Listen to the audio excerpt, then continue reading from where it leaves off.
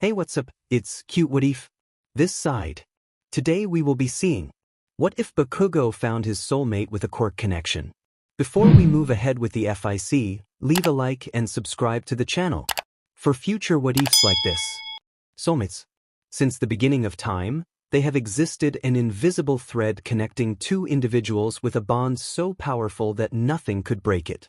No matter where one was from, who they were, or what their life held, a soulmate was believed to be the one person who could meet their heart with perfect understanding. However, even with the universe offering such a gift, finding a soulmate was never simple.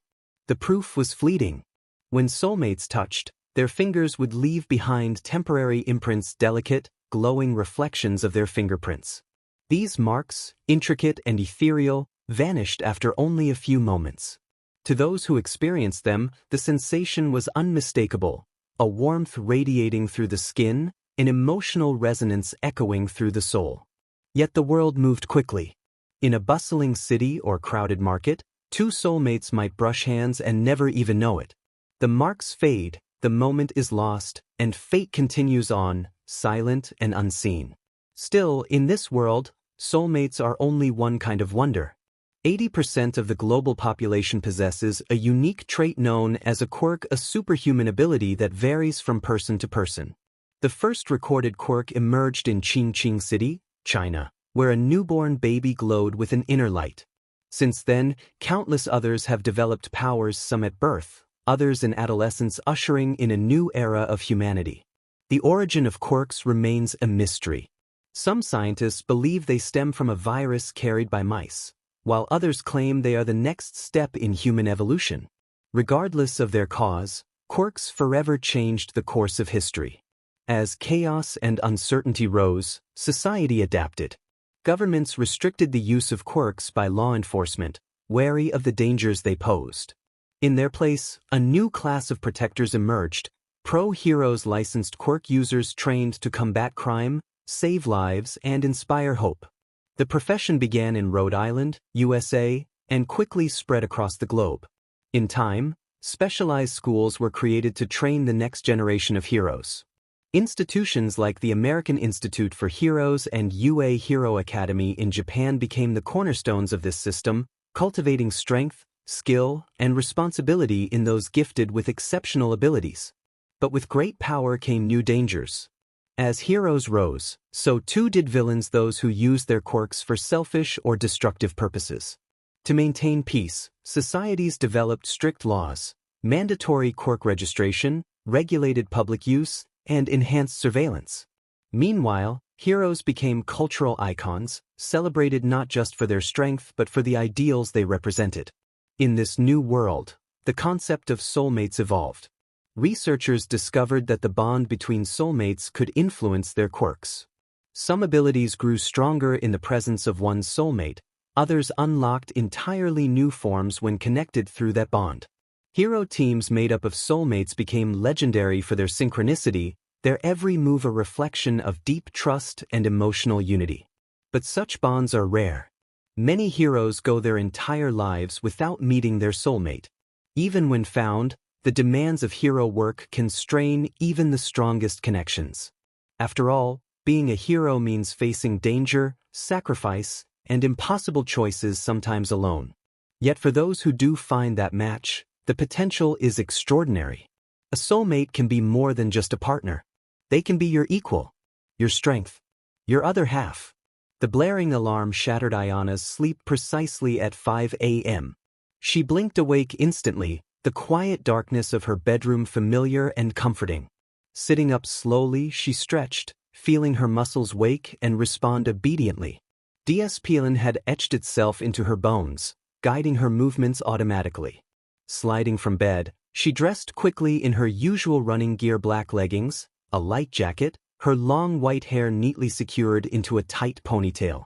She paused briefly before the hallway mirror. Bright blue eyes stared calmly back, determination already clear despite the early hour. She didn't need reminders of who she was. Ayana knew herself perfectly. Downstairs, the silence of the empty house greeted her, a stark contrast to the mornings she had grown accustomed to. Normally, her parents would already be waiting by the door, ready to join her run.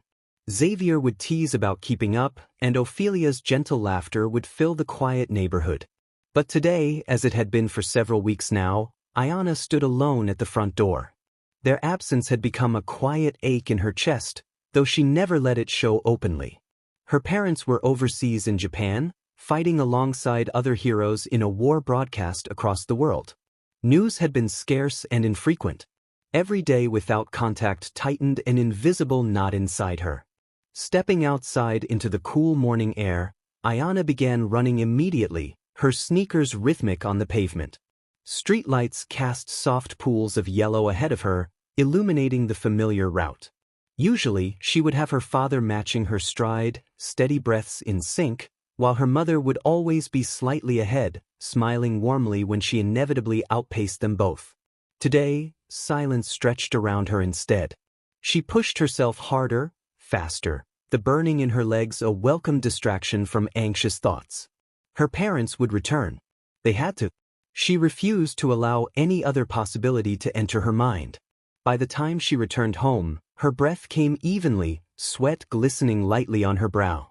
The empty driveway greeted her coldly, but Ayana straightened her shoulders, pushing the worry aside again. Quickly showering and changing into her uniform, she left for school without another glance back at the empty house. Arriving at the American Institute precisely on time, Ayana walked calmly through the halls toward her first class. Eyes followed her, whispers trailing quietly as usual. She had grown accustomed to their distance long ago. Isolation had always been her normal, a familiar companion she no longer questioned or resented. As she took her seat, she overheard Emma Dalton lean toward another student, whispering just loudly enough that Ayana could hear, suggesting that it must be nice having everything handed to her by famous parents. Ayana's jaw tightened subtly, irritation flickering momentarily beneath her calm facade. Before she could respond, Professor Martinez entered, calling the class sharply to order. The whispers faded. "Before we start, I'd like to briefly address recent events overseas," Martinez began somberly, commanding immediate silence. The paranormal liberation war in Japan has finally concluded, but at a severe cost. American heroes participated heavily, including our own Force Wave and Thermalance.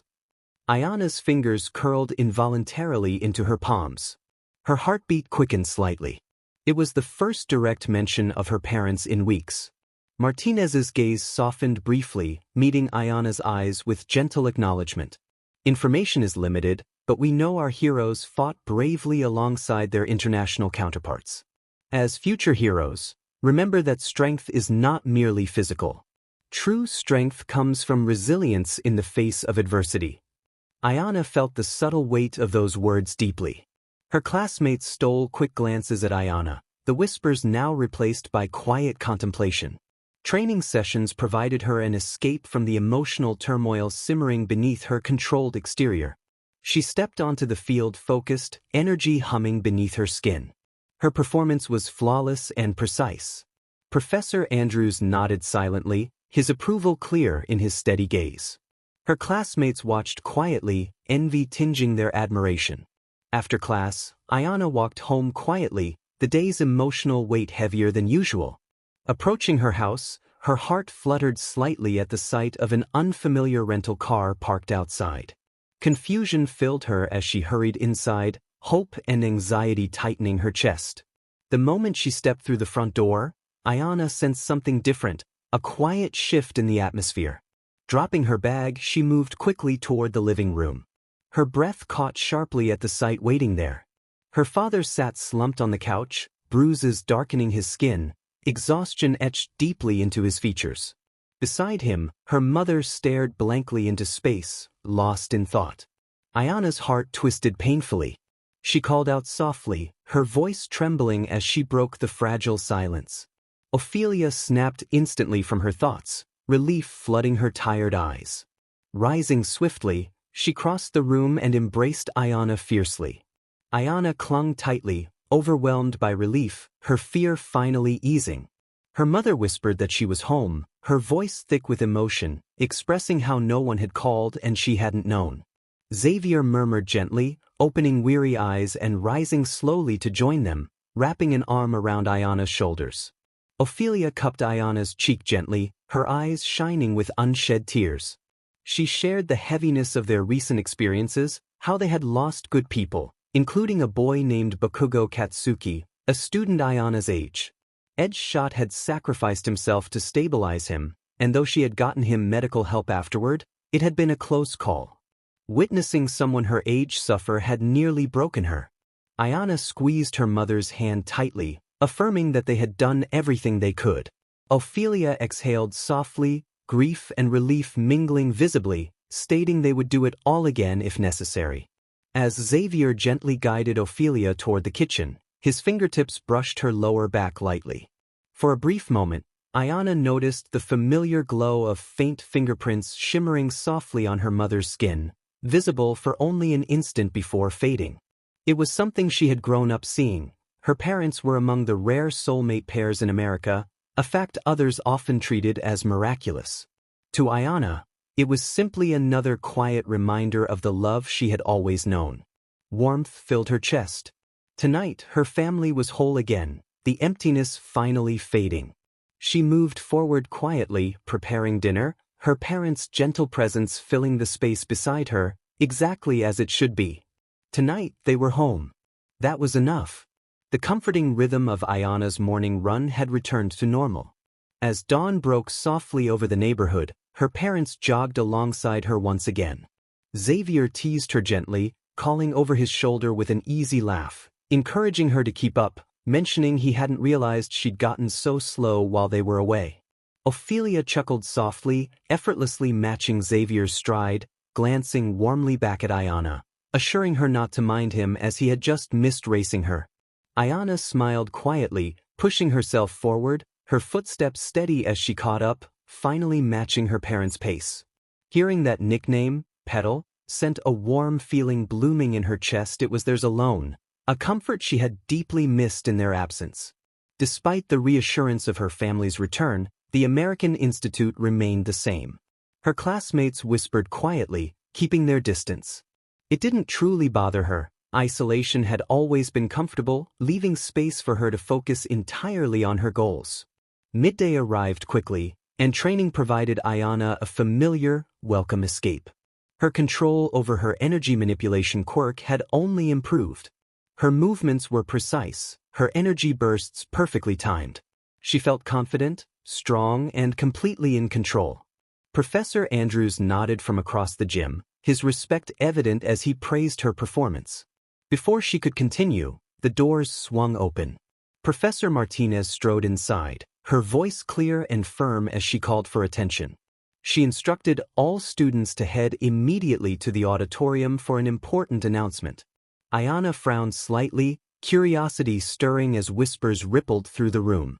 Silently, she followed her classmates, the auditorium quickly filling with anxious murmurs and speculation.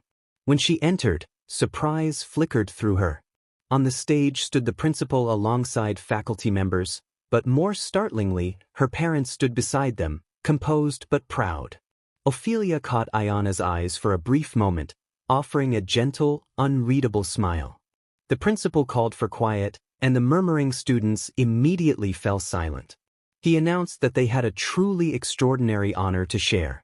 Each year, the world's top hero academies select exceptional students for a prestigious international exchange program reserved only for individuals of extraordinary potential and merit.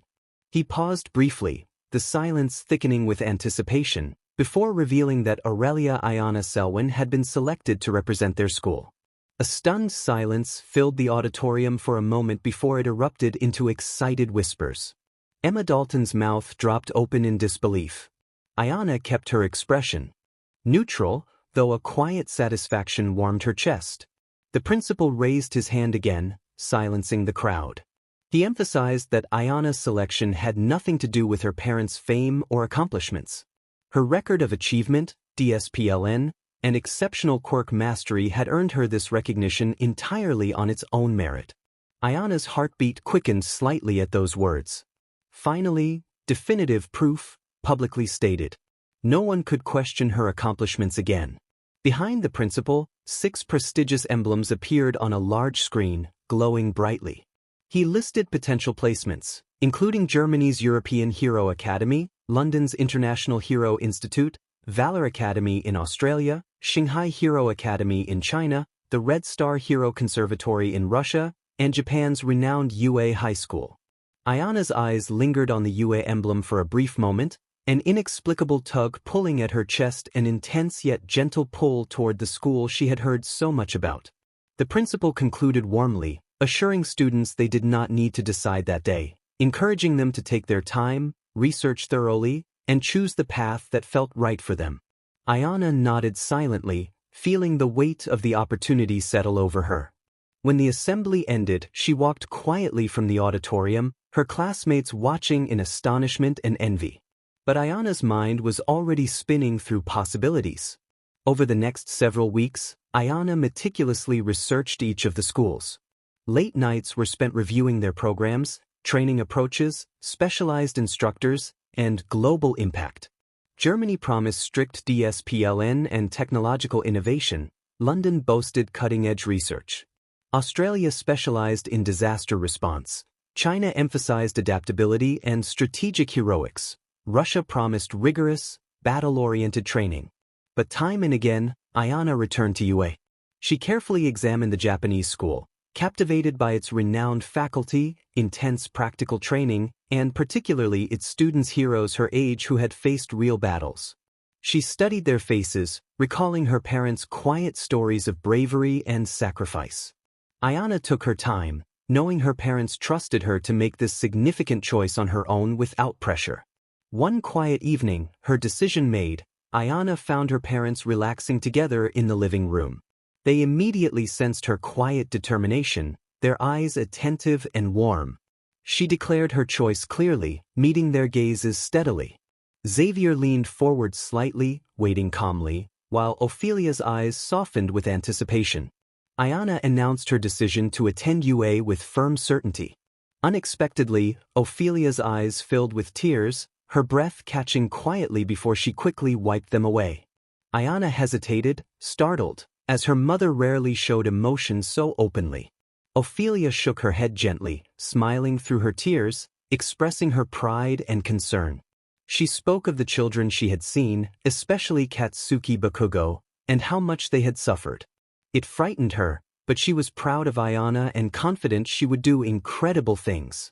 Xavier moved closer, placing a comforting hand on Ophelia's shoulder. Ayana noticed the faint, glowing shimmer of fingerprints on her mother's skin visible for just an instant before fading. It was something she had grown up seeing, a quiet proof of the love she never doubted. Ayana stepped forward, gently taking her mother's hand, warmth filling her chest. She reassured Ophelia that she would be okay, reminding her of the lessons learned about handling whatever came. Ophelia squeezed her hand back, smiling softly, acknowledging that she would always worry. Xavier's steady voice reassured them both, pride clear in his tone as he affirmed Ayana's readiness for this journey. Ayana smiled softly, comforted by the nickname her father used. The decision felt right, carefully considered, thoughtfully made, and entirely hers. She was ready to step confidently toward her future at UA High School. The morning air was cool and steady as Ayana's feet hit the pavement. Her stride was measured, sharp, and confident. Her parents matched her pace without needing a word. The streets were quiet at this hour, and the rhythmic sound of 3 pairs of sneakers striking concrete had become something sacred, a silent ritual before the day's chaos. Xavier glanced sideways at her and smirked, teasing her about slipping in their friendly competition. Ayana shot back, maintaining her steady breath as she surged ahead, claiming she was just letting him feel good about himself. Ophelia laughed lightly, effortlessly keeping up, cautioning them not to scare the birds. Ayana smiled, her body moving on instinct, but her mind was elsewhere. Every step forward brought her closer to goodbye. This would be her last week at home, her last week of normal. The memory of the assembly where her exchange was announced lingered in her mind, the way everyone had stared when her name was called. She felt a swell of pride when they emphasized that she had earned it on her own, and she remembered her mother's tears. Ophelia had whispered her pride that night, brushing Ayana's hair back gently, expressing her worries about what her daughter would face. Ayana had squeezed her mother's hand, assuring her that she would be okay. She meant it. She was going to Class 3, the best class at UA, the class that had survived a war. The same students who had fought alongside her parents, who had faced villains and chaos and loss and kept going. When her welcome packet arrived, the first thing she looked at wasn't the uniform code or the flight itinerary, it was the schedule. Her name was there in clean, sharp letters. Aurelia Ayana Selwyn, Class 3. She hadn't said anything to her parents at first. Instead, she waited until everyone had gone to bed that night, shut her bedroom door, and opened her laptop. If she was going to stand beside these students, she had to know who they were. She started with the most familiar name, Izuku Midoriya. Even before her official research, she had heard of him, the boy who inherited power from the symbol of peace. The articles she found told a story of sacrifice. His arms were a patchwork of old injuries, and there were new scars, one carved down his cheek to his chin, another near his temple. He smiled in interviews, but his eyes held a weight that spoke of the burdens he had carried. Next was Katsuki Bakugo. She lingered here longer, recalling her mother's stories of him not as a soldier or a symbol, but as a boy whose heart had stopped. Her mother had raced through the sky with him, bloody and silent, barely alive. Now Ayana studied him in the aftermath. The right side of his face bore a stitched scar, and his right arm was heavily scarred. Even in recovery photos, his posture radiated power, but it was a tired power, battle-worn and earned. She found herself staring longer than she intended, unsure if it was curiosity or something deeper. Shoto Todoroki was next. His gaze was cold and calculated. The press loved him, half fire, half ice, son of the former number one. But Ayana focused on his actions in battle, how he shielded civilians with his own flames, calm in the chaos, the eye of the storm. Achiko Uraraka was light, both literally and emotionally. Her smile lit up rooms, but Ayana caught glimpses of fatigue behind her cheerful facade. She had witnessed friends nearly die and had watched the city burn. Yet she stood at the front of every photo, offering hope.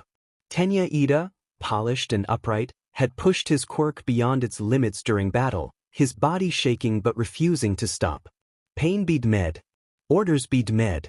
Mina Ishido was harder to reconcile. In older clips, she danced and glowed, but in newer ones her skin tone had shifted, one side pink, the other pale. The acid had pushed her too far, but she still smiled, standing beside her friends as if nothing had changed. Kyoka Jiro had lost her ear and one of her jacks in a blast. She wore her hair differently now, covering the damage. Ayana watched her on stage during the recovery festival, still playing, still singing. The music was softer now, but it remained hers. She kept going. Eijiro Kirishima stood strong and unbreakable, always in front. Denki Kaminari was reckless yet loyal. Momo Yaoyorozu was ever calculating and ready. Fu Azui was quiet and calm, a steadfast presence in the background. Tokoyami, Aoyama, Hagakure, Shoji, Siro, Sato, Ojiro, Koda, Mineta each bore scars, some visible, some hidden. To her surprise, Ayana spotted Hitoshi Shinso. She recalled his name from transfer announcements a year ago. Once seen as villainous due to his brainwashing quirk, he had now become a full-fledged hero in training, earning his place in the class through grit and determination. Ayana felt a quiet kinship with him. Finally, she searched for their homeroom teacher, Shota Aizawa, known as Eraserhead. In American circles, he was more myth than man, a legend among underground heroes. The photos revealed the truth. He had lost his leg and his eye, yet he continued to teach and train them. The students stood taller in his presence, and Ayana noticed it in every image, every frame. They had all lost something. Some had lost parts of their bodies. Others had lost their innocence. All had returned from the war changed, stronger, perhaps, but cracked and weathered. Ayana leaned back in her chair, the screen glowing softly in her dark room. These were not just classmates, they were survivors. Soon she would stand beside them. For the first time, she didn't feel intimidated, nor did she feel above it all. Instead, she felt honored. Narita Airport buzzed with noise, voices layered over intercoms, the hum of rolling suitcases, and the scuff of shoes on polished floors. Ayana moved through it all like still water, unbothered and untouched. Her passport slipped smoothly from her hand to the agent's desk, her white hair pulled into a braid down her back, her stride steady. She didn't look like someone starting over, she looked like someone arriving with purpose. The gate agent cleared her, and she stepped into the arrivals lobby, scanning the crowd until she found him a man in a UA staff blazer, holding a placard that read, Aurelia Ayana Selwyn UA Hero Academy. He bowed low in greeting, welcoming her to Japan. Ayana acknowledged him with a calm and clear response. The sleek black car waiting outside had a cool interior. Ayana slid into the back seat, placed her bag beside her, and fixed her eyes on the shifting world outside. Tokyo blurred past in flashes of light and steel, eventually giving way to the quieter, more orderly streets of Mizudafu. As they turned onto the final stretch, the silhouette of UA High School appeared over the trees, towering, structured, unmistakable. The gate came into view next, tall, reinforced, with its iconic gold-accented crest glinting in the afternoon sun. Her breath caught not from nerves, but anticipation. The car rolled to a stop, and she stepped out slowly, her boots thudding softly on the pavement. A figure approached, small in stature but impossible to miss. White-furred, upright, with bright black eyes gleaming with curiosity. Principal Nizu greeted her warmly, welcoming her to Ayana bowed politely, expressing her honor to be there. Nizu smiled, noting that they rarely received an exchange student of her caliber, especially one who arrived without the weight of a famous last name.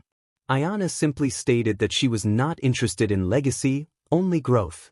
Nizu found her perspective refreshing as he led her through the gates, acknowledging her celebrated parents while emphasizing that her record spoke for itself. They crossed the courtyard toward a side building near the administrative wing.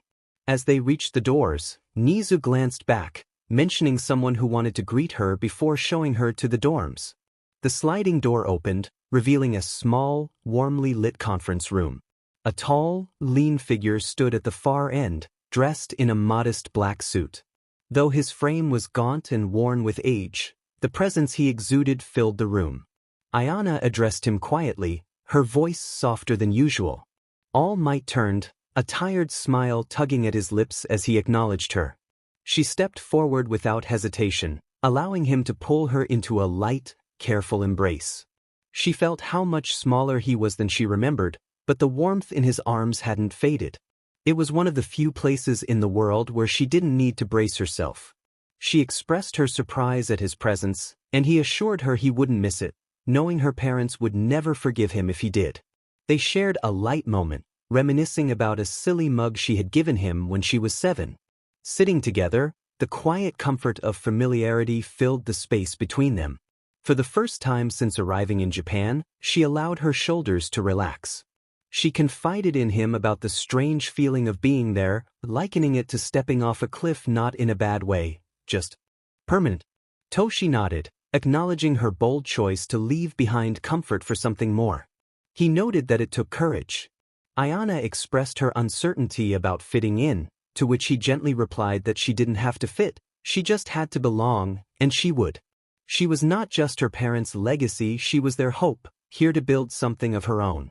She looked away for a moment, admitting that she hadn't had many people outside her parents back home. Toshi understood, assuring her that it would change here. She would find people who challenged her, who recognized her not as Thermalent's daughter or Forcewave's kid, but as Ayana. Her eyes stung unexpectedly, but she blinked it away, thanking him for his support. As he stood with care, brushing his hand over hers gently, he expressed his pride in her. She watched him go, a strange warmth blooming in her chest, like she had anchored herself to something solid in a place full of unknowns.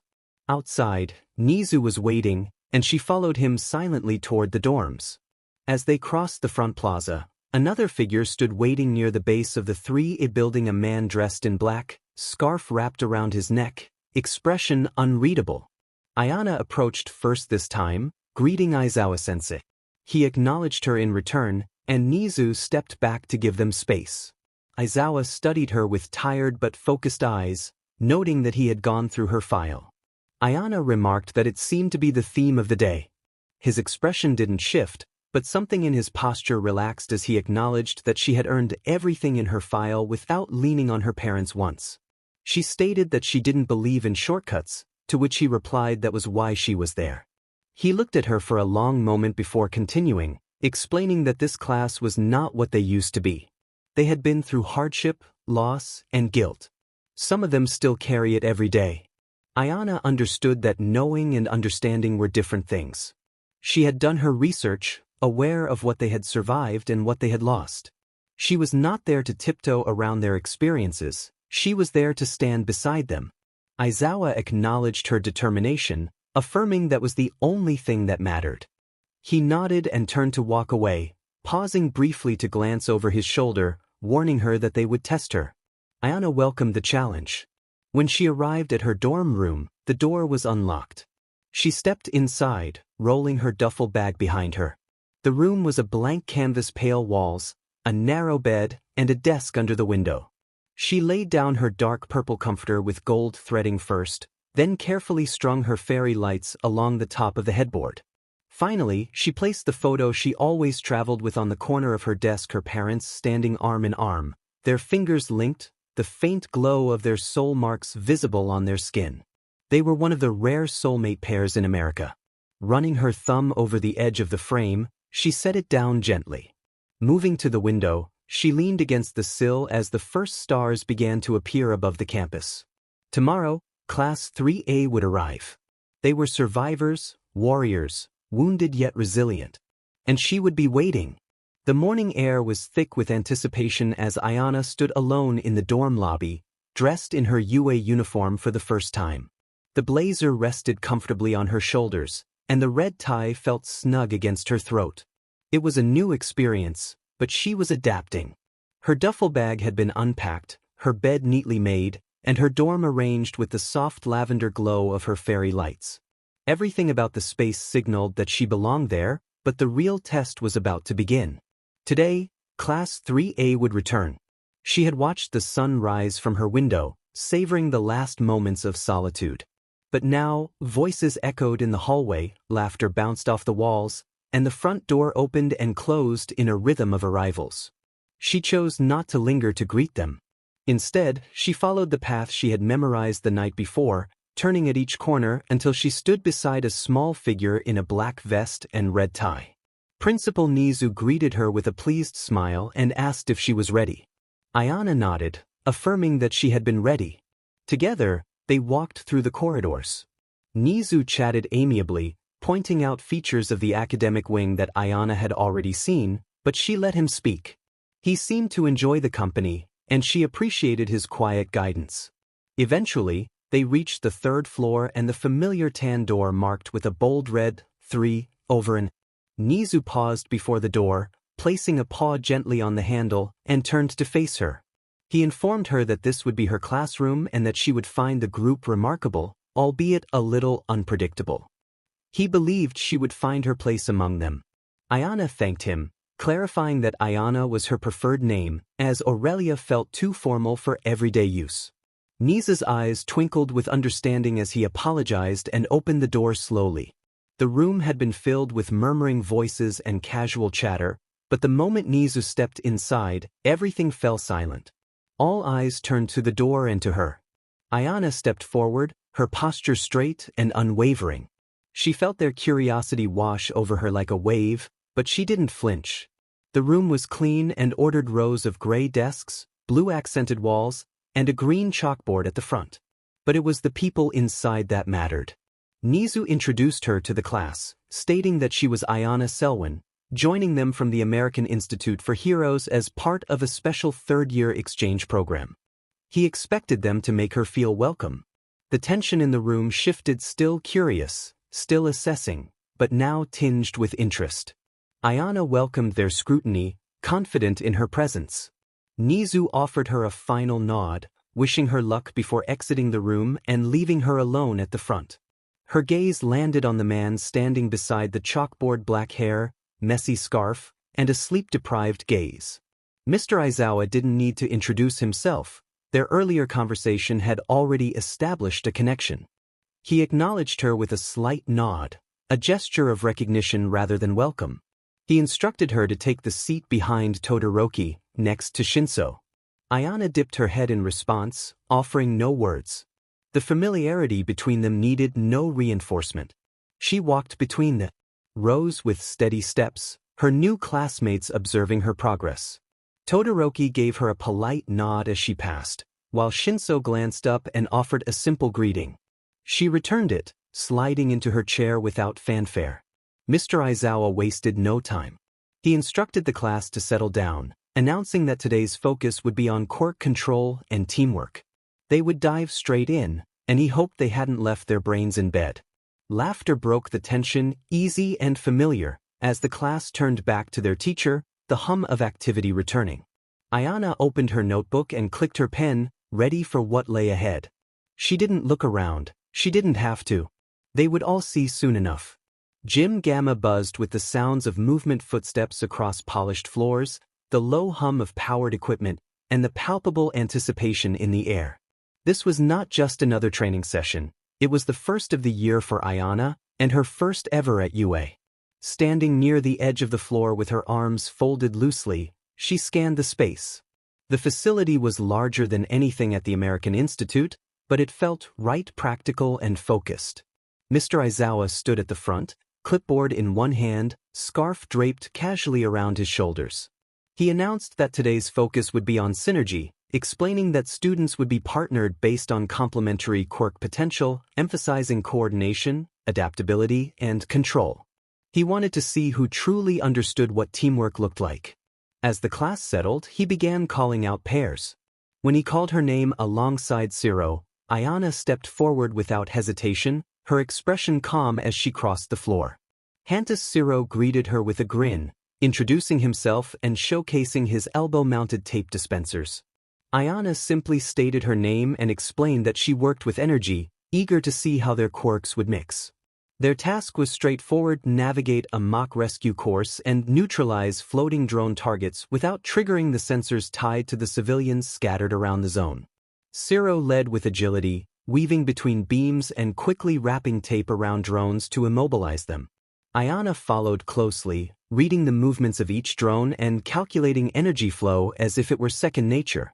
When one of Zero's tape shots went wide, she harnessed the kinetic force from the strike and redirected it into a short-range arc, taking down 2 drones in one smooth motion. A few students murmured from the sidelines. Zero glanced back mid-swing, acknowledging the moment with a compliment about her skill. Ayana offered a small nod, a smile tugging at the corners of her lips. They finished quickly, with minimal mistakes and no civilian casualties.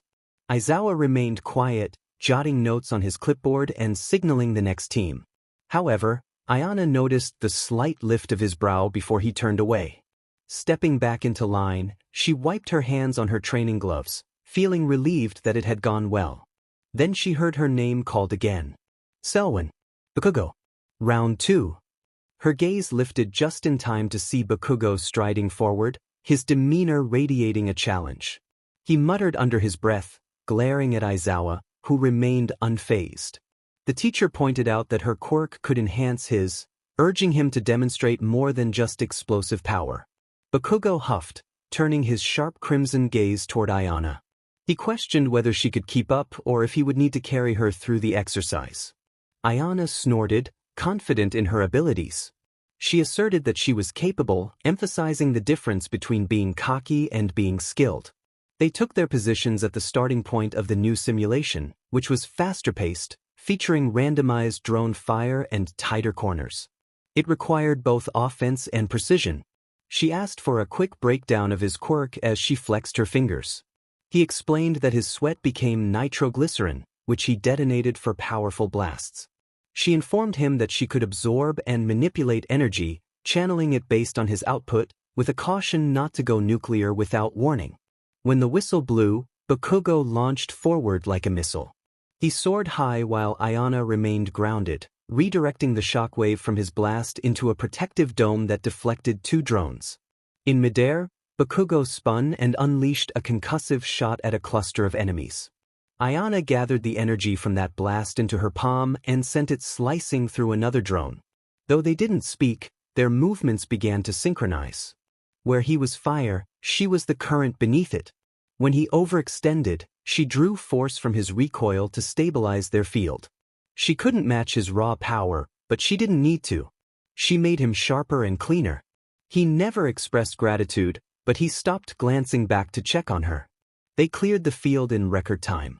A moment of silence followed until Kaminari broke it with a low whistle, impressed by their performance. Aizawa acknowledged their unexpected effectiveness with a nod.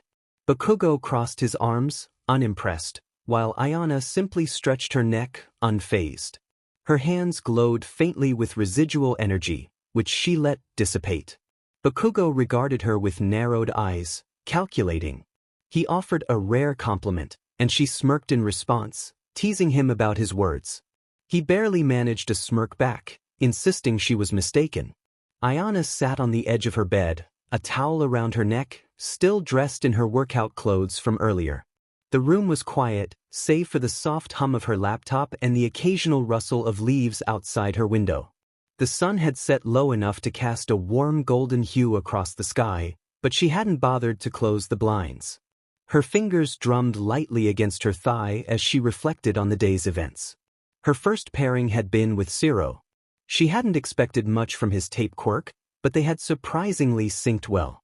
Zero moved with casual confidence, allowing her space and adapting quickly. When she converted kinetic energy from a misfire into a secondary blast, taking down 2 drones, he simply grinned and continued as if it were all part of the plan. He was easy to work with. Her second pairing had been with Bakugo, and she let out a breath that was almost a laugh. That experience had been different. Where Zero was fluid, Bakugo was intense, charging forward with an expectation that she would keep pace. And she had. It wasn't graceful or smooth, but it was powerful. Like 2 storms colliding and creating something greater in the chaos. She could still feel the pulse of his blasts in her hands, the energy she had siphoned off to create precise counterattacks. It was a new experience for her, having someone trust her with that much power. He hadn't spoken much, but he hadn't looked back to check on her either. He had simply known she would be there. Ayana tilted her head back, allowing her shoulders to relax. For the first time in a long while, she wasn't focused on proving herself, she was contemplating what it meant to be seen. Her thoughts were interrupted by a knock on her door. She blinked, hesitated, then stood to answer it. Mina Ishido stood on the other side, grinning as if she had a delightful secret to share. "Hey, Ayana, right?" she said cheerfully, stepping back to give her space. "I know you've probably had a long day, but some of us are heading down to the common room to hang out. You should come."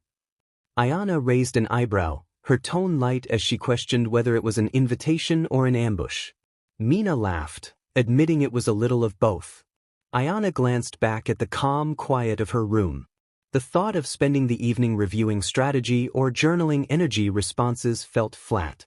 She turned back to Mina, admitting she didn't usually do group hangouts. Mina leaned against the doorframe, tilting her head. She urged Ayana not to be like Bakugo, broody, isolated, and disinterested in fun. Ayana blinked, surprised by the comparison. Mina's insight was oddly specific, and a smile tugged at Ayana's mouth. Mina continued, explaining that she understood the challenges of a new place and new people, but she had learned that survival was easier with friends. She emphasized that their class wanted to get to know her. There was something genuine in Mina's kindness that made it hard for Ayana to brush her off. She nodded, agreeing to join them. As Ayana laced up her sneakers, Mina waited. They walked side by side down the hall, the quiet only interrupted by the soft tap of their footsteps on the polished tile. As they turned the corner toward the elevator, 2 familiar voices echoed ahead. Kirishima and Denki were attempting to drag a reluctant Bakugo toward the same destination. "You said you'd try this year," someone remarked. "I said I'd consider not lighting anyone on fire," Bakugo muttered. Denki spotted them first. He pointed out the new girl approaching and teased Bakugo about her being his favorite person. Ayana raised an eyebrow, questioning if they were dragging him along against his will. Kirishima winked and commented that they were always a little literal with Bakugo, which was part of his charm. Bakugo growled under his breath, claiming he could show them charm if they wanted. Ayana smirked, playfully doubting Bakugo's charm. Denki snorted while Kirishima laughed, and even Bakugo's scowl seemed less intense.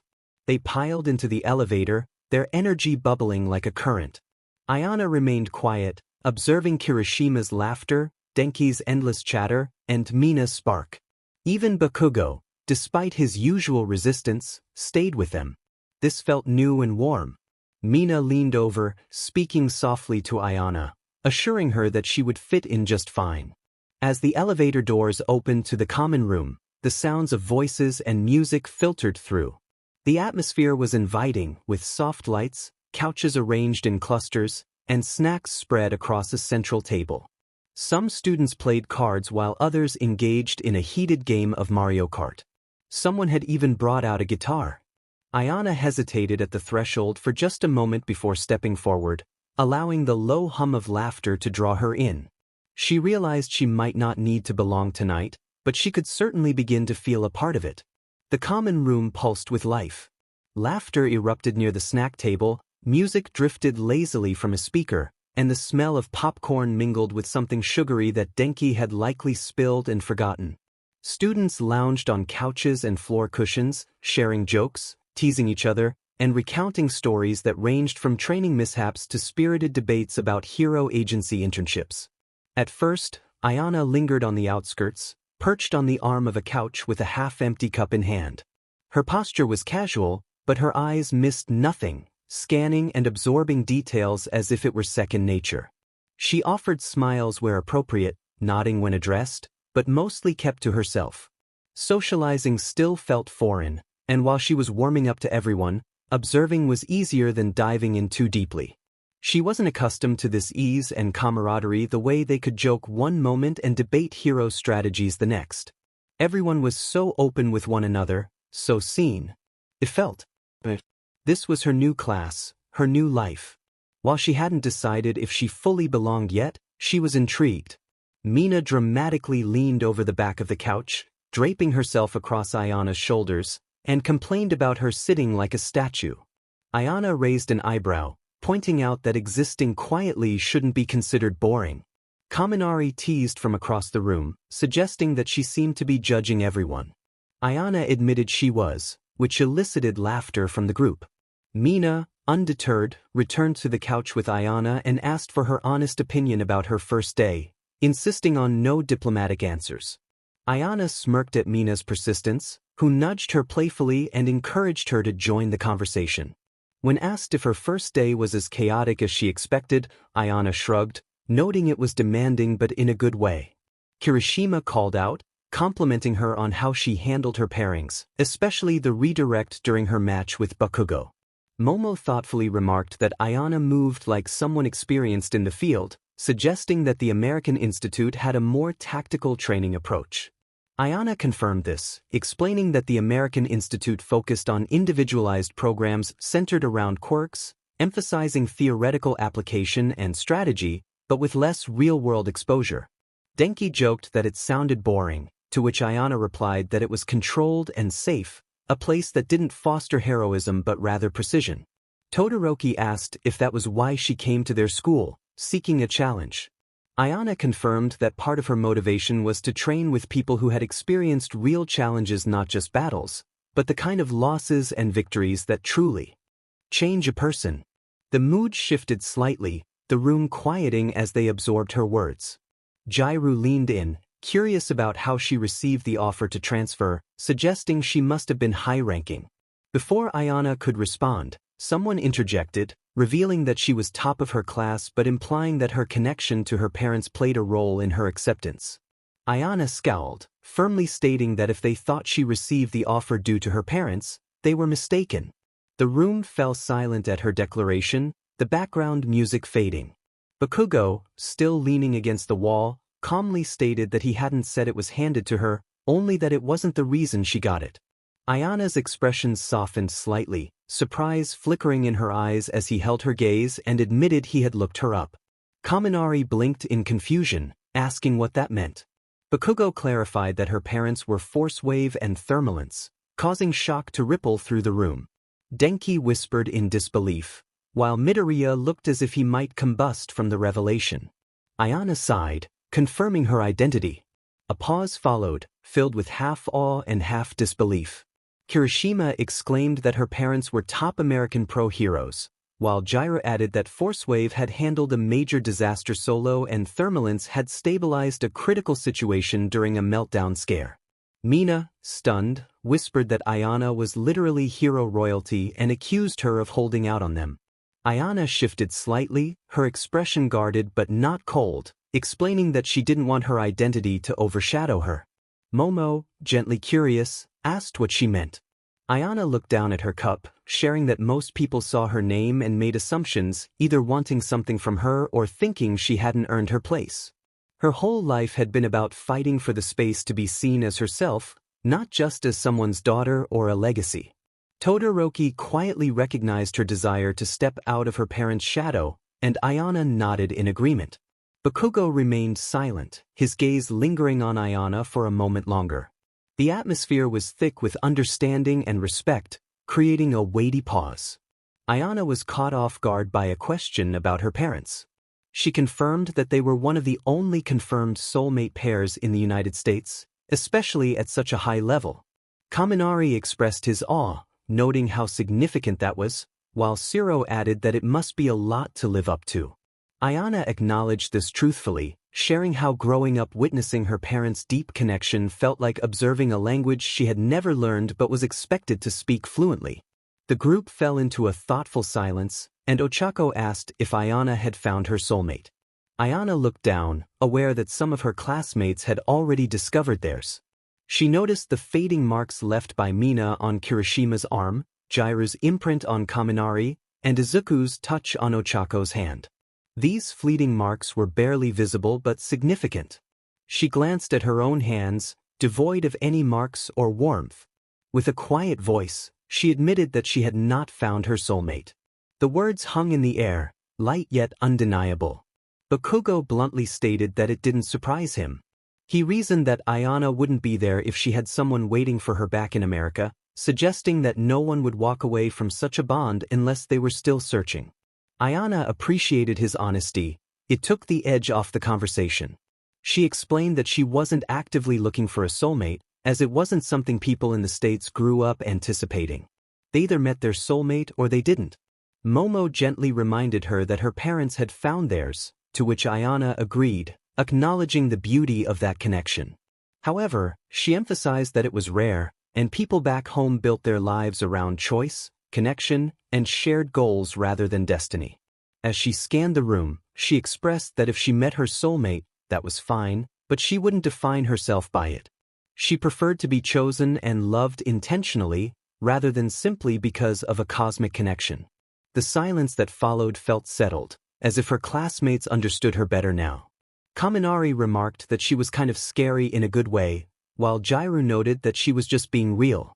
Ayana smiled at Jiraiya's words, but before she could respond, Midoriya leaned forward, brimming with enthusiasm about her quirk. He asked about her energy manipulation ability, noting its versatility in combat. Ayana explained that she could absorb various forms of energy, comparing it to rerouting electricity through a custom circuit where she was the circuit. Kaminari found it fascinating, while Todoroki inquired about the types of energy she could manipulate. She listed kinetic, thermal, vibrational, and electrical energy, mentioning that she was working on more complex forms like gravitational and chemical energy. Momo connected the dots, recalling how Ayana had handled Bakugo's explosions during sparring, turning them into momentum. Ayana confirmed this, explaining that as long as she remained focused, she could absorb kinetic force and use it for propulsion or as a pulse strike, emphasizing the importance of precision and timing. Kirishima recalled how she had used one of Bakugo's blasts to boost her dash, and Bakugo muttered in acknowledgement. Ayana clarified that she wasn't using him as a generator, and Bakugo gruffly replied that he hadn't assumed that. She pointed out that she simply adapted to the energy around her, and he was a source of chaotic energy, which elicited laughter from the group. Kaminari joked about Bakugo combusting from her remarks, and Ayana casually challenged him to try. Bakugo's scowl deepened, but his ears betrayed him, turning slightly pink. Jiraiya noted how Ayana was the only person who could tease Bakugo without getting a retort, while Mina suggested it was more like flirting with danger. Ayana smirked but remained silent, her gaze returning to Bakugo, who stood with his arms crossed and shoulders tense yet unwavering. Midoriya, eager to change the subject, asked if she ever experienced burnout from absorbing too much energy. Ayana confirmed that it was rare but possible, explaining that misjudging energy intensity could lead to her system shutting down until she reset. Momo noted that Ayana was balancing equations in real time, to which Ayana agreed, emphasizing that every second counted. Ciro remarked that she was like a walking power core, which Ayana playfully confirmed was terrifying in a good way. As the room began to settle, some students headed toward the dorm halls, and Momo gathered her notebooks. Eventually, only a small group remained, Mina and Jairu chatting quietly on a couch, while Midoriya and Todoroki wandered upstairs in discussion. Ayana stayed near the window, watching the distant city lights as the air cooled and the common room buzz faded to a gentle hum. Bakugo approached her, breaking the silence by commenting that she had held her own during the evening. Ayana replied that she hadn't realized it was a test, to which he responded that it always was. She laughed softly, acknowledging his point. A pause followed, filled with an unspoken understanding between them. Not heavy, just thoughtful. Bakugo muttered about Ayana's parents, specifically her mother. Ayana turned to meet his gaze, indicating they didn't need to discuss it. Bakugo was quiet for a moment, his eyes fixed on a point beyond the glass. He shared that her mother had saved his life, carrying him out during a crisis. He didn't remember much, just the sound of her voice, calm amidst chaos. Ayana's breath caught as she reflected on her mother's demeanor when she returned home that day, quiet and heavy, holding Ayana as if she never wanted to let go. Bakugo looked at her, stating that she was the reason her mother had come back, the reason she hadn't broken. Ayana swallowed, feeling warmth bloom in her chest as she realized that her mother had cried when she chose you, seeing all of them in her. They stood in silence for a long moment, their reflections visible in the dim light. Ayana quietly expressed her desire not to be treated differently because of her parents, which was why she had kept silent. Bakugo reassured her that she wasn't treated differently by anyone who mattered. She studied him, noting that he wasn't what she had expected. He replied that she was exactly what he had anticipated: smart, skilled, and annoyingly calm, but better than just her file. Something in her softened as she teased him, calling him pretty boy. He snorted, amused rather than irritated, before turning to walk away, advising her to get some rest for the challenging day ahead. Ayana watched him go, a smile curving her lips, feeling like she was starting to belong. The world was quiet at this hour, too early for classes, too late for sleep. The sky stretched above in soft blues and grays, the campus bathed in a cool, silver hush. Ayana laced her shoes with practiced speed, her muscle memory guiding her. Every morning since arriving at UA, she ran this loop, helping her focus and bringing her back to center. But it wasn't the same as before. Back home, her mornings had been filled with quiet conversations, her mother's encouragement, and her father's challenges. They had run as a team, but now it was just her and the echo of her footsteps. As she opened the door to the hallway, she nearly collided with someone already standing there, a broad chest and a familiar scowl. It was Bakugo, who blinked at her as if she had interrupted his morning. She raised an eyebrow, teasing him about stalking her routine. He dismissed the idea, stating he didn't know anyone else was up this early. She stepped past him, revealing that he did now.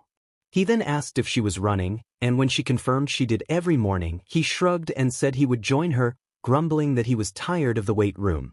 Ayana smirked but didn't argue as they took off side by side, their footfalls hitting the pavement in sync. The silence between them was steady and familiar. After a few blocks, she glanced at him, noting he was keeping up better than she had expected. He scoffed and she laughed, genuine and quick. They pushed harder, sharing glances and a sense of competition between them.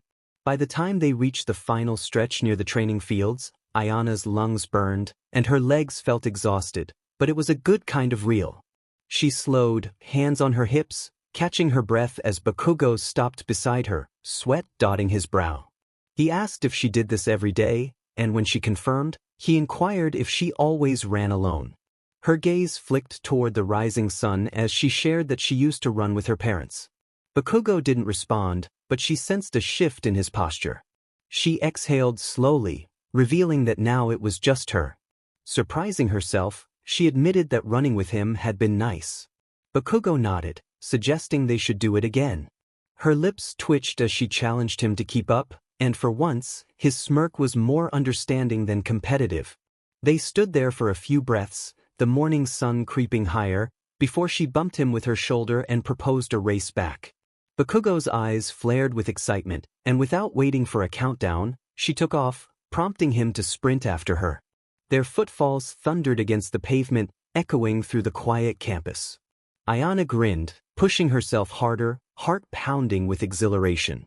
Bakugo quickly closed the gap, and soon they were neck and neck, racing back toward the dorms. Ayana burst through the front door, stumbling to a breathless stop in the common area, with Bakugo just half a second behind her. The room, filled with sleepy classmates in pajamas, froze at the sight of them. Mina's eyes widened, her juice box pausing mid-sip as she exclaimed about them sweating. Kirishima blinked in surprise, realizing they had run together. Bakugo huffed, refusing to answer, while Ayana simply smirked and greeted everyone. Kaminari dropped his toast in disbelief, and Jiru narrowed her eyes, noting that Ayana had already broken Bakugo in just a week. Ayana playfully defended herself, claiming Bakugo had asked to join her. This sparked a wave of chaos in the room, shocked exclamations, teasing laughter, and disbelief bouncing off the walls. Bakugo scowled and headed for the stairs, calling everyone morons. Ayana lingered by the door, catching her breath and watching him disappear down the hall. She felt the warmth of the run in her muscles and the burn in her lungs, along with a sense of being a little less alone than yesterday. As she stepped out of her dorm room, Mina fell into step beside her, grinning and linking arms with Ayana before she could protest.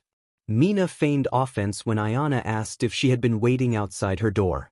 Ayana gave her a flat look, but Mina beamed even brighter. "Come on, you didn't seriously think I was going to let you walk to class?" "Alone after seeing you and Bakugo this morning," Mina said, her tone teasing. Ayana insisted it was just a run, but Mina hummed in disbelief. She pointed out that it had ended with synchronized sweat and a charged silence, as if they were a power couple from a training montage. Ayana blinked, feeling the exaggeration. "That's a stretch," she replied. "No, that was chemistry," Mina corrected, tightening her arm around Ayana's. Ayana dug her heel into the ground, stopping them both. She appreciated everything Mina had done for her recently, but she was determined not to get distracted. "I didn't come to UA to mess around." Mina blinked, caught off guard by the seriousness in Ayana's voice. Her smile softened into something more thoughtful. "I know that. Believe me, I do. You came here to work hard and to be the best. Honestly, you're already scaring half the class with how good you are." Ayana raised an eyebrow, unsure. "That's a compliment," Mina added quickly. "But just because you came here to train doesn't mean you have to do it all alone." Ayana hesitated, loosening her grip on the tension she hadn't realized she was holding in her shoulders. "I'm not trying to distract you," Mina continued. "I just don't want you to miss the parts of this that make it fun. The people. The friendships. The little inside jokes that'll keep you going when everything else feels overwhelming." Ayana looked down for a moment, then exhaled slowly. "I didn't mean to snap. I need to stay focused." "Have you met yourself?" Mina said with a small smile. "You are the embodiment of focus." She gently bumped her shoulder against Ayana's. "You could probably set off a smoke alarm just by walking past it with that much intensity." Ayana huffed a laugh despite herself. "I'm serious," Mina said, looping their arms again with ease. "You walk like someone with a mission. You train like someone who's already top 10. And you ran with Bakugo this morning and lived to tell the tale. No one's questioning your focus." Ayana glanced at her, then looked ahead. "I'm just used to keeping people at a distance. It's simpler." "Your classmates at the American Institute really did a number on you," Mina said softly, her usual bubbly energy tempered with understanding. "They made you think being great meant being alone." Ayana didn't respond right away, the quiet between them stretching just long enough to feel like something unspoken was being shared. It's not weak to let people care about you, Ayana, Mina added. And it doesn't make you any less of a badass. Ayana's gaze dropped to the sidewalk. She hadn't planned on letting anyone in, not yet. Maybe not ever. But Mina had a way of sliding past defenses like it was second nature. I'm still figuring out how to belong here, Ayana admitted, her voice low. It's not just the culture shift. It's everything. Mina smiled warmly. Then let us help. You don't have to figure it out alone. They were almost at the training field now, the distant chatter of their classmates drifting through the crisp morning air. Ayana slowed just enough for their steps to match perfectly again. You're kind of annoyingly good at this friend thing. I know, Mina said proudly. You'll get used to it. Ayana shook her head, but she was smiling. I'm never going to know peace again, am I? With Mina around, Jairu said, walking up beside them, absolutely not. As the training field came into view, more students trickled in some stretching, others chatting in loose clusters. The usual morning buzz of Class 3A filled the air. But when Ayana stepped onto the grounds with Mina and Jairu flanking her, a few heads turned. A few students paused mid-stretch. Kaminari nearly dropped his water bottle. Ciro elbowed him, not so subtly, then nodded toward the trio walking in together. I'm just saying, he muttered, you don't stroll in with Mina and Jairu unless you're officially adopted. Ayana pretended not to notice the glances, how some of them weren't just curiosity anymore but recognition. Something had shifted. She wasn't just the transfer student with a perfect record and an intimidating quirk. She was becoming someone they saw. And then Bakugo walked in from the opposite side of the field. Ayana's chest tightened, not from nerves, just from the sudden, sharp awareness of him. His gait was confident as always, but his eyes flicked toward her, just once, and something unspoken passed between them. Mina, being Mina, noticed immediately. Oh wow, she whispered under her breath. He's already scanned the room and found you like a missile locking on a target. Jairu snorted. What target scowls like that before 8 in the morning? A very confused one, Mina said smugly. Ayana kept her expression neutral, though her voice was dry. You two are exhausting. Flattering, Mina said. Aizawa's voice cut across the field before she could say anything more. Line up. Today's session is focused on terrain adaptation and quirk stamina under shifting conditions. Partner drills first, then an obstacle course. Ayana inhaled slowly and stepped forward, falling into line without hesitation. She felt someone come up beside her. She didn't have to look to know who it was. Bakugo didn't speak at first. He cracked his knuckles and glanced at her sidelong. You up for another race? Ayana's lips twitched. You planning to keep up this time? He scoffed, a short, sharp sound. Keep talking. And just like that, the tension broke, not entirely, but enough for her to feel the hum of something steady beneath the surface. This was what she came to UA for. The challenge. The competition. But maybe, just maybe, it was also this. The connection. The rhythm she hadn't realized she missed until someone else started running beside her. The field had been transformed. What was once a wide stretch of green now resembled a chaotic landscape: cracked earth, sloped hills, uneven terrain, patches of mud and slick rock. Someone had even dragged in rubble for cover and jagged debris for balance drills. Today's focus is adaptability, Aizawa called out, his voice flat despite the chaos he'd set up. Control under pressure. Real-world conditions. You don't get flat surfaces in the field. He held up his clipboard. Pairings are assigned. No switches. Groans rippled through the class. Mina dramatically collapsed onto Jairu's shoulder. Bakugo cracked his neck. Ayana stayed still, eyes on Aizawa, heart thumping just a little harder. Please don't say. Ayana. Todoroki. She blinked. Next to her, Todoroki simply nodded, already. Adjusting his sleeves. Interesting. Aizawa moved on without pause. Bakugo Midoriya. Both boys visibly bristled. Ayana heard Mina whisper behind her, that's either brilliant or evil. Possibly both. Probably both, Jairu agreed. Today's challenge, Aizawa continued, is a two-part relay. One half navigates the terrain with zero quirk use, just balance and speed. Your partner tracks you from a distance, then takes over for a timed stamina drill using only their quirk. Ayana and Todoroki exchanged a look. He gestured toward the obstacle start line, indicating he would handle the terrain. Ayana nodded, determined to make the finish count. He offered her a rare, faint smile, acknowledging her confidence. As the whistles blew, students scrambled into place. Todoroki stepped forward, and Ayana took a breath, focusing. She felt the buzz of energy around her, dozens of quirks flaring into readiness, the ground humming with tension. Somewhere across the field, she knew Bakugo was watching. Let him. Todoroki moved with an effortless grace, navigating the terrain that tripped up others. While some students stumbled or slowed, he maintained his pace, vaulting over fallen beams and landing cleanly on loose rocks. Ayana tracked him through the field, standing by the quirk zone marker, her zone. Her pulse remained steady, though her fingers curled slightly at her sides, flexing with anticipation. She absorbed the energy of the space, the heat rising from scorched patches, the static buzz from Denki's earlier overload, the lingering tremor underfoot from Ida's sprint path. All of it was energy. All of it was usable. Todoroki crossed the marker line with a nod, signaling it was her turn. Ayana was already moving before he finished his sentence. She launched into the course without hesitation, her steps light and efficient. As soon as her foot hit the first incline, she called on the residual kinetic energy left in the dirt and air, speed borrowed, gathered, redirected. The wind responded, and she moved faster.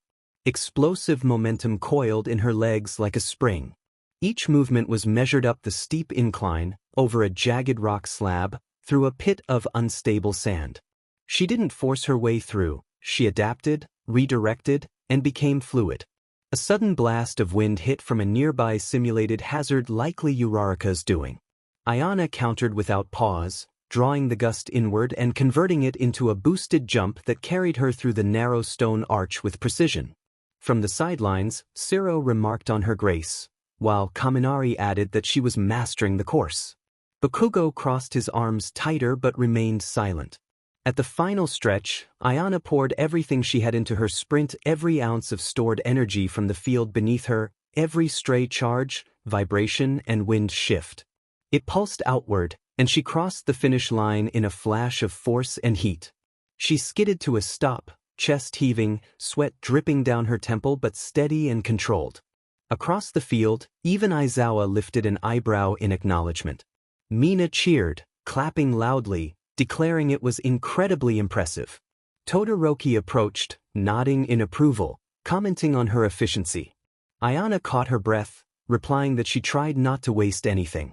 Bakugo interjected from the opposite line, claiming it was overkill. Ayana turned slightly, her tone steady as she pointed out that she hadn't realized there was a limit on effort. Bakugo scoffed, but his gaze lingered on hers a moment too long. Todoroki raised an eyebrow, glancing between them, curious about the exchange. Ayana dismissed the inquiry, while Mina insisted on knowing more. Aizawa cleared his throat, bringing their attention back to the task at hand, announcing team evaluations after cooldown and instructing them to note each other's strengths for tomorrow's partner rotations.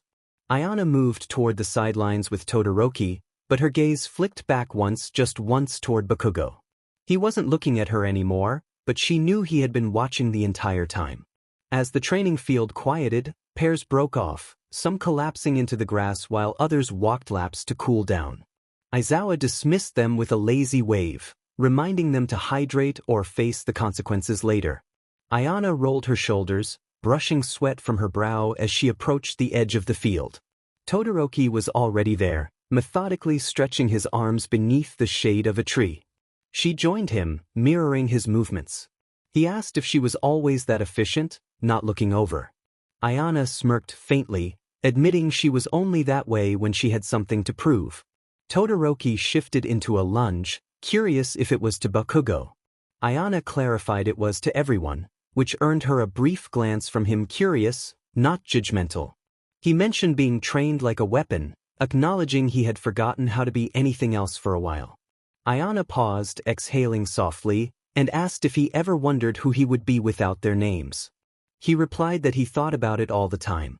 They stood there for a moment, two children of giants, cooling down beneath a world that once demanded they become something perfect. Finally, Ayana broke the silence with a tired smirk, claiming at least they were terrifying together. Todoroki responded with a rare smile, appreciating the change. She nudged him gently with her shoulder, thanking him for not making it weird. He dryly replied that he saved his weird for Midoriya, which pulled a quiet laugh from her, settling comfortably in her chest. They didn't need to say anything more, as for once, neither of them felt like they were carrying the weight of their last names alone. From across the training field, Bakugo leaned against a tree, arms crossed, a water bottle dangling loosely from one hand. The post-training buzz of the class faded into the background. He wasn't listening to Kaminari's bragging or Siro's retelling of a stumble that turned into an intentional tactical maneuver. His eyes were on her. Ayana stood beneath the shade of another tree, talking with Todoroki. Both were still winded from the drills, sweat clinging to their foreheads, but their posture was relaxed and at ease. They weren't smiling wide or laughing hard, just sharing a moment of quiet, mutual understanding. It shouldn't have meant anything. Yet, Bakugo felt something tighten in his chest as he watched her tip her head slightly, listening to whatever Todoroki said. She nudged him with her shoulder, and for the first time in what felt like forever, Todoroki smirked. She laughed softly. Bakugo tightened his grip on the water bottle. He could still feel the remnants of that morning's run lingering in his body, her footfalls in rhythm with his, the look on her face as they spoke, how her eyes lit up at the mention of a challenge. She wasn't like the others. She didn't flinch when he snapped. She didn't scramble to please him or act like he was some unreachable star. She just looked at him, equal parts calm and challenge, and dared him to keep up. Now she was over there with Todoroki, looking so comfortable. Not guarded like she had been with him. Not ready for a fight. Something about that dug under his skin. Kirishima sidled up beside him, eyebrows raised. He noted that Bakugo was staring at them intensely. Bakugo scowled and told him to mind his own business. Kirishima backed off with a grin, suggesting that Bakugo go easy on the tree since it hadn't done anything to him. Bakugo didn't respond, keeping his eyes on Ayana, still standing too close to Todoroki, still smiling that smile. He looked away sharply, took a long drink from his water bottle, and muttered an annoyed sound. It didn't matter. She could talk to whoever she wanted. Laugh with whoever she wanted. It wasn't like he cared, right? He shoved off the tree and stalked toward the locker rooms without looking back. But as he walked, that restless feeling clung to his chest like static. And the worst part?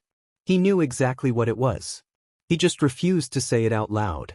Ayana pulled her hair back into a loose tie, the sweat cooling against the back of her neck as the shade offered some relief from the heat of training. Todoroki leaned back against the tree beside her, arms crossed casually. He complimented her on how well she adjusted to the incline changes during the terrain drills, noting that most people took a few runs to adapt. Ayana shrugged modestly, explaining that she had trained in varying environments before. Her dad used to take her through canyon runs in Utah to help her elevation tolerance. Todoroki raised an eyebrow, commenting that it sounded like a unique bonding experience. She agreed softly, a fondness brushing the edge of her voice.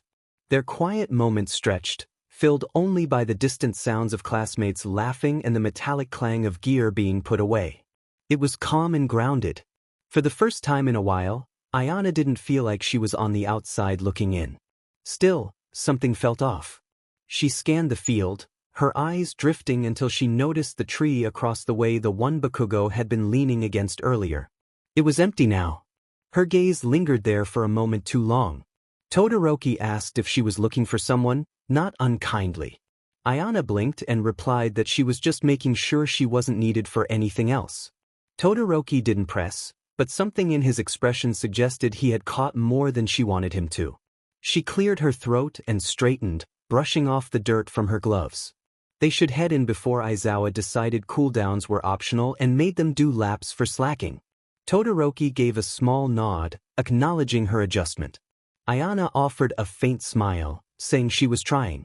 But as they turned toward the locker rooms, she found herself glancing back one more time toward the tree that now stood empty. The tension of the morning clung to Bakugo like the sweat drying on his skin. He yanked open his locker, the metal door clanging loudly.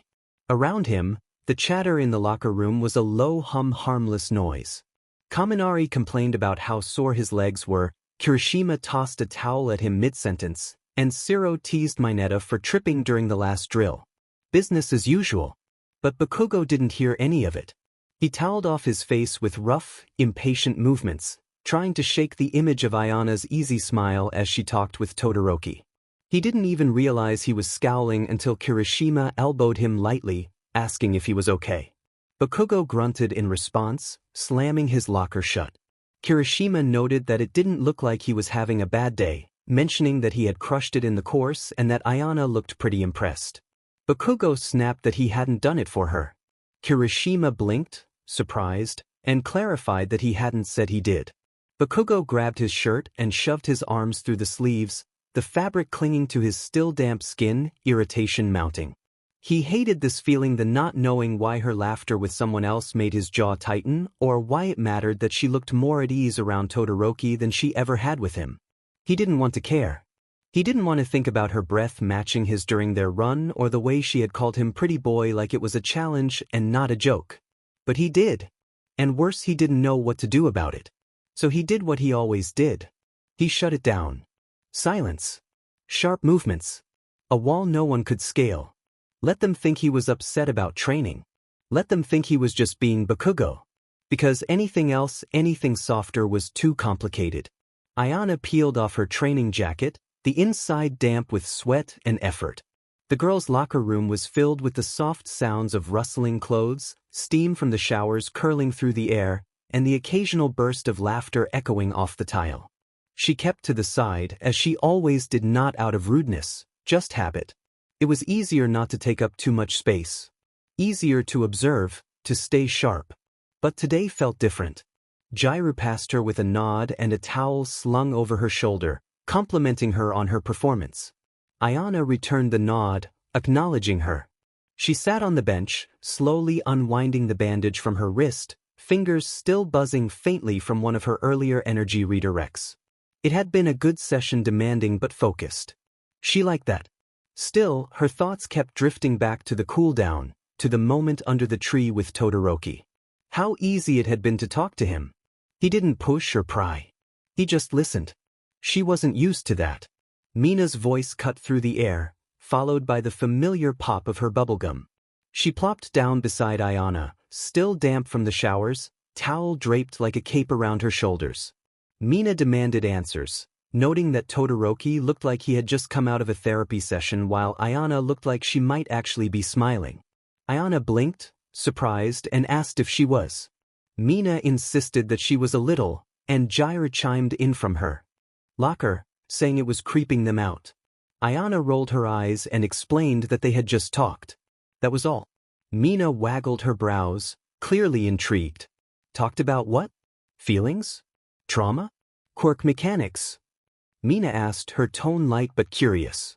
Parents, Ayana replied, her voice quiet yet steady. Hero legacies. What it means to grow up expected to be something before you even understand who you are. Mina's teasing softened slightly. That kind of talk. Ayana nodded in agreement. There was a brief pause filled with thought before Mina continued. He gets it. Yeah.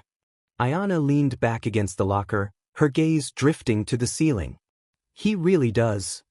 Jairu hummed in agreement. You two carry the same kind of weight on your shoulders. Maybe not identical, but still heavy. Ayana remained silent, but she felt a slight easing in her chest. The silence in the room transformed from isolation to a comforting space to breathe.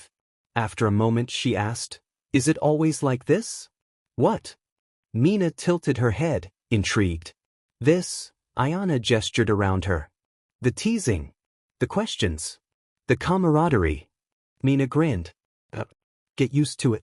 You're one of us now. Ayana looked down at her hands, feeling a sense of acceptance she hadn't felt in a long time. For the first time in a while, she didn't feel the need to defend her space or shrink herself to fit in. Maybe this was okay. Maybe she could belong here.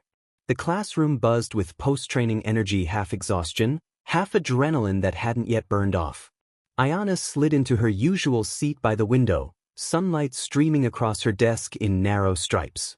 Mina and Jair flanked her, chatting idly about the morning drills, while Kaminari leaned back in his seat to talk to Kirishima 2 rows behind.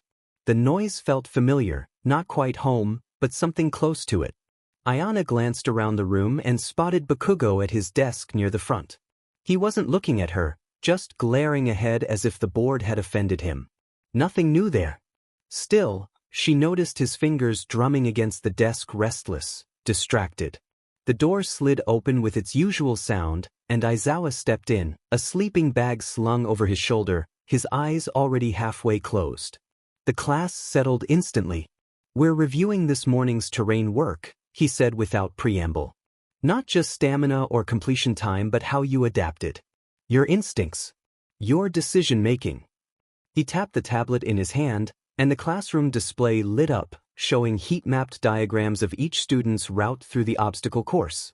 Ayana's path was near the top, clean, curved arcs through elevation shifts and sharp angles through narrow terrain. Aizawa pointed at it. "This is what measured control looks like." The room fell silent. Selwyn demonstrated advanced adaptability, especially with limited exposure to the course.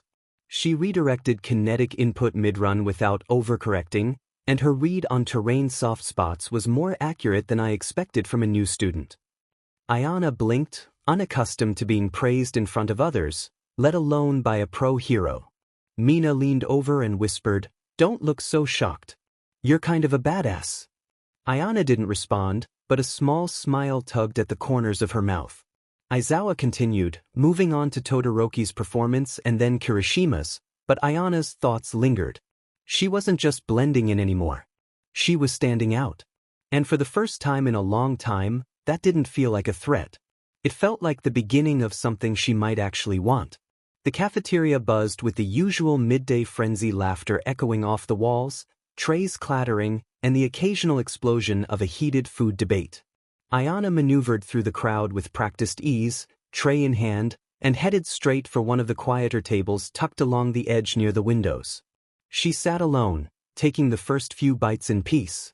The sun filtered through the glass, warming the table, and for a moment, she let herself enjoy the quiet. Then a tray landed across from hers. She glanced up, not startled, just curious. It was Todoroki. He didn't say a word, just sat down and began eating, as if this was a normal, everyday occurrence. Ayana raised an eyebrow, teasingly questioning if he always ate in silence or if this was a special treat. Todoroki didn't look up. "Noise gives me a headache." She smirked, remarking that he had picked the right table then.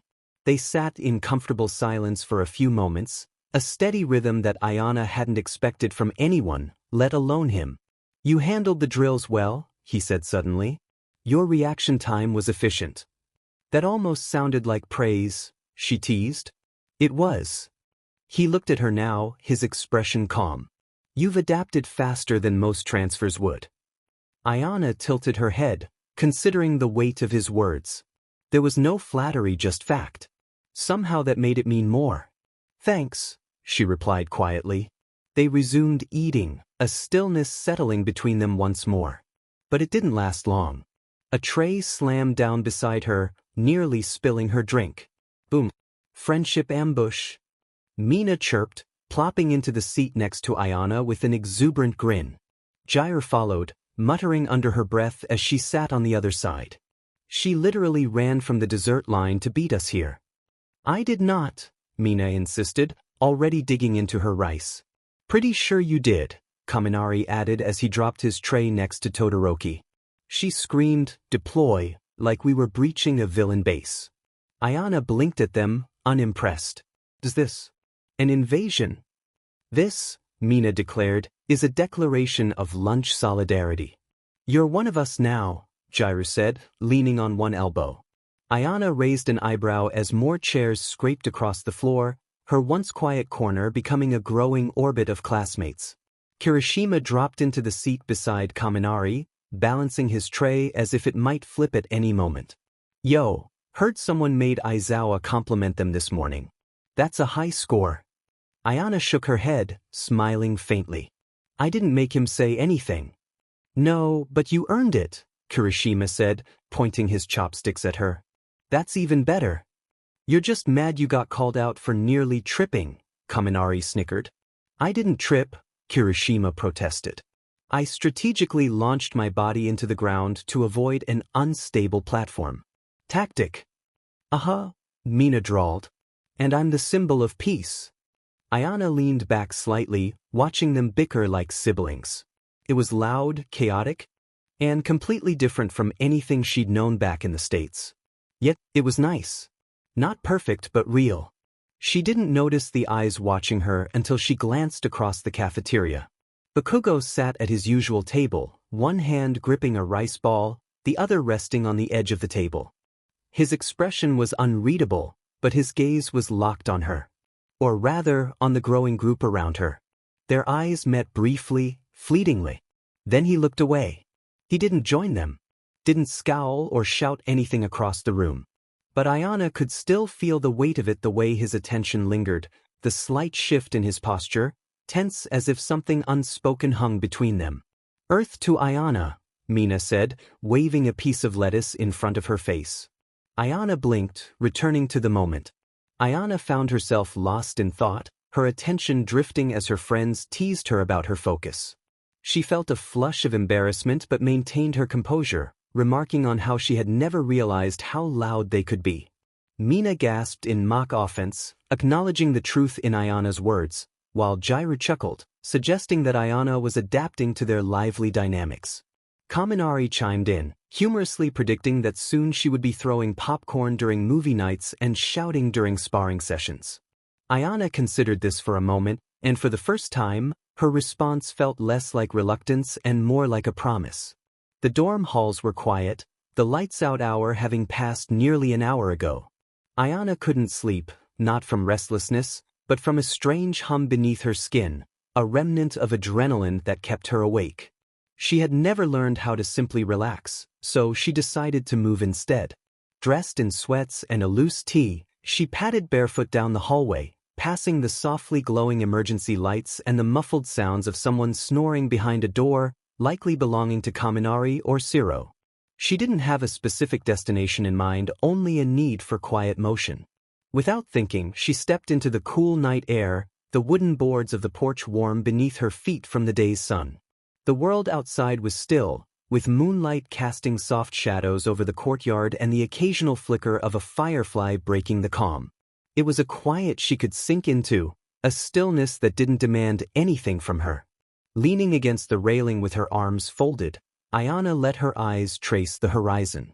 The stars weren't as visible here as they were back home, obscured by the ambient city light, but she could still make out a few constellations if she focused. A creaking sound from the door behind her caught her attention, and she didn't turn. Bakugo's voice was low and gruff as he acknowledged her presence, unaware that the porch was occupied. She glanced over her shoulder to see him barefoot, dressed in a black tank and loose joggers, his hair still damp from a shower. He appeared less like an explosion waiting to happen and more like a fuse left unlit. She assured him that the porch was open for use, and he joined her at the railing, both of them silent for a while, simply existing together in the stillness of the night. Eventually, Ayana broke the silence, noting that he didn't seem like someone who had trouble sleeping. He admitted that he usually didn't, but tonight was different. She understood that feeling all too well. Bakugo turned to her, curiosity replacing his usual intensity. He expressed his confusion about her demeanor, stating that she acted as if nothing affected her while simultaneously looking at people as if she expected disappointment.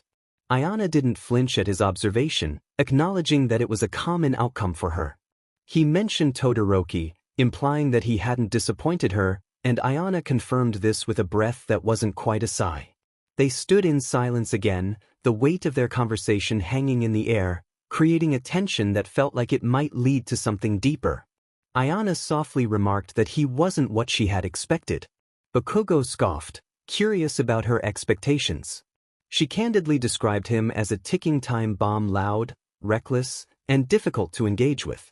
When she reflected on her current impression, she noted that he was still loud and reckless but not impossible to talk to. This earned her a grunt from him, accompanied by a barely perceptible twitch at the corner of his mouth. She continued, stating that he was intense, but not in the way people assumed. Bakugo warned her to be careful, as her words almost sounded like a compliment. She playfully told him not to get used to it, and he tilted his head toward her, their eyes meeting in the dark. He asked if she was always this hard to get close to, and she replied that it depended on who was trying. They locked eyes, neither backing down, simply observing one another. For the first time, Ayana didn't feel the need to brace for impact, and Bakugo didn't feel the urge to explode. He shifted beside her, questioning her intentions about keeping people at a distance. Ayana considered his words, clarifying that she didn't shut people out, she simply didn't let them in easily. He acknowledged her approach with a dry remark, and she laughed softly, asking why he bothered to engage with her. Bakugo took a moment before responding, his tone rough yet sincere as he revealed that he understood her struggle and didn't want to be the only one who felt that way. Ayana fell silent, her gaze dropping to her hands resting on the railing. For once, she didn't have a witty comeback, only a steady pulse in her chest. She quietly admitted that perhaps she didn't want to be alone in that feeling either. Bakugo didn't say anything further, but his arm brushed against hers, a gentle presence that felt steady and real. After a long moment, Ayana looked away first, suggesting it was time for her to return inside. Bakugo nodded, remaining still. As she stepped toward the door, she paused to thank him for not pressing her to explain herself. He replied that she would have lied anyway, and she smiled, tired yet content, acknowledging the truth in his words. With that, she left, the door closing softly behind her. Bakugo stood alone under the stars, yet he didn't feel lonely. He took a step forward, reaching out to rest his hand where Ayana's had been on the railing. His fingers curled around the wood, and he exhaled slowly, feeling the weight of the moment. He didn't need to physically touch her to sense the connection they shared, the tension and calm that only she seemed to evoke in him.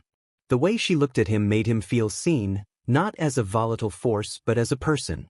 After lingering in the quiet for a moment longer, he turned and walked back inside, the door clicking shut behind him. There were no explosions or fireworks, but something had shifted, something real and steady. The morning air was sharp with chill, mist curling low over the school grounds as Ayana stepped onto the path. The sky hovered between gray and golden, caught in a moment of transition. She stretched her arms overhead, rolled her shoulders, and began to run, the gravel crunching beneath her shoes. The solitude of the morning was something she had come to rely on, a comforting emptiness that welcomed her. These quiet stretches of morning provided her with clarity that no training drill ever could. But halfway through the loop near the hill that marked the course's turning point, she heard it. Another set of footsteps. She didn't break pace or look back. She noted that he was late, her voice calm but edged with a hint of a smirk. Bakugo fell in beside her, his gait fluid and not winded. He remarked that she was early. She affirmed that she was always early, and he acknowledged that he had noticed. They ran in silence for a stretch, their shoes striking rhythm into the dirt. The cold burned less with each stride. Eventually, he asked if she always ran the same route. She replied that she liked consistency. His response was a simple grunt, which didn't sound like judgment but rather understanding. They turned the corner by the training field, the sun starting to bleed orange across the clouds. The light caught the sweat clinging to her brow and the way her hair was pulled back into a tight, purposeful knot. After a moment, she noted that he didn't talk much when he ran. He pointed out that neither did she. She explained that she was focused, to which he replied that he was too. They exchanged a glance, a flicker of challenge passing between them. Then, without a word, Ayana kicked forward, quickening her pace. Bakugo didn't hesitate, he matched her stride for stride. What had begun as a quiet morning run morphed into a sprint, unspoken and inevitable. They barreled up the last incline, neck and neck, breath burning in their lungs and steam curling from their shoulders. At the peak, they slowed, both breathless but unwilling to show it first. Ayana leaned forward, hands on her knees, grinning through her exhale, playfully teasing Bakugo. He scoffed, claiming she was practically dragging her feet. She straightened, challenging him to keep telling himself that. For a few moments, They stood there, watching the sunrise paint fire across the sky, neither speaking. Then Bakugo shifted, not quite facing her but close enough to convey intention. He mentioned something about Todoroki, his tone low. Ayana blinked, curious about what he meant. He clarified that she didn't owe him an explanation but that he understood. Something tightened in her chest, but not unpleasantly. When she asked him to elaborate, he shrugged, explaining that Todoroki understood the pressure of legacy. She nodded slowly, acknowledging his insight. Bakugo didn't say anything more. He simply stood there, the edge of his shoulder brushing hers, not skin, just fabric. Not contact, just presence. Somehow, that conveyed more than words could express. They walked back in silence, side by side, not competing this time, just existing together. By the time they reached the dorm building, the sun had fully crested the horizon, bathing the hall in soft gold through the tall common room windows. The rest of Class 3 was still asleep or pretending to be. The dorm was quiet, wrapped in that early morning hush before alarms started going off and chaos took over. Ayana opened the front door, holding it for Bakugo without comment. He stepped through, brushing past her with that same coiled energy he carried everywhere. He casually asked if they would meet at the same time tomorrow, not looking back. Ayana blinked, surprised that he was the one to suggest it. She smirked, teasing him about keeping up. He grunted in response, disappearing up the stairs and leaving her alone in the quiet. Ayana watched the empty stairwell for a moment longer than necessary before shaking her head and making her way toward the kitchen. She poured herself a glass of water, leaned against the counter, and let herself breathe. Her muscles were sore in a good way, earned, deserved.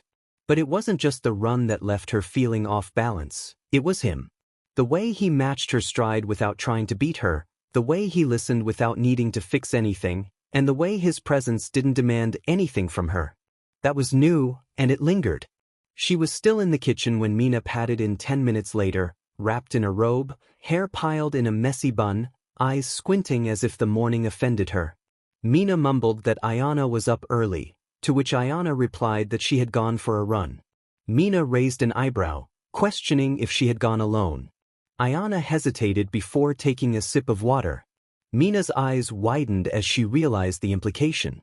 Ayana remained neutral, confirming that she might have run with Bakugo. Mina grabbed the counter for support, exclaiming that Ayana was going to kill her with this slow burn. Ayana rolled her eyes and walked past her toward the stairs, insisting there was nothing to burn. Mina called after her, claiming she could practically smell the unresolved tension. Ayana didn't respond, but the corner of her mouth twitched as she climbed the stairs, the quiet settling behind her like a secret she wasn't quite ready to name. Not yet. But maybe soon. Bakugo had barely made it downstairs before he regretted it. Ayana stepped outside, bag slung over one shoulder, the crisp morning air still clinging to the ground like fog. The dorms behind her buzzed faintly with noise, laughter, shouts, the occasional crash that could only mean Kaminari had tripped over something again. She adjusted her hoodie and started down the path toward the main building. Her legs still ached slightly from her run, and her head was filled with static from the earlier commotion in the hallway. She hadn't spoken to Bakugo since. Footsteps fell in behind her. Todoroki greeted her evenly, falling into step beside her. Ayana acknowledged him, and they walked in silence for a moment, the soft thud of their shoes against the pavement the only sound between them. She didn't mind it. Todoroki was one of the few people who understood that. Silence wasn't always a void to be filled. After a pause, he mentioned that he had seen her. Ayana blinked, confused, and he clarified that he had seen her with Bakugo the previous night on the porch. Her step faltered slightly, but she quickly recovered. She explained that they had talked. Todoroki nodded, observing that it looked like more than just a talk. She shot him a sideways glance, insisting it was just a conversation. He reassured her that it was okay if it wasn't. Ayana's steps slowed slightly, and she turned her head to gauge the sincerity in his words. She didn't answer immediately. The weight of what he said settled somewhere heavy in her chest. She explained that it wasn't about whether it was something else. She had come to learn and train to be the best hero she could be. Friends were never part of the plan, let alone something more. Todoroki walked quietly for a moment, his expression unreadable, but his gaze never left her. He seemed to be processing her words carefully, trying to find the right way to respond. He understood, of course. When he entered UA, friendship was the only thing on his mind. However, despite both being the children of heroes, they had very different upbringings. Ayana's parents were loving, caring, and deeply dedicated to their daughter, while Todoroki's father was the complete opposite. As Todoroki walked alongside Ayana, he slowed his pace, contemplating her words. The silence stretched between them, his gaze fixed ahead, brow slightly furrowed as he weighed his response. He finally expressed his understanding, his voice calm yet thoughtful. He shared that he had been in a similar situation, having spent his life focused solely on surpassing his father and all might, viewing anything else as a distraction or a weakness. Ayana was taken aback by his honesty, surprised that he would reveal such personal thoughts, especially given his usual quiet demeanor. Todoroki continued, reflecting on how he had tried to keep friends and family at a distance to avoid complications. However, he realized that distancing himself made it harder to truly live, feeling more like he was merely existing to fulfill a role. Ayana listened intently, her gaze shifting back to the path ahead, contemplating her own focus on proving herself beyond being just the daughter of two powerful heroes. She admitted her uncertainty about letting anyone in, feeling that it would complicate her life further. Todoroki observed her, his understanding gaze making her feel seen in a way she hadn't experienced before. He pointed out that she had already formed connections, mentioning Mina, Jairu, and even Bakugo, which made Ayana pause. She hadn't considered those moments of connection as significant, realizing that perhaps she had unintentionally allowed people into her life. As she reflected on her feelings, she acknowledged that despite her efforts to remain focused and independent, it often felt lonely. Todoroki walked beside her in silence, his calm demeanor contrasting with the softness in his eyes as he reminded her that it wasn't meant to be easy. People were meant to support one another, to share burdens and challenges. Ayana shared her past experiences at the American Institute, where she felt isolated and thought it was easier to remain alone. Todoroki nodded, understanding her perspective. He revealed that his own father had encouraged his isolation, emphasizing the need to surpass him and prove his independence. He recognized that such isolation left a void, something unnameable that lingered. As Ayana absorbed his words, she began to realize that her belief in strength through solitude was misguided. Hearing Todoroki's struggles made her aware of the weight she had been carrying, hidden beneath her facade of strength. She admitted, albeit hesitantly, that she had never allowed herself to build connections, believing that focusing solely on her hero aspirations would suffice. Todoroki remained by her side, offering quiet support as she processed her thoughts. He gently stated that no one could carry everything alone forever. Ayana paused, contemplating the truth in his words, feeling the weight of her own admission. As they walked, Ayana sensed the gazes of classmates around them, their whispers fading as she and Todoroki moved through the courtyard. Their silent presence spoke volumes, two legacy students navigating their way through the complexities of their lives. She felt exposed, aware of the vulnerability she had just shared with Todoroki, a sharp yet honest feeling beneath her skin. Taking a deep breath, she grounded herself. By the time they reached the building, the morning chatter resumed, filling the air with a sense of normalcy. Todoroki opened the door for her, and she stepped inside, greeted by the familiar scent of disinfectant and old wood. They walked down the hall toward their classroom in a comfortable silence, one that felt lighter than before. As they approached the classroom, Todoroki reassured her that she didn't need to have everything figured out immediately. He encouraged her not to close herself off from genuine connections, reminding her that she was not alone anymore. Ayana paused at the classroom door, staring at the familiar plaque that read Class 3. She turned back to Todoroki, truly looking at him for the first time. With heartfelt gratitude, she thanked him, and he nodded in response, his expression softening. Together, they entered the classroom, where Mina waved enthusiastically from her desk, while Jairu smirked nearby. Kaminari appeared to have had another mishap with his breakfast, and Siro was busy constructing a pyramid of desks. The familiar chaos felt comforting. Ayana took her seat as Todoroki settled near the window. When she glanced toward the door, she spotted Bakugo arriving late, his hair still damp and his shoulders tense. Eyes unreadable, he paused just long enough to meet her gaze. Something flickered between them, brief, tense, unspoken. But this time, Ayana didn't look away. It had been a month since Ayana's arrival at UA, and while most days had started with the usual chaos of Class 3, today was different.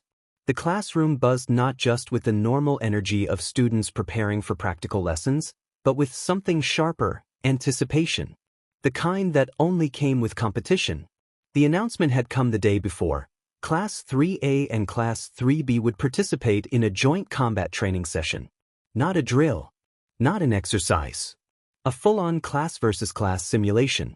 Mina practically vibrated in her seat, whispering animatedly with Jiru while occasionally glancing toward the clock.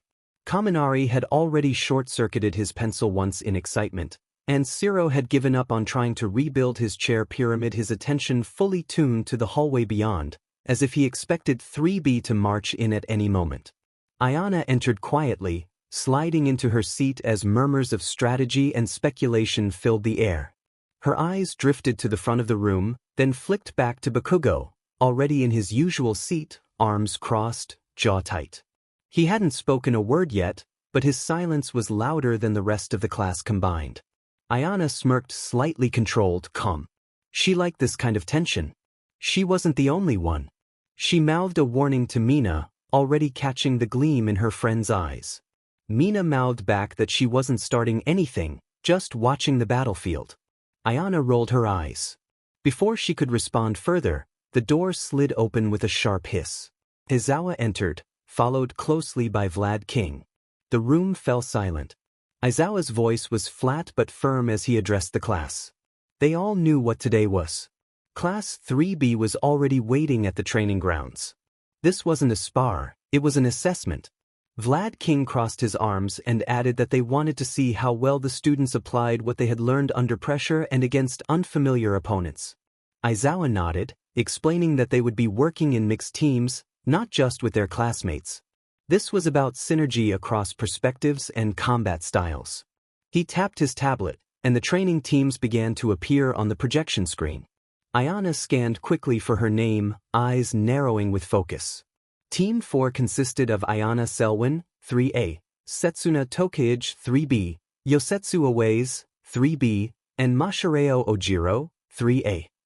She tilted her head slightly, considering her team. Ojiro was steady and strategic, Setsuna was unpredictable and sharp, and Owaze, well, he was resourceful. Mina leaned over her shoulder, commenting that Owaze was also cute and warning Ayana to watch out, as he might try to win her heart. Ayana gave her a flat look, insisting it didn't even make sense. Mina sang that it didn't have to, as they were on the same team and that was how these things started.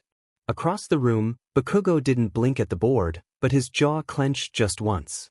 Team 5 was Katsuki Bakugo, 3A, Denki Kaminari, 3A, Kinoko Komori, 3B, and Ibara Shiozaki, 3B. Setsuna approached Ayana with her signature grin, noting that they were up against Bakugo's team in the first match and hoping they were ready to ruffle some feathers. Ayana smirked, saying she wouldn't miss it. Owaze joined them, casually asking if they thought they would survive the blast radius. Ayana replied coolly that they would redirect it. Bakugo's ears were sharp, and he caught her tone, the confidence, the way she didn't hesitate. He didn't say anything, but his scowl deepened. The first match was set. Team 4 versus Team Ayana stretched her shoulders as the briefing concluded, her focus laser sharp. Across the field, Bakugo stood with arms crossed, eyes narrowed in their direction. His team was solid, but she could already see the imbalance. Kaminari was inconsistent under pressure, and Bakugo's explosive style often clashed with others. Still, he was dangerous, and she knew that better than most. And he was watching her like a hawk. Owaze asked if she was ready, standing beside her with his visor already lowered. Ayana declared they would make some noise.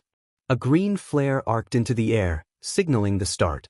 Ayana moved first, darting ahead with Setsuna in fragments beside her, Ojiro covering the rear. Owaze flanked right, taking elevation. It was clean, efficient, synced without hesitation. Bakugo saw red. The moment he spotted Ayana cutting across the central alley with Setsuna, he launched. Explosions cracked through the air as he rocketed toward them fast, aggressive, unpredictable. Ayana twisted midair, gathering kinetic backlash from the first blast and redirecting it into a downward shockwave. Dust clouded the zone, and when it cleared, she was gone. Position reset. A waze called from the perch that Bakugo was circling wide. Ayana confirmed she was on it. Setsuna grinned, commenting that Ayana was fun. Kaminari overloaded a junction, and spores sprouted along the walls from Kinoko's cover. But Ayana swept through like wind, using the slippery footing to slide into a pivot, redirecting force from her heel into a pulse of momentum that dislodged their footing. Bakugo landed hard, clearing debris with a wide blast, demanding that Ayana stop dodging and fight him. Ayana appeared behind him with a sharp smile, teasing that she thought he liked a challenge. Their eyes met, charged, unreadable. Bakugo lunged and Ayana met him head-on. The clash cracked the air. Bakugo's palms flared with heat, and Ayana countered with redirected force, balancing raw explosion with calculated control. She wasn't trying to overpower him, she was shaping his power, twisting it, bending it back at him. It infuriated him and thrilled him. From the sidelines, Aizawa and Vlad King watched quietly. Vlad commented that they were reading each other better than anyone else out there. Aizawa nodded, noting it wasn't just synergy, it was instinct. Back on the field, Setsuna and Ojiro pushed Ibra into a corner while a waze blocked Kaminari's retreat. It was Ayana and Bakugo, center stage, pressure building like a storm. Bakugo snapped that Ayana really liked showing off in front of others, his voice low and breath heavy. Ayana tilted her head, insisting it wasn't about them.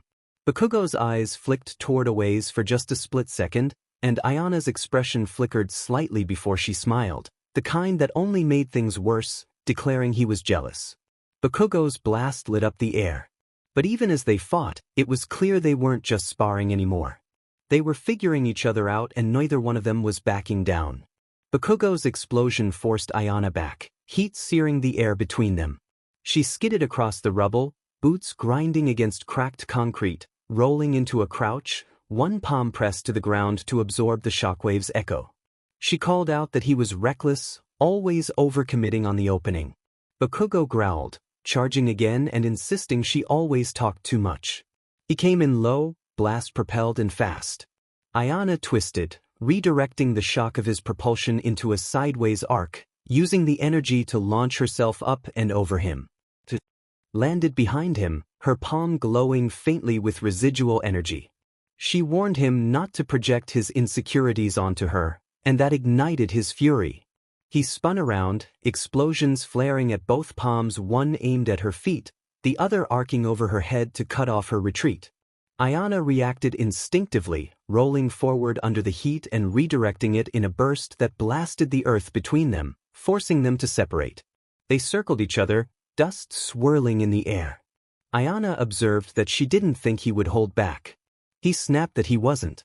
She tilted her head, a teasing spark in her voice, suggesting he could have fooled her.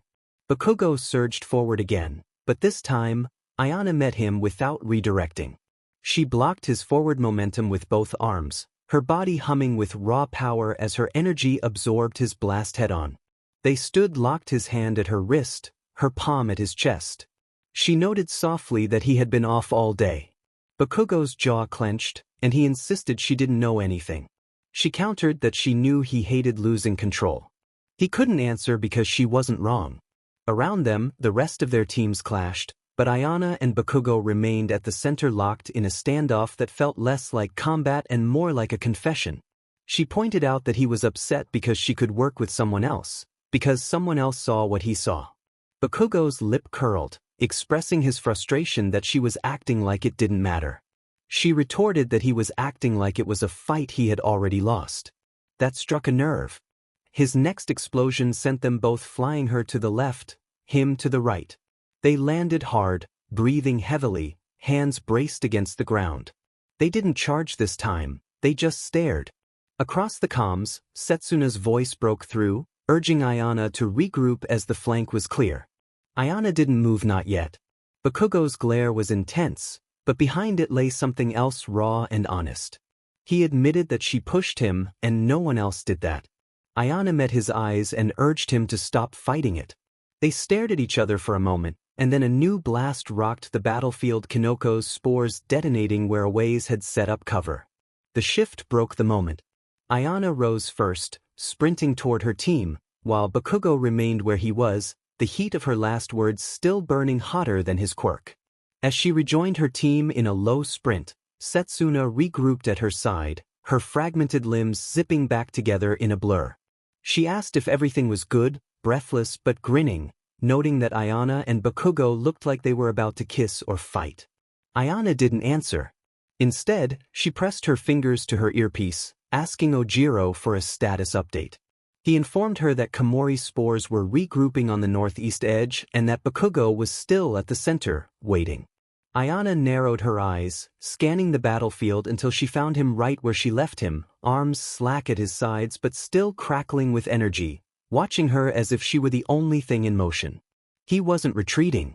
He never did, Aways remarked as he dropped in beside her, asking if she wanted to take point or if he should. Ayana opened her mouth to respond but froze as Bakugo moved again, not toward her or the objective, but straight up. He launched himself high into the air, a blazing arc of light behind him as he hung above the battlefield for a brief moment before crashing down like a meteor straight at her.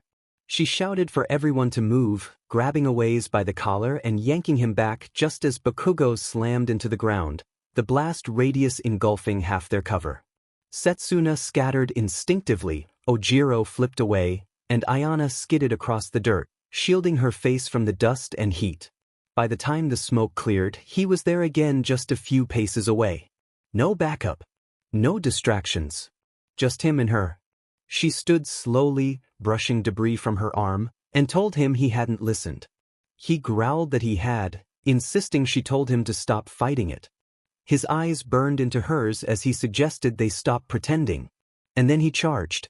Ayana met him head-on, and this time, neither held back.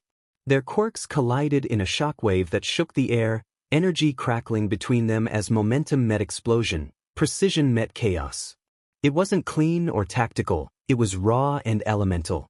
She snapped that he wasn't angry at her, twisting around him in a redirection arc, her palm grazing the edge of his blast and flinging it sideways.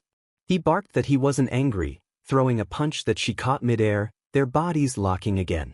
She insisted he was angry because he cared, and the words hit harder than any explosion. He broke away, breathing hard, and shouted that he knew that.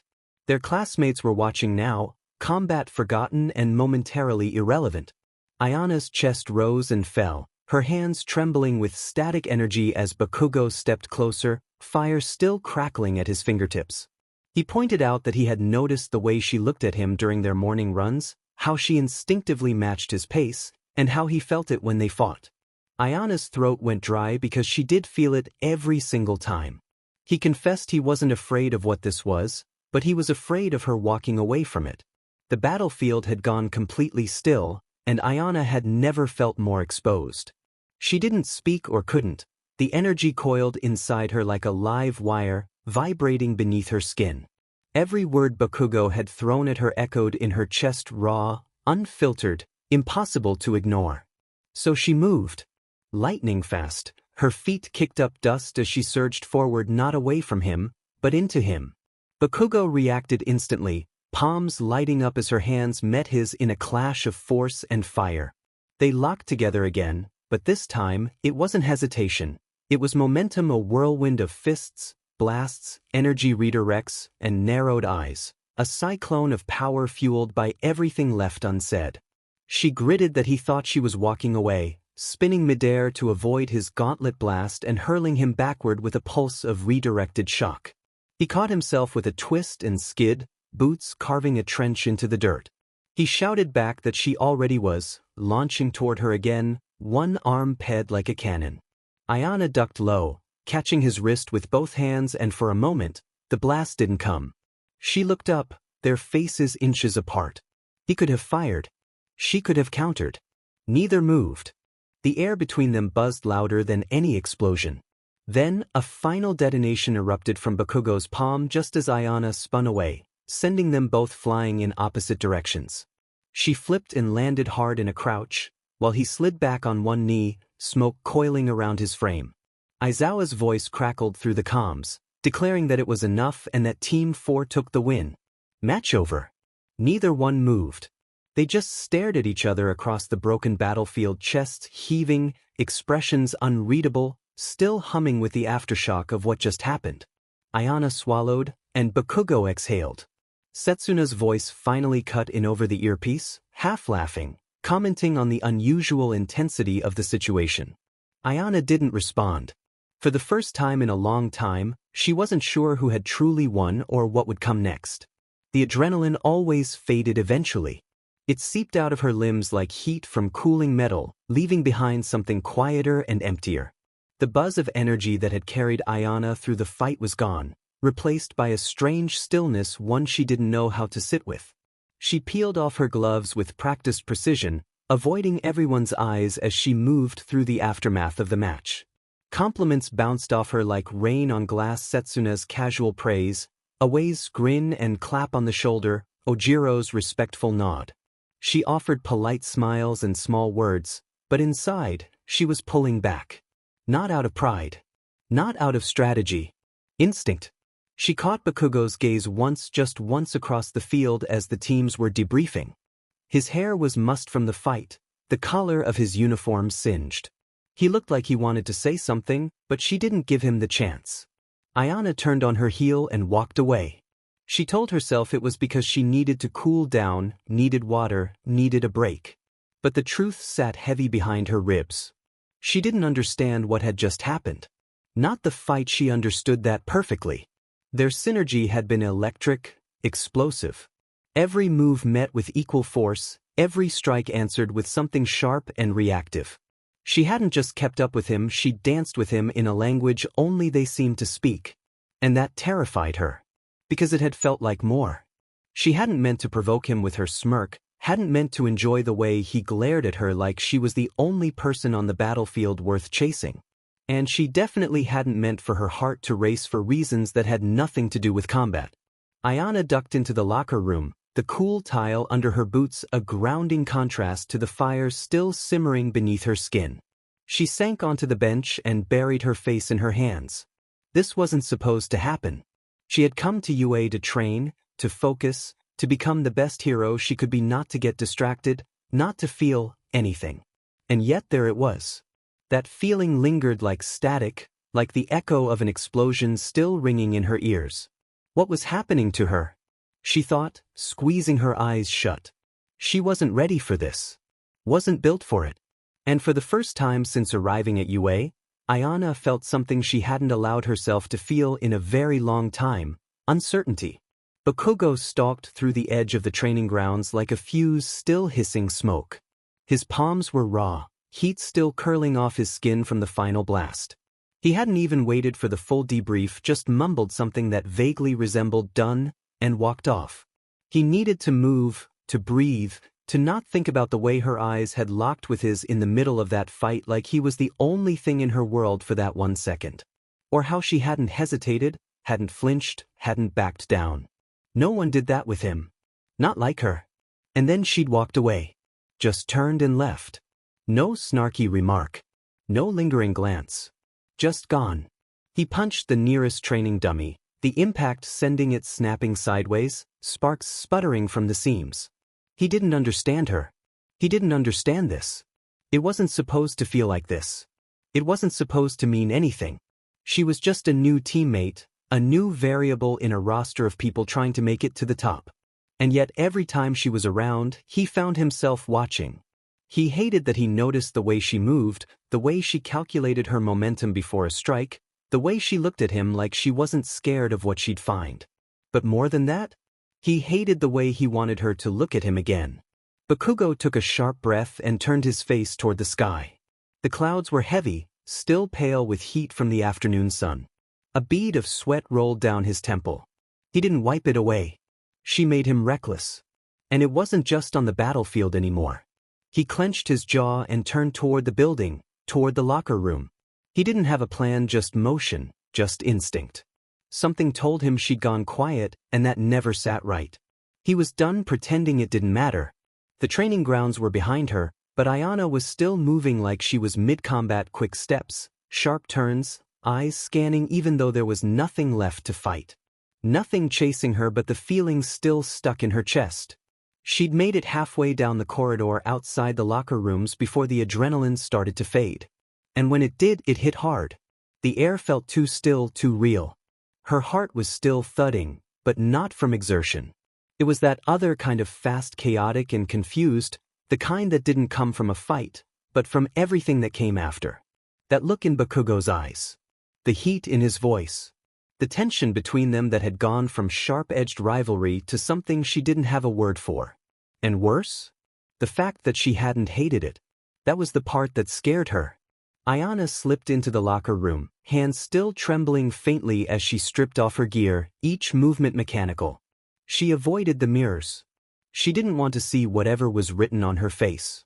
This wasn't supposed to happen. She was here to train, to focus, to become the best hero she could be. Not to feel something. And especially not for him. He was everything she avoided: explosive, relentless, unpredictable. But he had also looked at her like she was the only person on that battlefield who mattered, like he'd been waiting for her to finally challenge him, like she belonged at his side. Ayana shoved her gear into her locker, slammed the door harder than she meant to, and backed away like it might explode. She needed to get out. Neither of them went for a run that morning. The path was empty, dew still clinging to the grass, the sky painted in muted grays and golds. The same winding trail that had echoed with footfalls, breathless challenges, and unspoken tension was silent. Ayana sat on the edge of her bed, fully dressed, shoes laced. She hadn't slept much, if at all. Her thoughts had spiraled too fast, her body too tense. And when the time came, when the clock struck the hour they usually met outside, neither Ayana nor Bakugo moved. Across the dorms, Bakugo lay staring at the ceiling, one arm behind his head and the other clenched in a fist beside him. His alarm had gone off at the usual time, but he turned it off without a word and remained still. It wasn't like they had planned it, it just happened or didn't. That spoke volumes more than either of them would admit. Ayana hadn't moved from her bed either. She sat with her elbows on her knees, fingers loosely clasped, her eyes fixed on the floor. The dorm was too quiet. The other girls wouldn't be up for another 30 minutes, maybe longer. But Ayana had been awake for hours, watching the clock and listening to the silence. It was surprising how much she noticed the absence of footsteps outside her door, how much she expected to hear the shuffle of boots, the faint slam of the entrance, the heavy stride she had memorized without meaning to. She didn't expect the knock. It was soft and hesitant, followed by a familiar voice. Ayana. It was Mina. Ayana exhaled through her nose, wiping the tiredness from her eyes with the heel of her hand before responding. It's open. The door creaked as Mina peeked in, still in her robe, her curls a little flattened on one side from sleep. She looked around as if she half expected Ayana to be mid-sparring with her pillows. You didn't go running, Mina said carefully. Ayana offered a small shrug. Didn't feel like it. Mina stepped inside and closed the door behind her, arms crossed as she leaned against the wall. Bakugo didn't either. A beat passed, and Ayana didn't answer. Mina tilted her head. You two don't usually skip. Especially not together. It wasn't planned, Ayana replied. He does what he wants. Mina's brows lifted slightly, but she didn't push yet. So do you? Ayana nodded. Exactly. It was quiet for a moment. Then Mina crossed the room and flopped onto the bed beside her, dramatically pulling Ayana's blanket over her lap as if settling in for a therapy session. I'm not going to press, Mina said, her voice softer now. But I'm going to sit here. Because something happened yesterday, and you look like you're thinking so hard your brain's about to short-circuit. Ayana huffed, the corner of her mouth twitching just slightly. You're dramatic. Mina grinned. Only because you're trying so hard not to be. Ayana didn't respond, and she didn't need to. Mina didn't expect her to. Instead, they sat in the quiet, the kind that only came when someone knew you well enough not to fill the space. After a while, Mina added, "Whatever it is, you don't have to face it alone, you know." Ayana's throat tightened just a little. She didn't look over, but she nodded. "I know." Ayana stepped outside, her bag slung over one shoulder, the crisp morning air still clinging to the ground like fog. The dorms behind her buzzed faintly with noise, laughter, shouts, the occasional crash that could only mean Kaminari had tripped over something again. She adjusted her hoodie and started down the path toward the main building. Her legs still ached slightly from her run, and her head was full of static from the earlier commotion in the hallway. She hadn't spoken to Bakugo since. Footsteps fell in behind her. "Morning," Todoroki said evenly, falling into step beside her. Ayana blinked. "Morning." They walked in silence for a moment, the soft thud of their shoes against the pavement the only sound between them. She didn't mind it. Todoroki was one of the few people who understood that silence wasn't always a void to be filled. Todoroki matched her pace easily, hands tucked into the pockets of his jacket, his expression unreadable, but there was something quieter than usual in the way he looked at her. Observant. Thoughtful. "I saw you," he said after a pause. Ayana's gaze flicked toward him.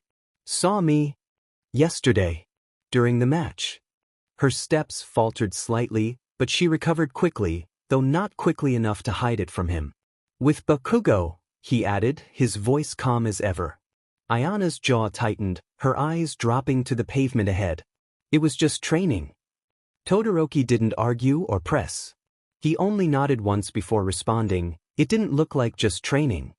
That silence returned, but this time it wasn't comfortable. It wasn't hostile either. Just tense. Honest.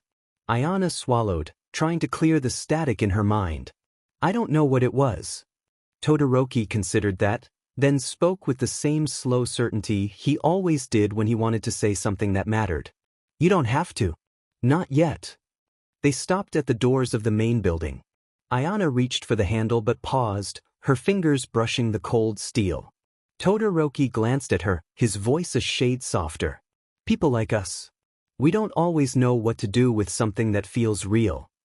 Ayana stared at him for a moment. "No. We don't. You should talk to him. Eventually."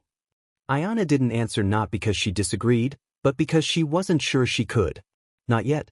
Instead, she just nodded once, pulled the door open, and stepped inside.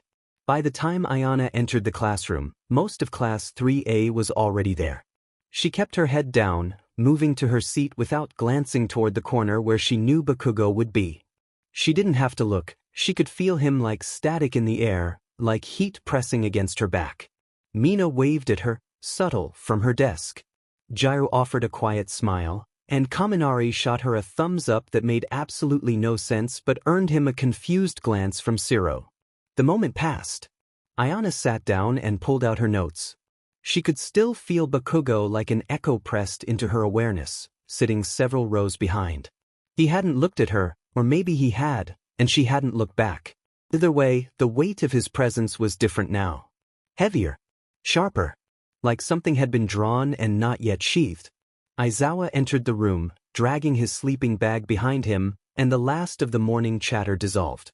"Settle down." Voices dropped. Chairs scraped. Clicked. Ayana kept her eyes on the page in front of her, but her focus was a ghost. "Today, you'll continue analyzing yesterday's team exercises," Aizawa announced, pulling up a screen with performance footage and combat metrics. "We're reviewing strengths, weaknesses, and most importantly moments of failure." Ayana didn't flinch, but she felt the subtle shift in the room as her name flashed across the screen with Team 4's match. A still image showed her mid-motion, redirecting a burst of energy in a high-speed maneuver with Aways behind her and Bakugo closing in. Aizawa continued, "Team 4 versus Team arguably the most tactically intense match. Controlled aggression. Improvisation. Effective communication." Someone coughed behind her. Ayana's fingers tensed around her pen. "Selwyn," Aizawa said, "talk us through your strategy in the first 60 seconds. Ayana stood slowly, shoulders squared, but her voice was tight with restraint. "We knew Bakugo's team would come in aggressive." Tokage and Ayana pushed the front to force early overcommitment. Ojiro covered the blind zones, and Aways provided vertical control to limit their mobility. Aizawa nodded, inquiring about Bakugo's shift in tactics. Ayana hesitated, recalling the moment his sudden pivot, the wild intensity in his eyes, and the detonation that had barely missed her, not because he couldn't hit her, but because he wouldn't. Or perhaps she had imagined that. She countered, a beat too late. Aizawa's eyes narrowed slightly, not in judgment, but in awareness, noting her pause. She corrected herself, saying she had readjusted. The class remained quiet. Bakugo didn't speak or even twitch, but Ayana could feel his presence behind her, like a fuse still burning. Aizawa instructed her to sit, and she complied, her pulse loud in her ears. The rest of the review passed in a blur, more footage, more names called, more breakdowns of moments she hadn't been part of. The pressure didn't lift, her thoughts kept circling like they couldn't find a landing point. When the bell finally rang, Ayana was the first to leave her seat. She made it halfway to the door before she heard his voice low and gritted. She stopped and turned halfway. Bakugo stood a few feet behind her, his expression unreadable, jaw tight. He glanced around as if he hadn't meant to say her name out loud, like the moment had slipped. His hands were stuffed into his pockets, but his voice was firm as he said they needed to talk. Ayana's heart skipped. She opened her mouth, closed it, and then nodded, saying they could talk after class. She left before she could see the way his shoulders dropped slightly, as if he had been holding his breath too. Their next class was in one of the larger lecture halls on the west side of the building, usually reserved for hero studies seminars and guest lectures. Ayana didn't think much of it at first. UA liked to change things up. She walked with Mina and Jairu, their conversation light and teasing, but her mind was elsewhere. When they stepped into the hall and saw All Might standing at the front with his bright smile and dramatic pose, some of the tension in her chest eased. He was dressed in a more formal version of his usual suit, sleeves rolled up, energy buzzing in that way only he could radiate. Ayana felt her mouth twitch just a little. All Might boomed as the class filed in, announcing that they would shift gears from battlefield tactics to real-world hero application. He thought it would be a great way to explore teamwork, leadership, and high-stakes pressure by bringing in heroes who knew exactly what that took. Ayana assumed it would be some of Japan's top heroes, but she was very wrong. She could feel the excitement from her classmates as the side door to the lecture hall opened. A tall man stepped through first, imposing and broad-shouldered, his sharp, piercing blue eyes scanning the room. Ayana Selwyn, known as Thermalance, with the quirk of thermal energy control. Right behind him came a woman with long, flowing white hair, a commanding posture, and a smile that seemed to have seen war and won every time. Ayana Selwyn, known as Force Wave, with the quirk of kinetic energy manipulation. They were her parents. Ayana blinked. The air around her shifted instantly as her classmates began whispering. Everyone knew who her parents were, but knowing and seeing were two completely different things. All Might announced that Thermalance and Force Wave, the number 2 and number 1 pro heroes in America, had led more successful high-intensity rescue and suppression missions than any other duo in recorded history. Xavier gave a short nod to the class as he stood beside All Might, arms crossed behind his back. He stated they were there not just to observe but to train the students the way they trained their own daughter. Ayana wanted to sink into her seat and vanish.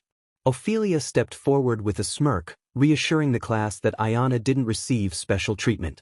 Ayana felt her breath catch. Xavier continued, stating they weren't there to show off but because this year, her final year, was when the pressure became real. Pro-level scenarios with real-world stakes. Team chemistry mattered more than ever, especially with people they weren't used to. Ophelia added that what made a hero great wasn't their power but their choices, how they worked with others, how they adapted under fire, and how they carried the weight of failure. There was a pause before she flashed the same sharp grin Ayana had seen at home, stating they would be putting the students through a challenging experience, but they would thank them for it later. A few nervous chuckles rippled through the room. Kaminari shifted in his seat, already sweating. Ciro let out a low whistle, and Todoroki remained unreadable as always. Bakugo didn't move. Ayana's fingers curled slightly against her thigh. She felt exposed in a way she wasn't used to, not because her parents were there, but because her parents as pro-heroes were there, in her space, her school, her world. They stood in front of the class like they belonged there, and in truth, they did. Legends. Icons. The kind of pro-heroes that children studied, admired, and idolized. She just happened to be their daughter. Ophelia scanned the room, her gaze landing on Ayana for half a second, soft and knowing, but didn't linger. It would have broken her. Xavier stood like he always did, shoulders square, back straight, presence like a mountain. It was impossible not to feel the shift in the room.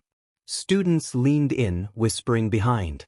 Their hands, eyes bouncing between Ayana and the pair at the front of the room.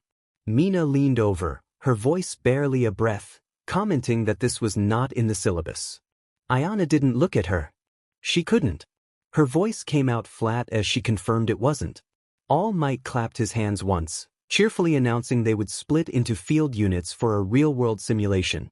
The objective would be shared once they reached the site. But first, Xavier cut in, stepping forward as he activated a digital projection behind him. He explained that he and Ophelia would lead parallel teams through a mock scenario designed to test adaptability under dynamic stress. Ophelia added they would assess leadership, individual decision-making, and synergy under pressure, and the students would not know who was being evaluated until the end. The screen split, showing two colored routes through a simulated city block, one marked red, the other blue. Ayana's stomach twisted. She knew that simulation. She had trained in it since she was 12. Xavier continued, stating students would be split evenly, paired in units of 2, relying on both their quirks and communication to achieve their objective: capture the point, secure civilians, and neutralize threats. Another hush fell over the class. Mina raised her hand, asking if it was like a combat exercise. Ophelia's smirk was all teeth. Like the real thing. Ayana's jaw tightened as she sensed Bakugo's gaze on her, his focus sharp and unwavering. She hadn't turned around all class, but she felt his attention like a spotlight, and she dreaded what thoughts might be swirling in his mind. Was it respect? Something else entirely? She flinched slightly when her name lit up on the assignment list, the second to be called. Ayana Selwyn, Unit Alpha. Under Thermalance. She barely registered the names that followed until Katsuki Bakugo, Unit Alpha. Also under Thermalance. Ayana's head shot up, unable to mask her shock, confusion, and a hint of betrayal.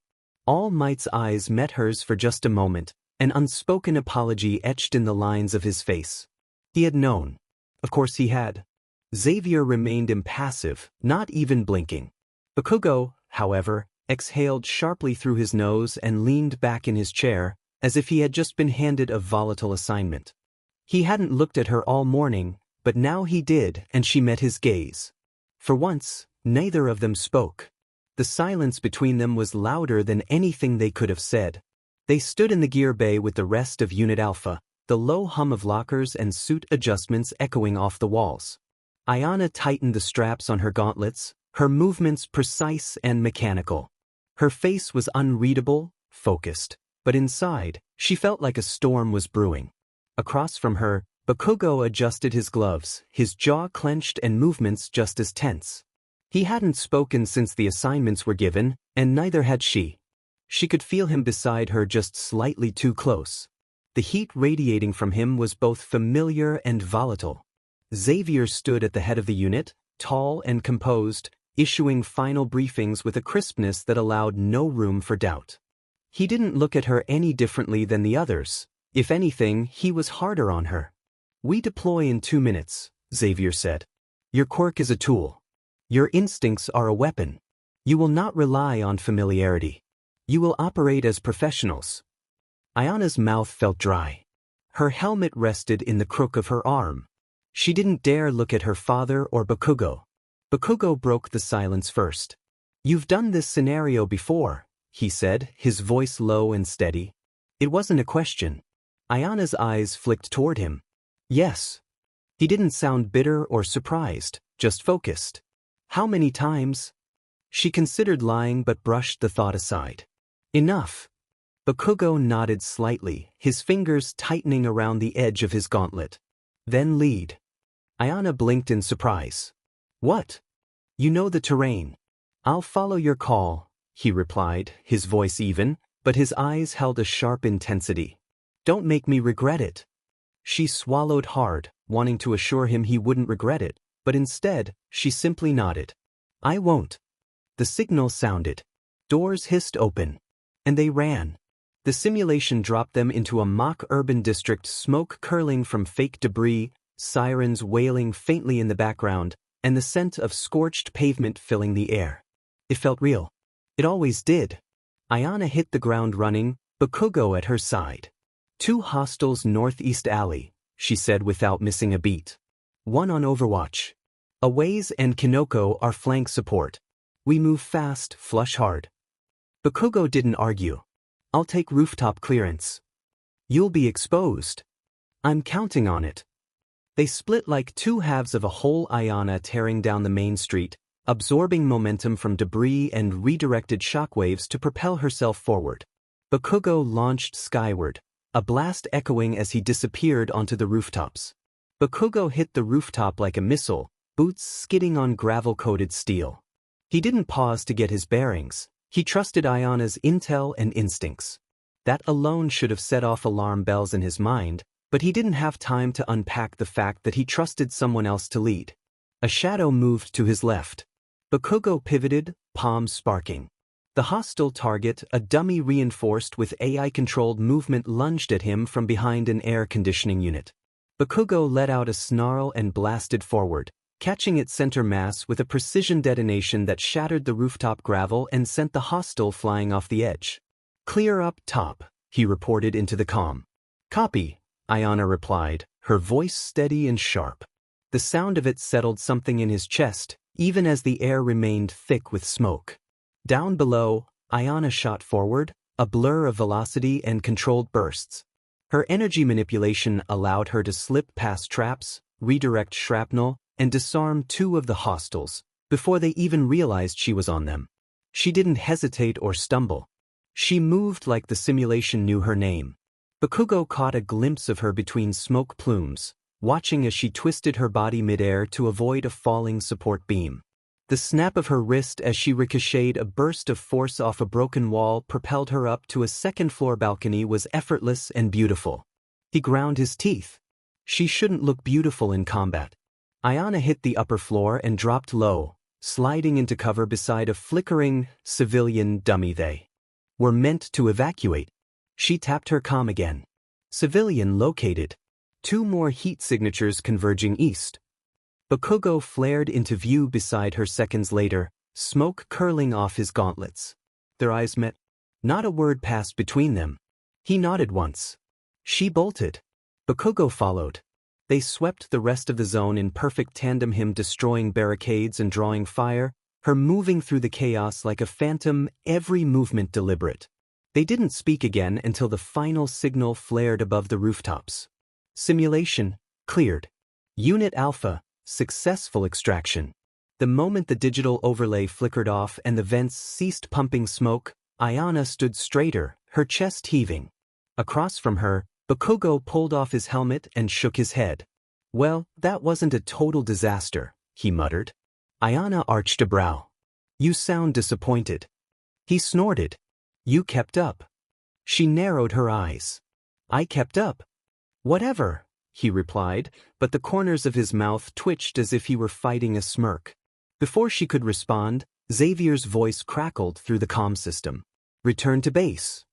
Ayana's shoulders stiffened, not because of the order, but because her father had delivered it without a hint of praise, just an expectation met. No more, no less. Bakugo noticed the shift in her posture but didn't comment. He didn't need to. The look in his eyes, curious, tense, respectful, said enough. They weren't done. Not with this exercise. Not with each other.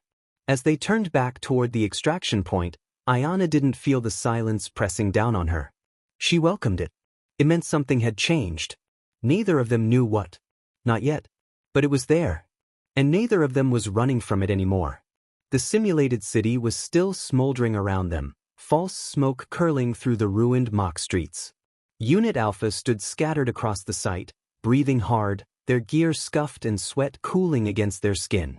They had completed the mission, technically, but it hadn't been pretty. Ayana crouched behind a collapsed barricade, catching her breath as she slowly removed her helmet. Her hair clung to her forehead, and her pulse echoed in her ears. The entire scenario had lasted less than 30 minutes, but it felt like hours. A voice crackled over the comm, announcing the termination of the simulation and instructing all units to hold their positions. Xavier's tone left no room for celebration. Ayana straightened, glancing to the side just as Bakugo landed beside her in a low crouch, his boots skidding across the broken concrete. The heat diffused from his gauntlets, hissing softly. They didn't speak at first. Their eyes met for only a moment, the tension between them palpable. Xavier emerged through the settling smoke, with Ophelia and All Might walking the perimeter, speaking in low tones with faculty assistants, gathering data, and pointing toward key impact zones from the simulation. Xavier's gaze scanned the team with sharp calculation. He addressed the group quietly but firmly, reminding them not to rely on familiarity. Some had leaned into comfort instead of clarity. Ayana didn't flinch, and Bakugo remained still. But Xavier continued, acknowledging their adaptability and ability to recover under pressure. He looked directly at Ayana, then at Bakugo, noting that there were no casualties, the civilian capture point was secured, and threats were neutralized in under 27 minutes. The mission was successful, but only barely. Ophelia chimed in, cautioning them not to mistake completion for perfection. In the real world, hesitation, miscommunication, and pride could be deadly. Her gaze flicked between Ayana and Bakugo, as if she understood something deeper. Xavier concluded with a nod, instructing them to cool down and rehydrate before the debrief in 40 minutes. Just like that, they were dismissed. Once they were out of earshot, Ayana exhaled slowly, turning to unclip the last fastener on her suit. The tension in her body settled into a strange exhaustion, part physical, part emotional. Slipping off the rest of her uniform, she was left in her sports bra and spandex shorts. As she retied her hair, she heard Bakugo's voice. He hesitated, caught between defiance and something else entirely. Bakugo blinked hard and turned his head, jaw tightening in surprise. He apologized, realizing he had interrupted her. Ayana turned slowly, her expression guarded. Her eyes met his, and she didn't cover up or flinch. She simply stated that he had seen worse in training. Bakugo replied that those moments hadn't involved her. The words slipped out before he could stop them, rough and honest. Ayana froze, her fingers stilled mid-twist in her hair. The silence stretched between them, heavy in a way that made her heart stumble against her ribs. Slowly, she dropped her hands and asked what he meant. Bakugo didn't answer immediately. He kept his gaze angled slightly to the side, arms crossed, as if bracing himself against something internal. Finally, he admitted that what he felt about her was different. Ayana's breath caught in her throat, surprised by his admission. She couldn't respond, every muscle in her body was locked, uncertain whether to bolt or stay. The part of her that had always known what she wanted had never prepared for this. Bakugo's voice dropped lower, revealing his confusion. He didn't understand what it was or if he wanted to. He paused before admitting that he couldn't stop thinking about their fight and about her. Ayana blinked, stunned into stillness. It wasn't loud or dramatic, but coming from him, it felt monumental. Bakugo shifted, finally daring to meet her eyes again, acknowledging that he had seen worse in training, but those moments hadn't involved her. She swallowed hard, the weight of his words settling into her chest, heavier than her armor. When she spoke, her voice was quieter than she intended. She remarked that he wasn't making things any easier. Bakugo let out a dry laugh, one without humor, and stated that he wasn't trying to. They stood there, neither moving, neither closing the space between them, because they couldn't, not yet, not without risking something neither fully understood. Ayana took a breath and reached for her jacket, pulling it on with slow, steady movements. She mentioned that they should go, as her dad didn't like to be kept waiting. Bakugo nodded sharply, stepping back to give her space. He didn't say anything more, knowing that if he did, he might reveal too much. As Ayana finished zipping her jacket and tugging the collar into place, she tried to will her heartbeat into something less chaotic. She could still feel the echo of his words in her chest, reminding her that this situation was different. They walked side by side in silence through the mock city ruins, their boots crunching on broken pavement, the occasional hiss of vented smoke curling through the air. Their proximity was careful close, but never touching, always skirting the invisible line neither dared to cross. As they approached the command tent, the air shifted again. Xavier was waiting just outside, arms crossed and eyes sharp. Ayana straightened instinctively, her posture snapping into something disciplined. Bakugo didn't flinch, but the shift in his energy was immediate. Shoulders squared, eyes forward, chin lifted, ready for whatever came next. Xavier noted their early arrival and reminded them that he had also instructed them to rehydrate. He narrowed his eyes on Ayana briefly, questioning her well-being. She insisted she was fine, but Xavier raised a brow, unconvinced. Ayana retorted, recalling that he had said she wouldn't receive special treatment. Xavier's mouth twitched, almost forming a smile, but he quickly schooled his expression back into something harder. He clarified that not calling her out in front of the others was indeed special treatment. Bakugo observed the exchange, piecing together the long history behind it. He remained silent, hands shoved deeper into his pockets, his stance tight. Xavier then turned to him, acknowledging that it was smart to follow Ayana's lead. Bakugo didn't blink as he affirmed his trust in her judgment, surprising Ayana more than it should have. Xavier studied Bakugo for a long moment before nodding in approval. Ophelia's voice cut in from the other side of the tent flap, asking if they were going to start the debrief. Xavier didn't flinch and simply instructed them to head inside. Ayana and Bakugo stepped through the flap and into the tent, where the rest of Unit Alpha was already gathering. The lights inside were harsh and bright, screens flickering with playback footage from the simulation. Red zones blinked across the city map, areas of high damage, late response, near failures. The debrief room was oppressively quiet, just the soft hum of machinery and the flicker of red zones across the digital map. A few students murmured to one another under their breath, but as soon as Xavier stepped to the front, the quiet became absolute. Ophelia stood to the side with her arms folded, eyes tracking every student, but Ayana felt her gaze settle on her more than once, quick, calculated, unreadable. Xavier began the debrief, stating that they needed to get into it. He tapped the panel beside him, and the simulation map zoomed in on their entry point, highlighting every path, every detour, every wrong turn. Data flared across the screen, movement tracking, communication delays, reaction times. He bluntly noted that the initial execution was sloppy, pointing out that they had underestimated the coordination of the opposing force, which cost them valuable time and forced their hand on positioning. Ayana didn't flinch, she had known it the moment it happened. However, Xavier continued, tapping a second feed that showed Bakugo's rooftop engagement in real time. He acknowledged that they had recovered quickly, with clean midpoint adaptation, neutralizing the rooftop unit and securing the vertical field. Good coordination between team members was noted. Bakugo's jaw tightened, but he remained silent, standing with arms crossed and nodding once. The feed shifted again, now showing Ayana's approach to the civilian dummy. Her route, the redirected energy bursts, the climbing maneuver, all marked with precision. Yet, the overlay revealed a pause, 2 seconds that were barely noticeable but present. Xavier zoomed in on it. Ayana's breath caught as he pointed out her hesitation. He asked her to explain.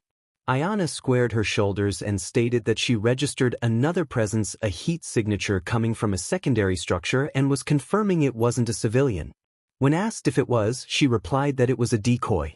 Xavier studied her for a long moment before moving on. The screen shifted again, showing overlapping footage of Ayana and Bakugo clearing the final building, moving in tandem, 2 streaks of force and fire, synchronized almost unconsciously. Ophelia stepped forward, stating that this synergy had saved the mission. Murmurs rose behind them as she explained that such synergy couldn't be taught but could be refined and built upon, if they were willing to do the work. Ayana remained still, while Bakugo's hands curled into fists at his sides, but his voice was steady when he affirmed their commitment. The room fell quiet again. Ophelia raised a brow and smirked faintly, indicating it was time to return to the lecture hall for another topic their teacher wanted to cover. Ayana didn't need to ask, she knew the topic would be about pro-hero soulmate synergy. Since it was rare for soulmates to find each other, gaining knowledge on the subject was challenging. Her parents were a rare pair, especially in America. Soulmates were more common in Japan, with 3 bonded pairs in her class alone: Mina and Kirishima, Jairu and Kaminari, Izuku and Ochako. Every day, she saw new fingerprints appearing and old ones fading on the couples, just as she had seen often when she was back home with her parents. The lecture hall felt different now. The chatter from the simulation had dulled, replaced by a buzzing tension, expectation, curiosity, maybe a little unease. Ayana took her seat near the middle, flanked by Mina on one side and Jairu on the other. Bakugo sat 3 rows back and to the left, close enough to feel, far enough to avoid. At the front of the hall, All Might stood off to the side, allowing Xavier and Ophelia to take center stage. Xavier began by stating that today's subject was rarely discussed, let alone demonstrated, and gestured toward the large projection screen behind him, where a title appeared: Soulmate Synergy in Pro-Hero Partnerships. Murmurs rippled across the room. Ophelia smiled and stepped forward, explaining that soulmates are individuals who share a unique, genetically resonant bond. It's not romantic by definition, but it often becomes that, especially in high-pressure fields like theirs. Ayana's jaw tightened as she felt eyes glancing her way, but she didn't look at anyone. Ophelia continued, noting that they were one of the few known bonded pro-hero pairs actively working in the field and were there to provide an honest breakdown of what that looked like. Xavier raised his arm and rolled up the sleeve of his uniform jacket. Right where Ophelia's hand had gripped him earlier, a faint shimmer of her fingerprints had appeared, glowing faintly like heat pressed into skin. Ayana stared at it, feeling the familiar impact it had on her. Xavier explained that these marks were the result of direct skin-to-skin contact between soulmates. They were temporary, fading with time, but they signified one thing: resonance. Ophelia echoed that resonance could boost quirk efficiency, shorten reaction times, and sharpen instincts. In combat, it could mean the difference between surviving and falling behind. Kaminari leaned over to Jairu, whispering something under his breath, and this time, she didn't smack him. Instead, she blushed and nudged him with her elbow. Mina leaned closer to Ayana, whispering that her mom was so impressive, and she could see where Ayana got her strength. Ayana didn't respond, her eyes locked on the screen as footage played behind her parents' clips of them in action, working in perfect sync, energy waves and kinetic force woven together like a dance. Xavier firmly stated that soulmate synergy was not a shortcut or a cheat code. Ophelia stepped back beside him, emphasizing that it was a responsibility, a risk, and a constant demand for communication, trust, and control. Xavier added that most bonded pairs don't find each other until late adulthood, if ever, so they shouldn't look for one to save them. His gaze briefly cut across the room, pausing on Ayana, reminding them that their strength must come from within first. Bakugo shifted behind her, and she felt it. Ophelia smiled again, but this time it didn't reach her eyes. She mentioned that if they ever did find their soulmate, it would change everything. The silence that followed was thick and heavy, twisting something in her stomach. All Might cleared his throat, thanking both speakers and opening the floor for questions. Hands shot up eagerly. Ophelia casually mentioned that All Might had informed her there were 3 bonded pairs in the class, prompting every head to turn, some curious, some surprised, some downright nosy. Ophelia repeated that 3 bonded pairs in one class was rare, a slow smile tugging at the corner of her mouth. Kaminari felt a rush of embarrassment beside Jairu, who remained calm. Mina leaned closer to Kirishima, her grin broadening, and he didn't pull away. Ochako's eyes widened as she glanced at Izuku, her cheeks turning pink when his hand found hers beneath the desk. Soft murmurs filled the room once more. Ophelia allowed the moment to linger before raising her hand. She addressed the class, asking how many of them had sensed their soulmate connection before their first mark appeared. Kirishima hesitantly raised his hand, admitting he had a hunch. Jairu, though silent, quietly confessed that she had ignored it.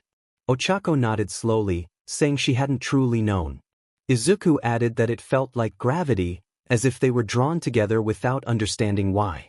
Ophelia explained that this pull marked the beginning of resonance, but recognizing it required maturity and vulnerability.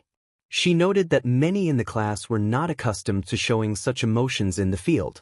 Bakugo remained still behind Ayana, but she felt the weight of Ophelia's words settle heavily between them, quickening her pulse. Xavier took the lead, stating that denying the bond made it harder to work with. He emphasized that soulmate synergy amplified everything, including emotional instability, and if the connection was strained, their quirks would suffer. Mina raised her hand, inquiring what happened if someone didn't know their soulmate yet. Ophelia explained that they would receive a faint mark, and if it was a true match, the resonance would grow with each contact, even if they were unaware of it. The room buzzed with excitement at this revelation. Ophelia then asked if there were any other questions. Aizawa, standing at the back, interjected, suggesting they limit it to 2 more inquiries so he could regain control of the classroom. This elicited a few chuckles. Todoroki raised his hand, calm as ever, asking if Ophelia had ever seen a soulmate pair fail. Without hesitation, Xavier confirmed that it could happen if one fought the bond or expected it to work without effort. He clarified that it was a connection, not a crutch. Ophelia added softly that when it worked, it was the most powerful experience one could have. Then Bakugo stood, the scrape of his chair causing a ripple of silence in the room. All eyes turned to him, even Aizawa showing quiet interest. Ayana felt frozen, her breath caught in her throat. Bakugo's arms hung loosely at his sides, and though his voice was sharp and intentional, it was not loud. He posed a question that resonated deeply, asking what one should do if they felt the resonance but didn't want it. Ophelia's expression softened as she responded that this was the part no one discussed. She stepped forward, arms folded, meeting him with the same bluntness. She explained that soulmate resonance didn't ask for permission or check for convenience. It often arrived when one was unprepared or frightened. Bakugo's shoulders remained tense, and Ayana could feel the heat radiating from him as he asked what to do if it scared someone. Ophelia replied that the individual had a choice, to run or to face it. A long silence followed, and then Xavier added that fear should not be mistaken for weakness, as some of the strongest heroes had been terrified when they first recognized the bond.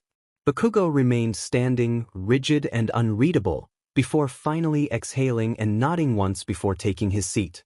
Ayana's heart raced, feeling as if it had dropped from a great height. She didn't realize her hands had formed fists until Mina gently touched her arm, asking if she was okay. Ayana didn't respond, unsure of how to answer. Her pulse remained quickened, the air thick with tension, and Bakugo's question lingered, hinting at an answer she already sensed within herself. After the final bell rang, Ayana packed her belongings slowly, her mind heavy with the day's events. As she exited the classroom, she spotted her parents near the faculty lounge with all might, their presence both commanding and comforting. Both Xavier and Ophelia were in their hero costumes, having just completed a seminar with the last class of the day. Memories of her childhood flashed through her mind, and a small smile appeared as she recalled the times she had seen the trio together. Her gaze lingered on her parents, who continued to amaze her despite her efforts to step out of their shadow. Approaching them, she felt a sense of familiarity in their powerful stances, which brought an involuntary smile to her face. Xavier caught her eye, his face lighting up, which drew her mother's attention. Ophelia's expression softened as she saw her daughter approaching. The lines around her mouth eased into a warm smile that made her imposing figure seem more approachable. She greeted Ayana with a softer tone, losing her professional edge. Ayana returned the greeting, her voice warm yet tinged with exhaustion, and acknowledged her father, who was still beaming at her. Her mother observed her fatigue, noting that she looked exhausted. Ayana insisted she was fine, not wanting to worry them. Xavier reminded her that while she excelled at many things, lying was not one of them, especially not to them. Ayana chuckled softly, feeling the tension ease from her shoulders. She admitted to feeling frustrated over the simulation they had run, recalling how she had been able to execute it flawlessly 2 months ago but had faltered today. Her mother reminded her that running the simulation with a team was different from doing it solo. Ayana countered that she had participated in multiple team trainings since arriving. Xavier nodded, understanding her frustration as they continued their conversation. Ayana reflected on her parents' words as she walked back to the dorms. She recognized the truth in their observations, especially about her growth. Her mother had praised her adaptability, highlighting how she had transitioned from being a social outcast at the American Institute to building meaningful relationships at UA. Ayana had once been isolated, but now she was part of a community that valued teamwork and trust. Xavier had noted her progress, emphasizing that true heroism was not just about individual strength but also about supporting others. All Might had echoed this sentiment, reminding her that every experience, whether positive or negative, contributed to her development as both a hero and a person. Ophelia had encouraged her to view her challenges as steps forward, prompting Ayana to realize that her frustration stemmed from her own high expectations and fear of disappointing those she cared about. She had admitted to needing to trust her team more, a crucial lesson in her journey. Mina's arrival had brought a burst of energy, contrasting with Ayana's earlier heaviness. Mina had excitedly shared notes from a group study session, showcasing her thoughtfulness and support. Ayana felt a genuine appreciation for her friend and the warmth of her parents' presence. As she walked, she recalled the playful banter between her parents and Mina, the light-hearted teasing that had made her smile. They had expressed their pride in her, and Ayana felt a renewed sense of gratitude for the support system she had at UA. With her hands tucked into her jacket pockets, she exhaled slowly, the weight on her chest easing as she approached the dorm buildings. She was beginning to understand that she was not alone in her journey, and that realization brought her a sense of peace. It was quiet, with only the rhythmic sound of her boots against the concrete, the distant hum of campus lights coming to life, the soft rustling of wind through the trees, and Mina's endless chatter beside her. Ayana had always been a loner, not by choice, but because of who she was. Being at the top of her class didn't make her popular, it made her a target for challenges, jealousy, and isolation. Her achievements often became benchmarks for others' failures. Additionally, being the daughter of two top heroes, the number 1 and number 2 came with its own set of assumptions and whispers behind her back. Classmates seemed to wait for her to stumble, eager to prove she wasn't as special as her lineage suggested.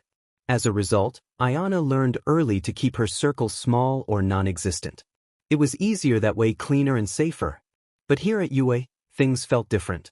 The pressure was still present, but she had braced herself for judgment, for the same cool stares and fake smiles she had grown accustomed to. Instead, she found Kaminari's easy chatter, Jairu's quiet but consistent support, Mina's boundless energy and unwavering loyalty, Todoroki's thoughtful silences, and the genuine encouragement from Kirishima, Izuku, Ochako, and many others. And then there was Bakugo, the wild card, the contradiction. He was the one person who should have driven her up a wall but somehow grounded her instead. Mina playfully nudged Ayana, pulling her from her thoughts, and remarked that she had been staring at the sidewalk as if it owed her money. Ayana blinked and admitted she was lost in thought. Mina asked if she was thinking about today, to which Ayana replied that she had been reflecting on her time there, how much she had changed in just over a month. Mina pointed out that change wasn't necessarily a bad thing. It meant growth, which was what Ayana had come for. Surprised by the depth behind Mina's bubbly persona, Ayana acknowledged that she didn't expect the change to feel like shedding an old version of herself. Mina agreed, explaining that the version of Ayana that had served her well for so long was now being outgrown, especially since the new version had friends like her. Ayana chuckled, feeling a warmth in their friendship. They were just steps from the dorm entrance, and through the window she could see Bakugo, Kaminari, and Kirishima animatedly arguing in the common area. Kirishima was gesturing wildly, trying to mediate, while Kaminari looked animated, likely teasing. Bakugo, true to form, appeared ready to explode. Mina laughed, calling them gremlins, and Ayana teased back that one of those gremlins was Mina's soulmate. Mina dramatically rolled her eyes and insisted on her statement. Ayana chuckled, suggesting that if Kirishima ended up with a concussion from flying Uno cards, Mina might need to file a report. Mina replied with a grin that she would just kiss it better, citing the perks of their bond. Ayana shook her head fondly, feeling the easy banter wrap around her like a familiar blanket. It was strange and wonderful how normal this was becoming. Mina nudged the door open and asked if Ayana was coming in. Ayana said she would be in shortly, her eyes lingering on the common room. Mina nodded knowingly and went inside, leaving Ayana to take a breath. Gaze settled on Bakugo, who was glaring at Kaminari, seemingly trying to set him on fire with his eyes. Yet he didn't leave, he was still there, trying, and that mattered more than anything else. Finally, Ayana stepped into the warmth of the dorms. Bakugo barked at Kaminari, commenting on his clumsy shuffle. Ayana raised an eyebrow at the oddly specific remark. Kirishima brightened and called for Ayana to help settle a debate about Uno rules, asking if skipping a turn was a valid strategy or if Kaminari was just being chaotic again. Kaminari insisted it was totally valid, pointing at Ayana as if she were his last hope. Ayana smirked as she walked over, hands on her hips, and declared that it only counted if one was trying to lose. Bakugo snorted, Kaminari groaned, and Kirishima pumped a fist in triumph. Ayana chuckled, wondering how Mina and Jairu put up with them. Jairu slid into the empty seat beside Kaminari, while Mina plopped down on the armrest of Kirishima's chair, grinning at the chaos. Ayana rolled her eyes, noting the difference between classmates and soulmates. Jairu smirked, suggesting the headaches were about the same. Kaminari gasped dramatically, claiming to be wounded. Jairu flatly replied that it was good, though a hint of affection crept into her expression. Amusement tugged at Ayana's lips as she announced her need to study since she had missed the study session. Mina cried out in protest, reminding her that they had finally gotten the teachers to agree to a joint gathering for Class A and B, and Ayana had to be there. Kirishima perked up, excited about the first fun event without it turning into a combat drill. Ayana questioned if they meant a party, to which Kirishima admitted it was low-key, with snacks, music, and a few games, nothing wild. Jairu muttered that it was always said to be low-key. Kaminari excitedly pointed out that they had approval from Aizawa and Vlad King, making it official. Ayana raised a skeptical brow, questioning if dragging her to a party was more productive than studying. Mina declared it absolutely was, dramatically taking Ayana's hand and insisting she had enough seriousness for 1 week. Ayana tried to argue that stress didn't work like that, but Mina cheerfully cut her off, insisting she was coming and could study tomorrow. Or better yet, let Momo help you, she already color-coded your notes like a goddess. Ayana reminded them that her parents were visiting for the weekend, prompting Mina to roll her eyes. Mina pointed out that Ayana's parents had just thanked her for encouraging Ayana to socialize. Ayana felt that this wasn't what they meant. Mina, with a triumphant grin, insisted that tonight was about letting loose, and Ayana deserved that after always training and analyzing. Ayana opened her mouth to argue but found herself unable to respond, realizing that Mina had a point. Still, she tried to resist. Parties, in her mind, were about drinking and flirting, none of which interested her. Mina snorted, suggesting that Ayana had been watching the wrong teen dramas. Jairu chimed in, smirking, that this wasn't a trashy reality show where people got drunk and confessed their love on balconies. Kaminari gasped at the idea of having a balcony, which Bakugo quickly dismissed, warning against any potential accidents from spiked drinks. Ayana crossed her arms, using this as evidence for her argument. Mina stepped closer, determined to change Ayana's mind. She acknowledged that some might flirt or dance, but that wasn't the essence of the night. Ayana challenged Mina, questioning if she and Kirishima would sneak off to hook up, or if she would find Jairu and Kaminari making out in a corner. The tension in the room was palpable as she awaited their responses. Jairu confidently stated that she had dignity, while Kaminari, relieved, jokingly asked if that meant kissing him would be undignified. Jairu's response depended on the day, and Kirishima nervously defended their past actions, claiming they only snuck off once and returned shortly after. Mina playfully smacked Kirishima's arm for admitting that. Ayana remained unimpressed, insisting that this party was not about that kind of behavior. Mina dramatically groaned, urging Ayana to live a little and let loose for once. Ayana, arms still crossed, stared at her friend with an unreadable expression before slowly breaking into a small, reluctant smile. She agreed to let loose only if Mina promised not to orchestrate any elaborate schemes involving her first kiss. This revelation caught everyone's attention, and the room fell silent in surprise. Even Bakugo looked up, blinking in disbelief. Mina, who had been ready to deliver a dramatic speech, paused mid-bounce, astonished by Ayana's admission. Ayana casually confirmed that it was indeed her first kiss, which Jairu found unsurprising, explaining that Ayana didn't waste her time. Ayana agreed, stating that just because she was attractive didn't mean she wanted to date anyone. She explained that her status as the top student and her parents' reputation made her a pariah. Some had pursued her, but they were more interested in her family's name than in her as a person. Jairu nodded in understanding, while Kaminari, still processing, expressed his surprise at Ayana's lack of experience. Bakugo scoffed, questioning why people assumed that someone attractive should have had numerous romantic encounters. Kaminari clarified that he meant it as a compliment, and Ayana, with a soft smirk, reassured him that she understood. She then turned the conversation back to Bakugo, who had unwittingly drawn attention to his opinion of her attractiveness. Jairu reiterated Bakugo's earlier comment, and Bakugo, feeling cornered, insisted that it was merely a description. Kirishima attempted to smooth things over, but Mina seized the moment to agree with him, stating that Ayana was indeed attractive and that Bakugo knew it too. Bakugo's frustration was evident, and he declared them all idiots. Ayana, amused, suggested they stop discussing her lack of romantic experiences and Bakugo's opinion on her looks. Jairu smirked, noting that it needed to be acknowledged for the record. Ayana insisted they move on before she decided to leave the party entirely. Mina, however, was already on her feet, declaring that they were on a mission for an outfit upgrade.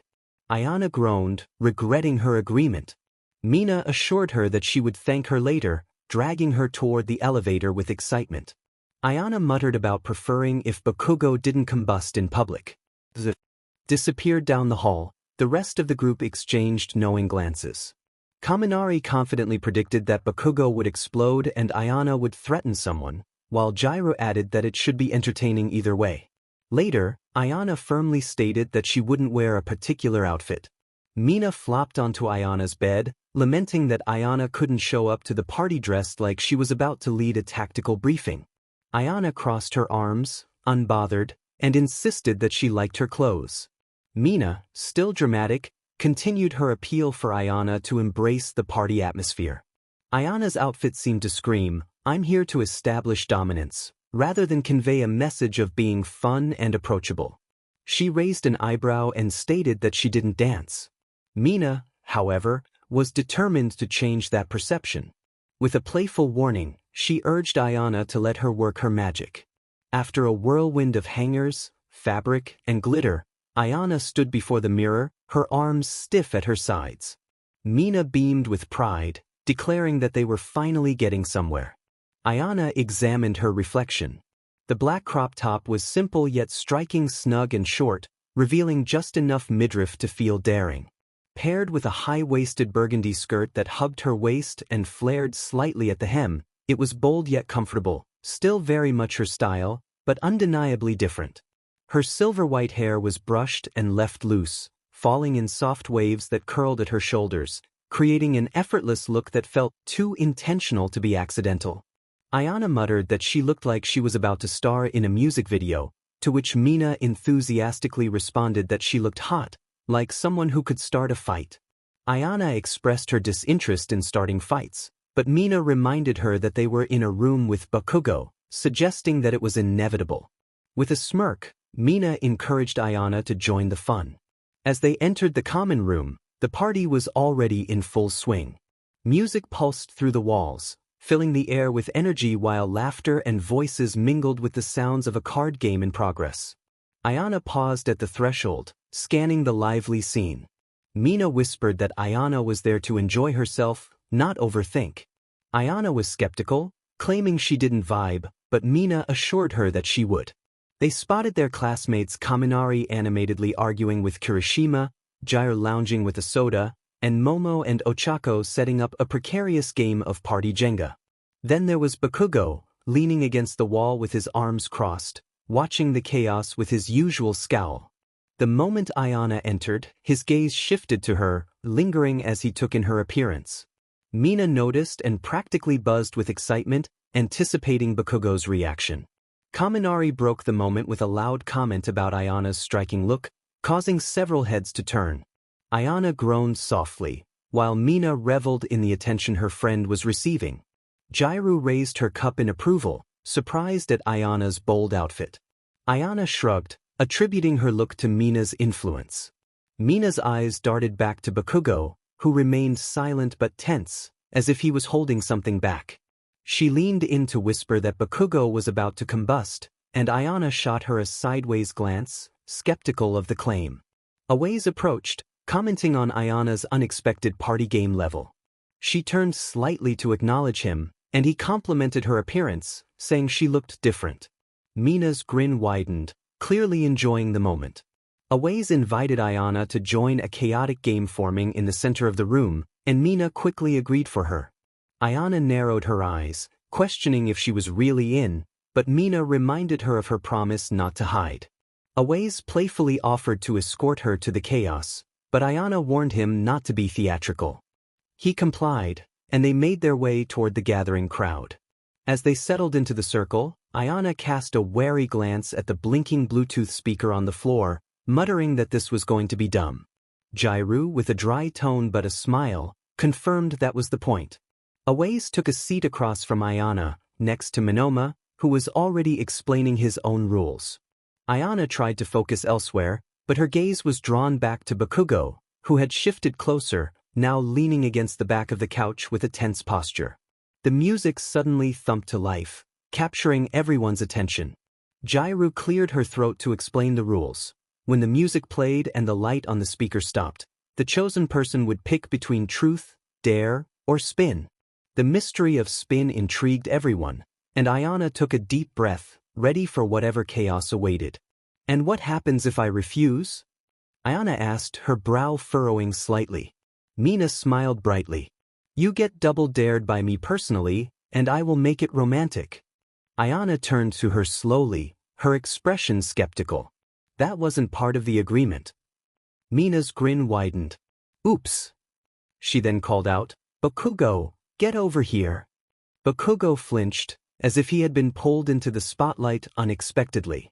"What do you want?" he shouted back, trying to sound casual but landing somewhere between annoyed and on edge. Mina didn't hesitate. "You're in the game now." "No, I'm not," he replied flatly, already bristling. "You are, or everyone is going to know what you said about Ayana earlier," Mina challenged. Bakugo narrowed his eyes, and the room fell silent. Ayana rolled her eyes, recognizing the look on Mina's face, mischievous, fearless, and a bit too pleased with herself. She didn't need to reveal what he had said, she just needed him to believe she might. Bakugo's glare deepened. "You wouldn't." Mina shrugged, feigning innocence. "Try me, dynamite." For a tense moment, Ayana thought he might explode either literally or figuratively. But then, with a sharp exhale and a reluctant growl, Bakugo stepped forward. He didn't say another word as he moved into the circle, avoiding everyone's gaze, especially Ayana's. But he sat right beside her. The atmosphere shifted heavier, electric, like the stillness before a storm. Mina beamed. "Good boy." "Shut up," Bakugo muttered. Kirishima leaned over from across the circle, whispering to Kaminari, "Remind me never to bet against her."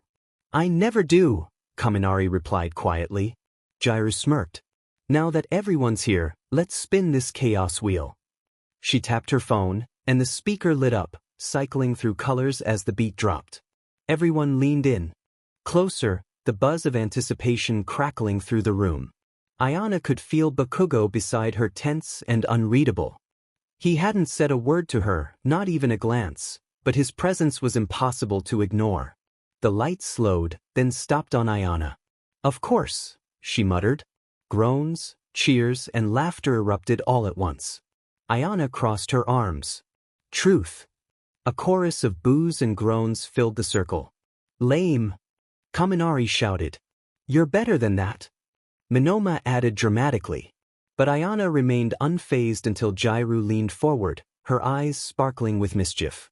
"Okay then, truth. Who in this room makes you the most nervous?" Ayana blinked, and the room quieted with sharp interest.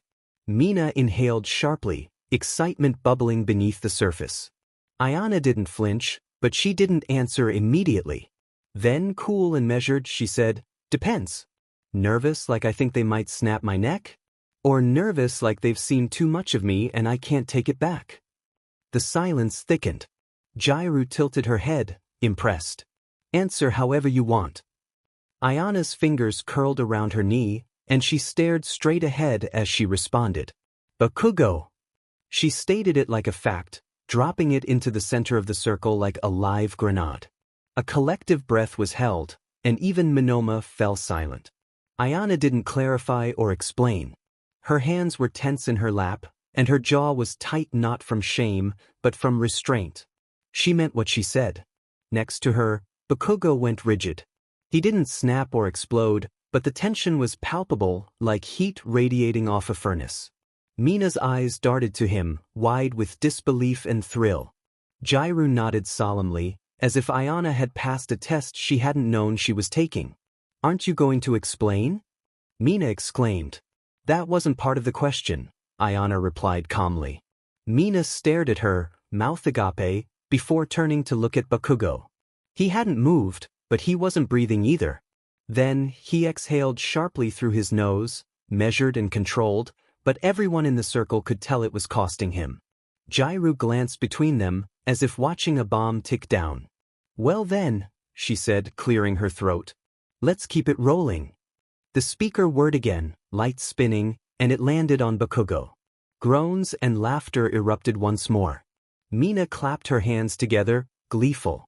Oh, this is so much better than I imagined. Bakugo didn't respond immediately.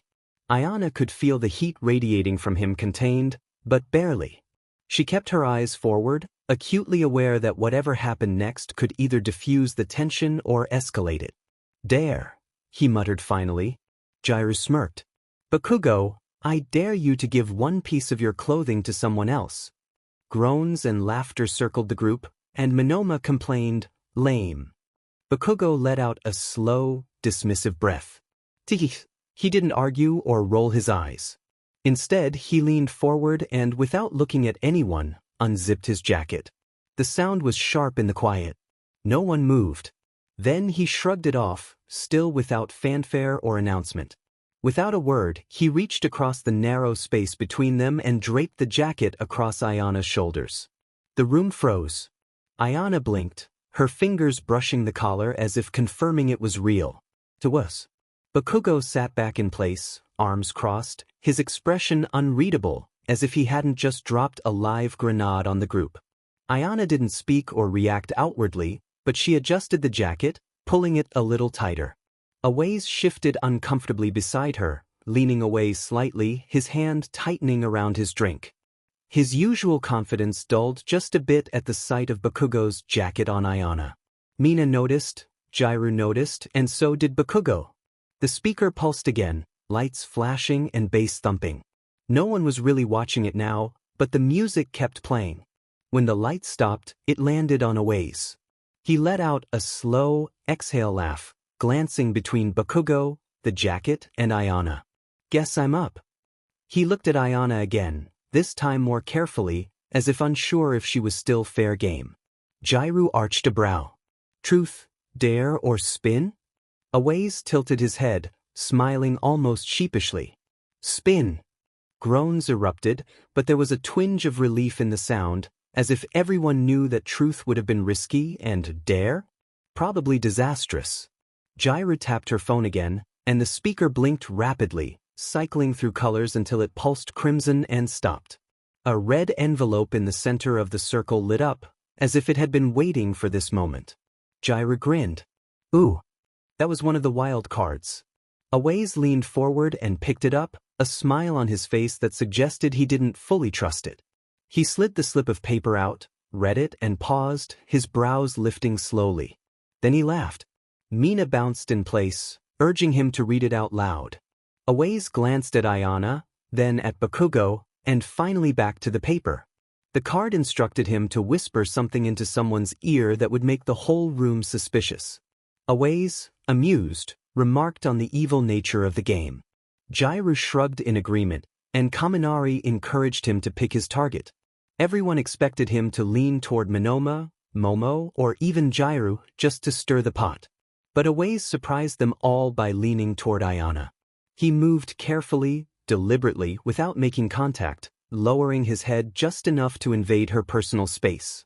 Ayana didn't pull away, she remained still. But Bakugo tensed beside her, his jaw clenched and hands flexing against his knees. Whatever Away's whispered was short and quiet, but Ayana's reaction spoke volumes. She blinked slowly, then tilted her head toward him, a subtle smile forming on her lips. Away's grin widened as he softly acknowledged the risk he was taking. The room didn't hear the words, but they felt the shift in the atmosphere. Ayana's expression had changed slightly, still guarded, but now engaged. Bakugo didn't explode or flinch, but the air around him became charged, as if his temper had shifted underground. Mina's eyes darted between the three of them, and she let out a high-pitched exclamation. Jairu cleared her throat, suggesting they spin the wheel again before things escalated further. The speaker activated once more, and Ayana didn't look at anyone as she pulled Bakugo's jacket tighter around her shoulders, creating a barrier. The message was clear, she wasn't going anywhere. The speaker whirred and spun, the room now silent and watchful. The light slowed and landed on Ayana again. Groans filled the air, exaggerated but masking the tension that everyone felt. Kaminari accused her of rigging the game, while Jairu grinned and admitted she wasn't stopping it. Mina eagerly asked for her choice: truth, dare, or spin. This time, Ayana didn't hesitate.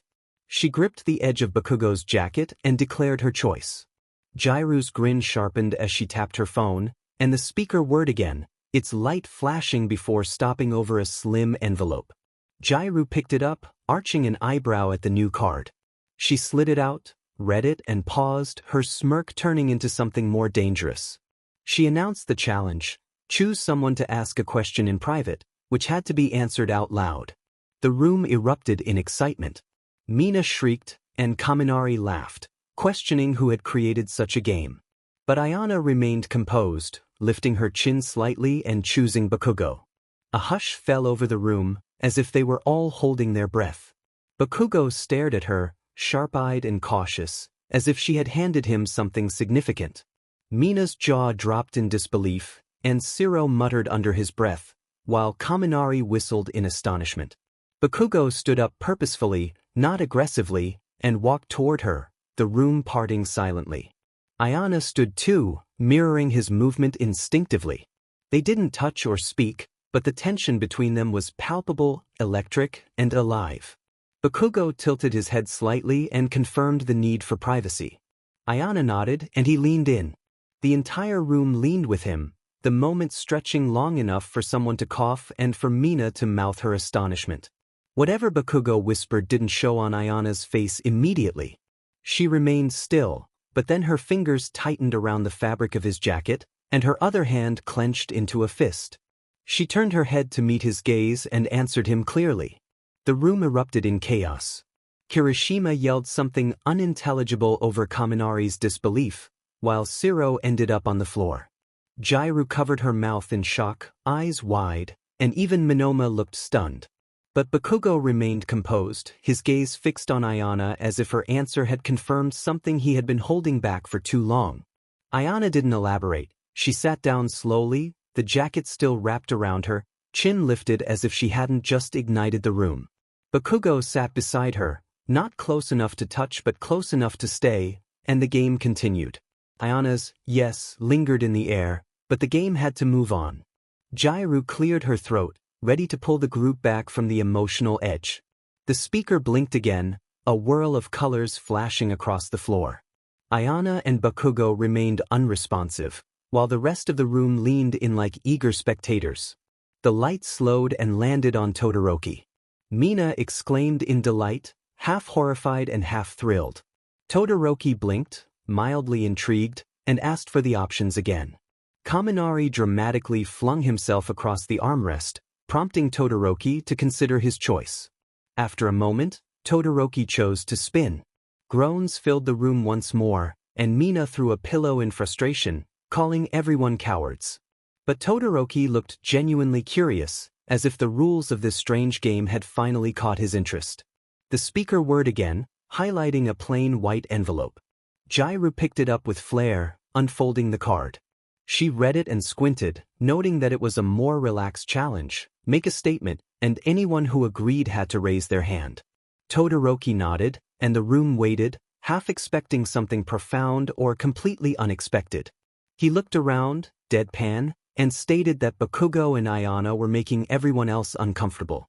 Ayana snapped her head toward him, while Bakugo glared, threatening to retaliate. But 5 hands shot up immediately, including Mina's, Kaminari's, Siro's, and, reluctantly, Momo's. Todoroki tilted his head, intrigued by the response. Kaminari laughed, recognizing Todoroki's unexpected boldness, and Ayana rolled her eyes, a flicker of a smile threatening to break through. Bakugo muttered something under his breath, and Jiraiya chuckled at the unfolding drama. The speaker spun again, and Ayana leaned back against the couch, her jacket wrapped tightly around her. For the first time since that whispered question, she exhaled. The speaker lit up, colors flashing as if it sensed the shift in mood and wasn't finished with them yet. Mina leaned forward, her eyes wide with excitement. She practically vibrated with anticipation, expressing her eagerness for the next turn. The light slowed, flicking past Kaminari, Siro, and Minoma, before landing on Mina. The room collectively groaned, and Kaminari whispered that they were doomed. Mina leapt to her feet as if she had won the lottery, exclaiming her intent to cause some emotional chaos. Jiraiya asked her to choose between truth, dare, or spin, already preparing herself for whatever was to come. Mina's grin was wild as she chose dare. Siro buried his face in a pillow, foreseeing disaster. Jiraiya tapped her phone, and the speaker revealed a thin, gold-trimmed envelope tucked under a bowl of snacks. Mina grabbed it, tore it open without hesitation, and read aloud the challenge to initiate a round of ship it or skip it. Mina was ecstatic, declaring it was on. Jiraiya expressed her regret, while Mina dramatically scanned the circle for her first pair. She pointed at Ayana and Bakugo, prompting another collective groan from the group. Ayana tensed slightly, while Bakugo stared back at Mina, unflinching. Mina demanded their votes, and hands shot up in favor of shipping the pair. Minoma, ever the contrarian, voted to skip, but Momo reminded him that the majority ruled. Mina celebrated their decision, while Ayana remained silent, her gaze briefly dropping to the jacket around her shoulders. Bakugo simply grunted in acknowledgement. Mina pivoted for her second pair, and everyone braced themselves. She pointed between Ayana and Awaze, causing the room to freeze. Mina grinned, unbothered by the tension. Awaze shrugged, aware of Bakugo's intense stare. Ayana met Mina's gaze without flinching, challenging her in return. Mina sang the question again, and the votes began to pour in, with most opting to skip. Ayana's flat tone noted that perhaps they just liked breathing. The group erupted in laughter, and even Awaze raised his hands in mock surrender. Bakugo remained silent, but the hint of a smirk played at the corners of his lips. Mina flopped back into her seat, satisfied with the chaos she had created. Jiraiya rolled her eyes at her antics, but Mina insisted that Jiraiya loved her. The speaker blinked, spinning once more, and landed on Bakugo, plunging the room into silence. Mina gasped, sensing the impending drama. Kaminari opened and closed his mouth, while Siro muttered that this could either be legendary or catastrophic. Jiraiya mischievously asked Bakugo to choose between truth, dare, or spin. Bakugo glanced at Ayana before choosing truth, the tension in the room palpable. Jiraiya raised an eyebrow, confirming his choice, and Mina's grin widened, eager to ask her question. She pointed at Bakugo, demanding to know what about Ayana bothered him the most. The room collectively held its breath as Ayana questioned why everything had to revolve around her. Bakugo took a moment, looking at Ayana without his usual scowl. He finally admitted that she walked in as if she belonged, which had irritated him. Ayana blinked in surprise, and the room was silent, taken aback by his honesty. Bakugo added that it was also something he respected about her. Mina let out a sound of excitement, while Ayana remained still, her fingers gripping the edge of her jacket. Jiraiya took a long drink, processing the revelation. Kaminari whispered in awe, and Bakugo leaned back, arms crossed, as if he hadn't just revealed something significant. Ayana exhaled slowly, almost too quietly to hear, acknowledging his words. The game continued, the speaker spinning once more, this time landing on Momo. She blinked in surprise, and Mina sat up straighter, ready to pounce on the opportunity. Momo hesitated before choosing to spin, prompting a groan from Kaminari, who was hoping for more drama. The speaker pulsed softly, casting a warm glow as a pale green envelope lit up near the couch. Momo picked it up delicately and opened it, reading the contents with a blink of surprise. The group leaned in, eager to hear what the challenge would be. Choose 2 people and describe what kind of movie their dynamic would be. The room perked up instantly. Shiro commented that it was a good idea. Momo scanned the group, deep in thought. She decided on her first pair, her eyes flicking toward Bakugo and Ayana. Ayana shot her a warning look, but Momo ignored it. She described their movie as a drama, a slow burn that seemed destined for disaster but somehow ended on a hopeful note. Ayana stared in surprise, while Bakugo remained still. Shiro let out a low whistle, acknowledging Momo's insight. Momo then turned her attention to the second pair, her lips twitching slightly as she mentioned Kaminari and Mina. Mina lit up with excitement, eager to hear what kind of movie would be assigned to them. Momo declared it an explosive romantic comedy featuring at least 3 musical numbers and some property damage. Kaminari nearly choked on his drink, expressing their honor at such a description. Momo smiled politely and set the card aside, having read the group well. Laughter erupted again, easing the tension in the room. However, Ayana remained serious, her gaze fixed on Bakugo, who was unexpectedly looking back at her. The laughter from Momo's comments still echoed when Jairu tapped her phone again, resetting the speaker for another spin. She muttered that they were all menaces, though a smile tugged at the corners of her mouth. The lights danced, colors swirling like a kaleidoscope around the circle of tired, wired teenagers. Ayana sat still, her jacket snug around her shoulders, her mind racing. Bakugo's shoulder brushed against hers, whether by accident or design, she couldn't tell. The speaker slowed and landed on Monoma.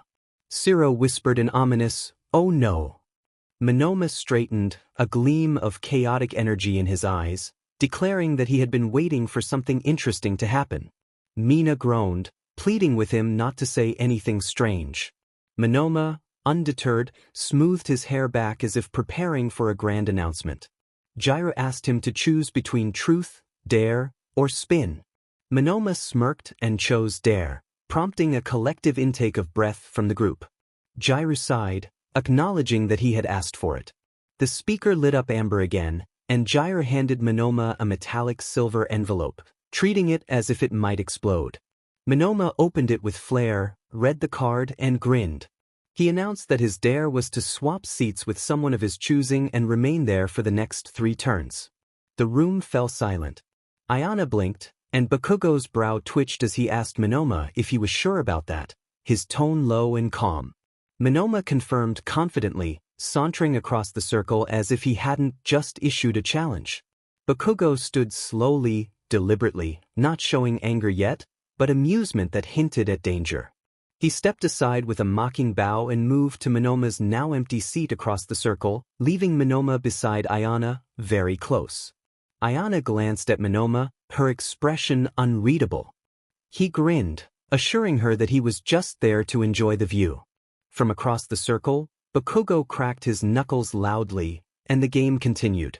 The speaker spun again, lights flickering in the suddenly thick atmosphere. Monoma leaned back casually, one arm draped over the back of the couch just behind Ayana's shoulders. She remained still, not acknowledging him, though her jaw tightened. Bakugo looked as if he were trying to set the furniture on fire with his gaze. The speaker slowed and landed on Ayana, eliciting groans from the group, half excited, half anxious. Kaminari muttered that she was going to choose violence. Ayana didn't flinch or smile, her fingers curling tighter around the edge of Bakugo's jacket as if it were a lifeline. Mina leaned forward, asking Ayana to choose between truth, dare, or spin. Ayana's eyes flicked to the speaker, then to Monoma, and finally to Bakugo. Her voice was cool and steady as she chose dare. The room erupted in protests. Jairu gasped that she wasn't emotionally prepared, while Shiro dove for a throw pillow, questioning who had given her clearance.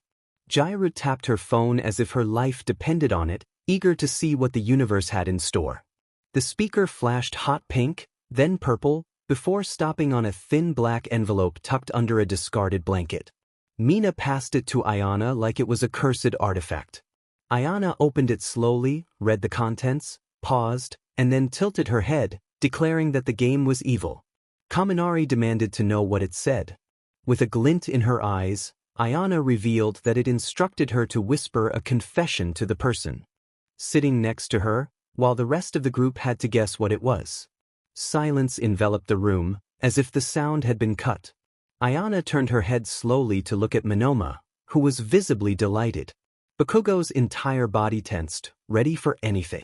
Ayana leaned in, not touching him or getting too close, but whatever she whispered made Monoma blink in surprise and then laugh, not cruelly, but in a way that suggested he hadn't expected that. Mina clapped her hands, eager to start guessing. Kaminari pointed out that she must have threatened his bloodline. Monoma denied it, claiming it was worse. Jairu guessed she had confessed a crime, to which Monoma replied that it was illegal but not criminal. Shiro asked if she had threatened to break Monoma's arm if he touched her. Monoma mused that it was closer but still not right. Ayana sat back, her face blank, but her fingers were still tightly gripping Bakugo's jacket. Across the circle, Bakugo didn't ask what she had said or make a guess, but his gaze remained fixed on her. When Monoma glanced at Bakugo, whatever he saw made his smirk falter just slightly. The speaker blinked and hummed, spinning again as if it could sense the tension it had just ignited. Bakugo hadn't moved, but he hadn't looked away from Ayana either. Monoma sat quietly beside her now, smiling but with a tightness around the edges. The light spun faster, as if it knew it was playing with fire. Ayana's grip on Bakugo's jacket didn't loosen. Then the light slowed, landing on Awaze.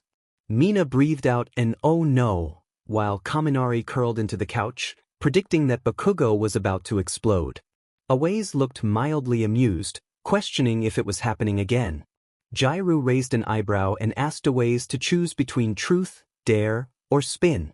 Awaze casually stretched his arms overhead and chose truth, prompting the room to lean in, anticipating a storm. Kaminari's question cut through the air. Have you ever had a thing for someone else's girl? Awaze didn't blink, smiling knowingly. He smoothly asked for clarification on what had meant. Bakugo remained still, but the air shifted, growing thicker and hotter.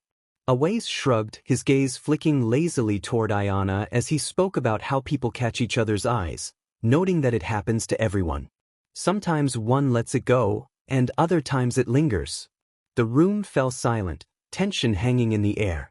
Shiro whispered, "Bro," as Awaze continued, stating that he knew where he stood and wasn't foolish. Ayana noticed the way he looked at her, and Bakugo's jaw tightened in response. Awaze finally glanced at him before shifting his gaze back to Ayana. He spoke, his voice low enough to be heard, stating that she wasn't his. The words struck hard, and they were undeniably true. Ayana and Bakugo weren't a couple, nor were they friends. Yet, that didn't lessen their connection. Bakugo stood up abruptly, radiating an intense presence without any explosions. Ayana instinctively rose too, as if something within her had snapped to attention. Awaze observed him calmly, unapologetically. Bakugo commanded Awaze to spin the speaker, his tone low and dangerous, not raised but final. Awaze's smirk flickered, but he leaned back with a shrug, calling Bakugo touchy. Jairu wasted no time, tapping her phone as if it might break. The speaker lit up, pulsing rapidly, and the room held its breath. The speaker danced erratically, as if sensing the storm it had summoned. Colors flashed in quick succession: red, gold, violet, crimson. Ayana felt her heart race, her hands gripping Bakugo's jacket tightly, realizing only then how much she was holding on. Bakugo remained focused on Awaze, as if contemplating his next move. When the speaker finally clicked to a stop, it landed on Bakugo. Mina gasped, sensing the tension in the room. Bakugo didn't flinch or blink, still locked on Awaze as if the world had narrowed to a single, fraying thread.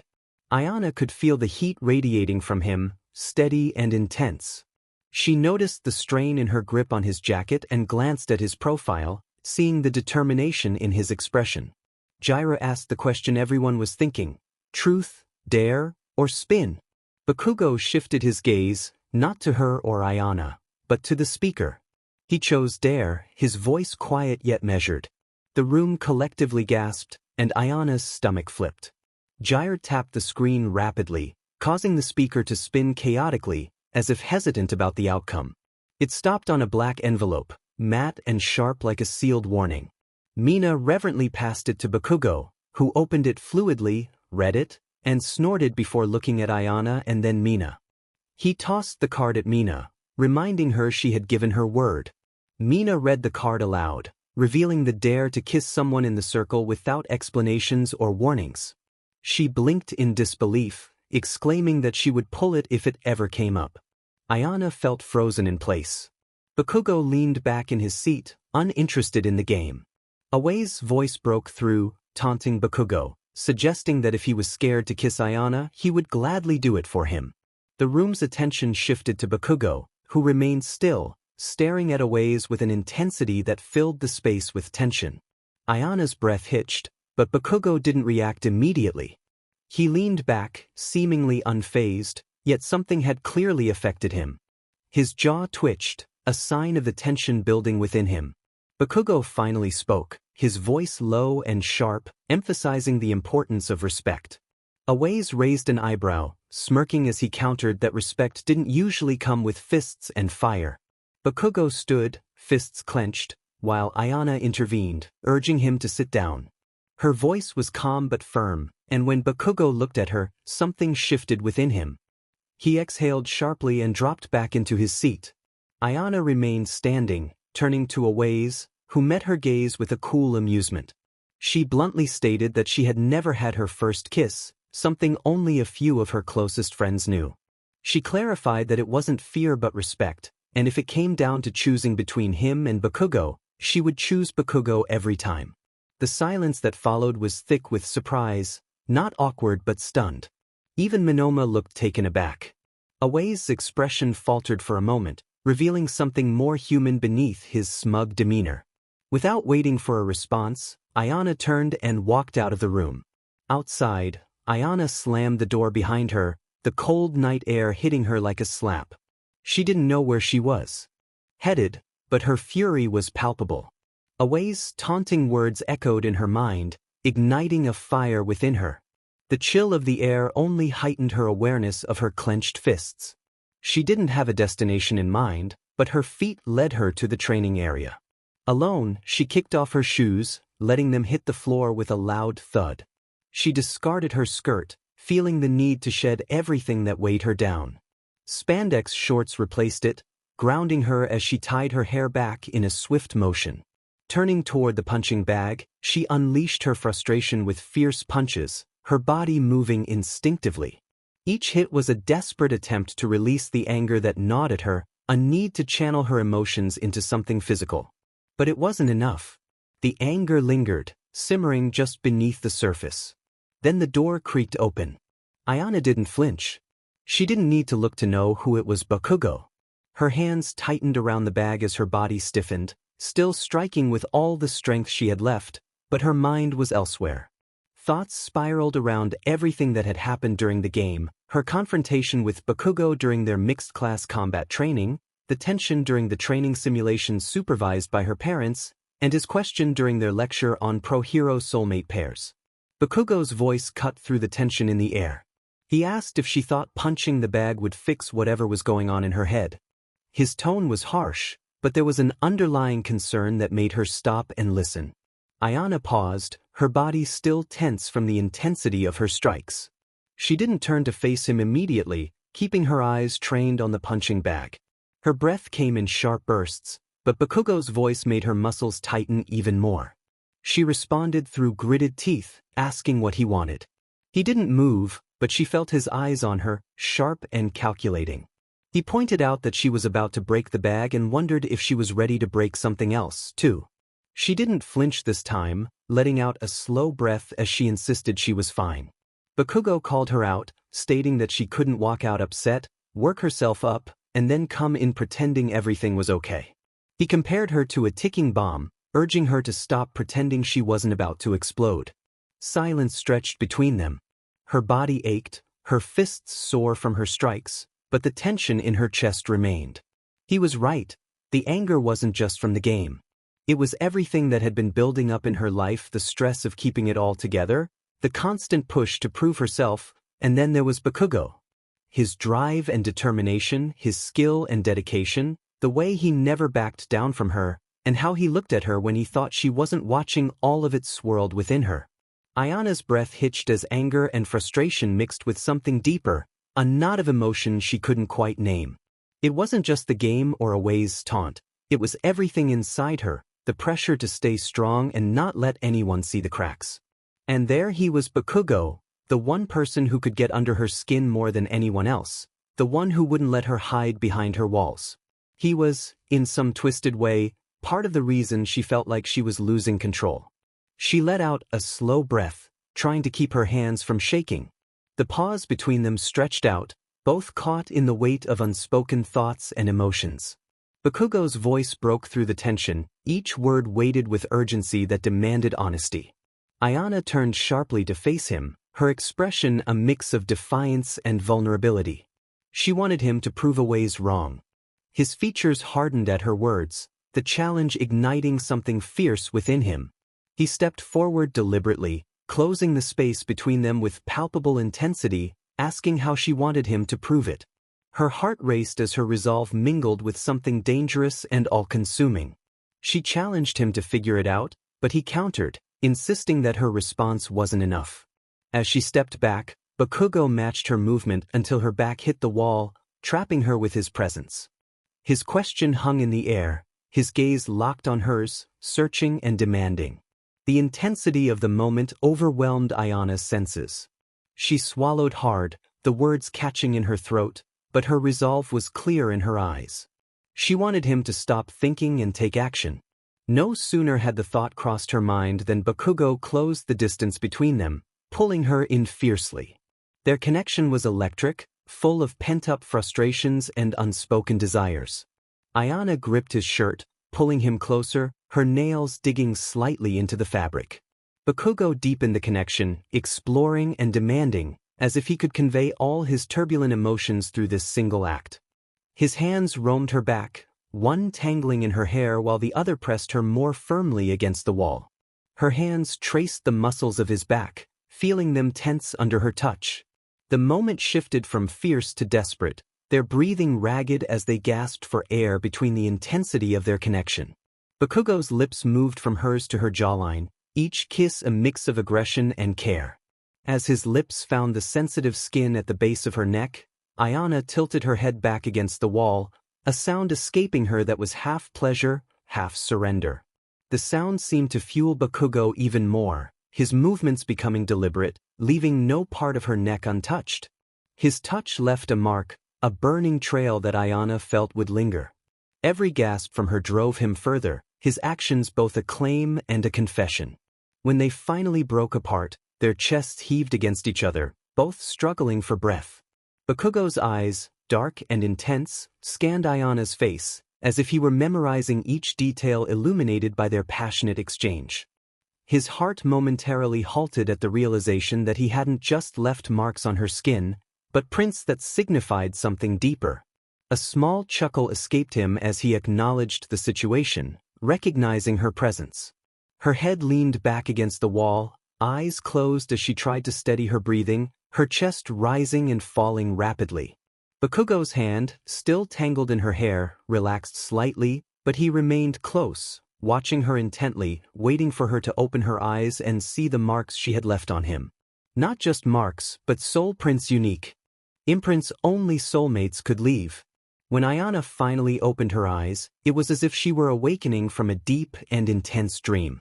As her gaze met his, she noticed the way his breath hitched slightly, his eyes searching hers for any sign of fear or rejection. Instead, she reached up, her fingers trembling as they traced the outlines of the prints on his skin. She wondered if Away's would leave her alone now that she bore these marks, her attempt at humor tinged with vulnerability, her voice a mix of defiance and relief. The words hung in the charged air as her fingers continued to trace the unique marks that defined their bond. Bakugo responded with a low chuckle, his gaze intense yet softened with affection. He remarked that if the soul marks didn't convince Aways, then the other marks he left on her neck surely would. His comment drew a reluctant smile from Ayana, easing the intensity of the moment. She shifted slightly, her posture relaxing as she leaned into his touch, silently acknowledging their new, undeniable connection.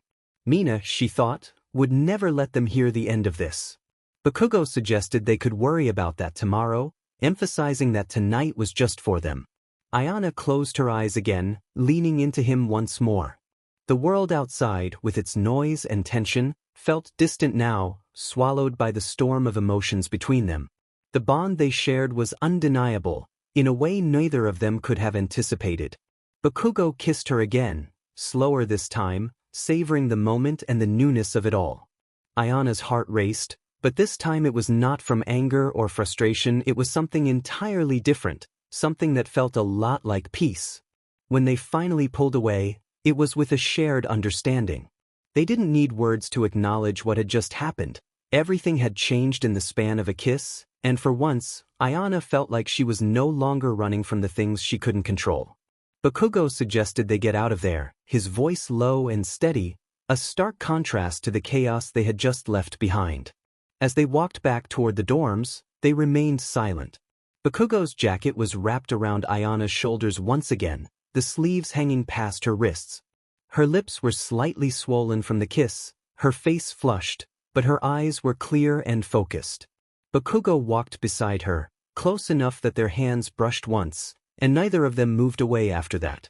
When they reached the common area, the lights were off, and the party had ended. The chaos had passed, and the silence felt heavier than before, but not uncomfortable, just full. Ayana paused at the hallway split, and Bakugo stopped beside her, asking if she wanted to be alone. She hesitated, her gaze lifting to his, not uncertain, but searching. He didn't answer right away. His eyes met hers in the low light, sharp and unreadable, but never cold. He finally stated that he wouldn't be standing there if he wanted to be alone. Ayana's breath caught in her throat, not because it was unexpected, but because it was honest. No games, no walls, just truth. Something about that made her take the smallest step forward. She admitted softly that she had never done this before, her voice barely carrying in the quiet. Bakugo tilted his head, watching her with a patience that felt foreign yet welcome. When she clarified that she meant any of it, he realized she was embarrassed for the first time since he met her.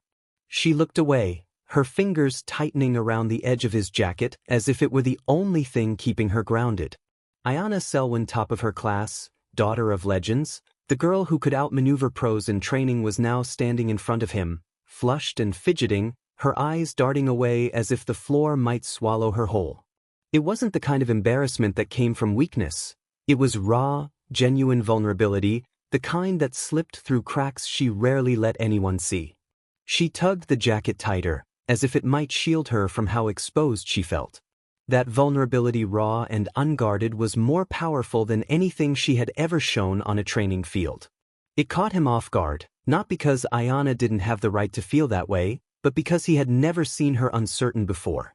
She kept her gaze low, her fingers twisting in the fabric of his jacket, expressing frustration at herself for feeling this way. She had faced villains and stood before the pro hero board without flinching, yet this situation left her unsure. Bakugo's chest tightened, not from pity, but from something deeper, something that felt a lot like awe. He asked her if she thought that changed anything. Ayana's fingers curled tighter into the fabric of his jacket as she admitted she didn't know. Maybe it did. He stepped closer, slow and deliberate, until they were almost toe-to-toe. He told her she handled her first kiss like she handled everything else. She dove in and held her ground. Her eyes widened in surprise at his words. Bakugo then shared that he had kissed girls before, but none of those kisses felt like the one they had shared. The heat in her face deepened, but she didn't look away this time. She expressed her fear of messing things up and becoming something he would regret. That stopped him cold. The fire behind his eyes burned steadier, deeper, controlled, but no less intense. Bakugo assured her that she was the only thing that made sense, questioning if she really thought he would regret that. Ayana blinked, stunned into silence. He stepped closer, closing the last of the space between them, resting his forehead gently against hers, a grounding touch, no pressure, no heat, just presence. He confessed that he didn't know what they were doing. Ayana leaned into the warmth of Bakugo, the quiet weight of his presence grounding her like nothing else could. Her breath evened out, her heart still racing but not with panic. Not anymore. Bakugo pulled back just enough to meet her eyes. He urged her to come with him, his voice rough and barely above a whisper. Without hesitation, she agreed, interlocking her left hand with his right. If she hadn't been paying attention, she would have missed the ghost of a smile that crossed his lips. He didn't say anything else, didn't pull away, just let her fingers stay tangled with his scarred, calloused hand like it was the most natural thing in the world. The walk to his room was short, but the silence between them was full. Not heavy, not tense, just steady. When he opened the door, she stepped in first. The room was exactly what she expected, sparse, clean, and grounded. Everything had a purpose, no clutter, no frills. Just Bakugo, distilled into space. Ayana moved to the edge of the bed and sat without hesitation, her legs crossed beneath her, still wrapped in his jacket. She didn't ask for a blanket or what came next. Bakugo shut the door, locking it with a flick of his wrist before leaning back against it, watching her. The way she fit there in his space, in his clothes, felt right.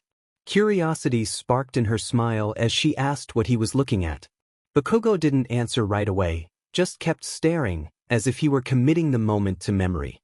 He pushed off the door with a quiet scoff, stating plainly that he was looking at her. She was in his room, on his bed, wearing his jacket, looking like she belonged there. Of course, he was staring.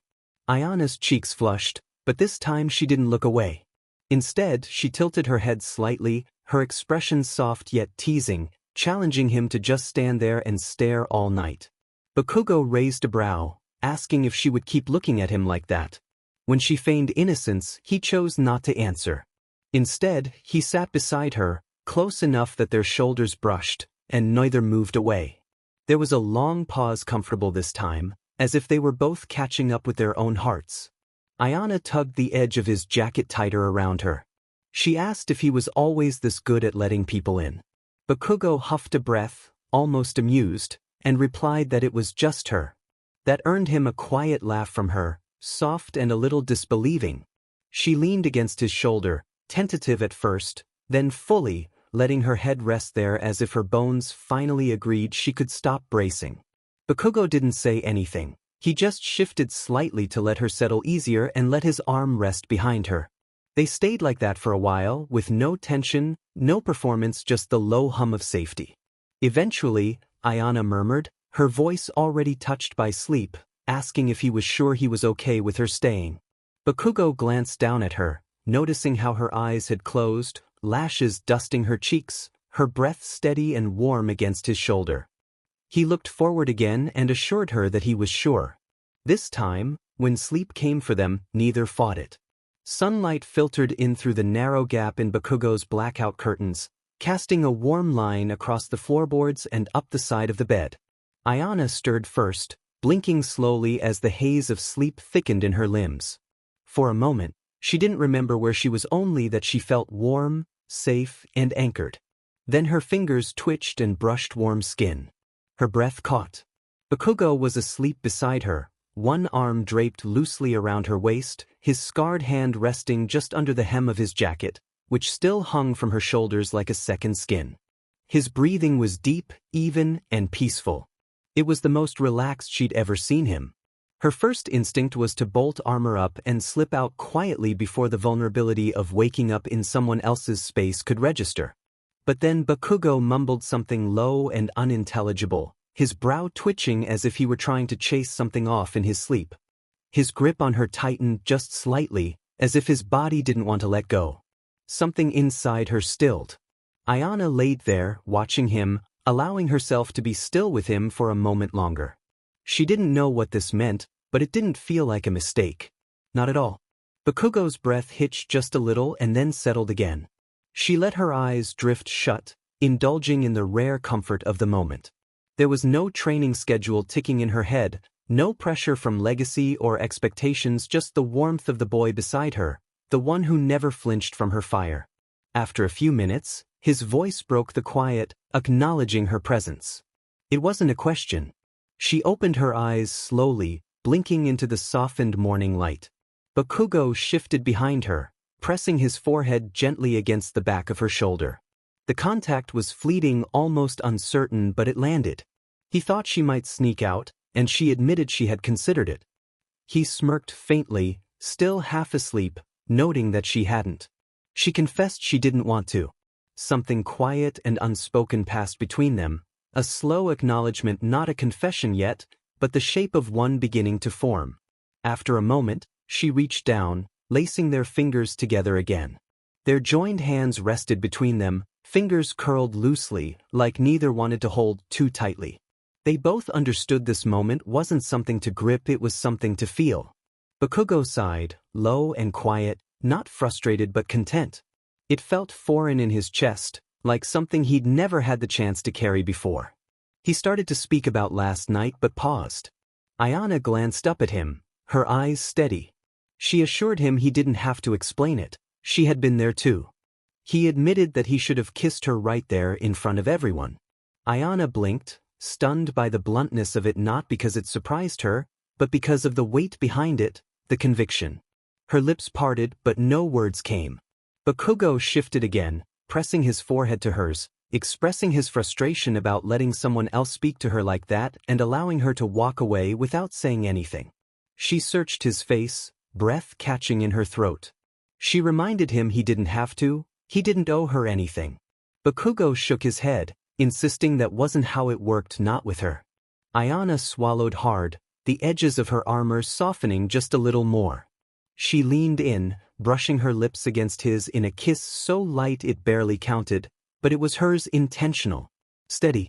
Ayana murmured that if he had kissed her in front of everyone, she wouldn't have known how to breathe. Bakugo's grin was slow and crooked as he replied that she had barely known how to breathe the night before. Ayana playfully swatted him with the back of her hand, suppressing a laugh and telling him to shut up. He challenged her to make him, and she narrowed her eyes, hovering just above him, their faces inches apart. With a teasing tone, she warned him to be careful, mentioning that she had been known to win those challenges. He let out a quiet, gravelly laugh, asking if she was going to pin him to his own bed to prove it. Her smirk twitched as she replied not to tempt her. Bakugo raised an eyebrow, clearly intrigued, and remarked that he thought she didn't know how to breathe. She confidently stated that she was adapting, leaning in closer until their noses brushed, claiming he wasn't as overwhelming in the daylight. He scoffed, incredulous, suggesting that it sounded like a dare. She kissed the corner of his mouth, hinting that maybe it was. Bakugo's hand slid up her back, resting beneath the jacket draped over her shoulders. His fingers splayed across the fabric as if trying to memorize how she felt. He muttered that she was dangerous, his voice rough around the edges. Ayana smiled, her lips brushing against his jaw as she replied that he liked that about her. He didn't deny it. Instead, he gently tugged her down, one hand curling around the back of her neck, steady and certain. Their lips met again, slow and unhurried, less like fire and more like warmth, a promise rather than a spark. Ayana melted into the kiss, one hand slipping beneath the edge of his shirt, her fingertips brushing against the scarred skin of his side. She felt him flinch slightly, but he didn't pull away, never pulling away from her. Instead, he breathed her in, as if she were the only steady thing in a world that demanded too much. His grip on her neck eased slightly, fingers sliding into her hair as he deepened the kiss just enough to steal her breath again. Ayana sank into him, slow and sure, her body molding to his like she belonged there, as if she always had. There were no expectations, no armor, just skin, breath, and heartbeat. He shifted beneath her, rolling them gently so she was tucked beneath his arm again, her head resting against his chest. His heartbeat thudded steadily beneath her cheek. Neither of them spoke, they didn't have to. Bakugo's hand moved in lazy circles over her shoulder, while Ayana's fingers traced an old scar on his ribs, a silent gesture of reverence. He murmured that she wasn't afraid of them, referring to the scars. She tilted her head to look up at him, asking why she would be. He shrugged, his gaze fixed on the ceiling, explaining that most people were afraid or pretended not to be. Ayana asserted that she wasn't most people, and Bakugo agreed, acknowledging her uniqueness. Leaning in again, she pressed a kiss to the center of his chest, right over his heartbeat, declaring that she wasn't going anywhere. Bakugo didn't respond immediately, but she felt the way his fingers stilled against her shoulder and how his breath hitched subtly.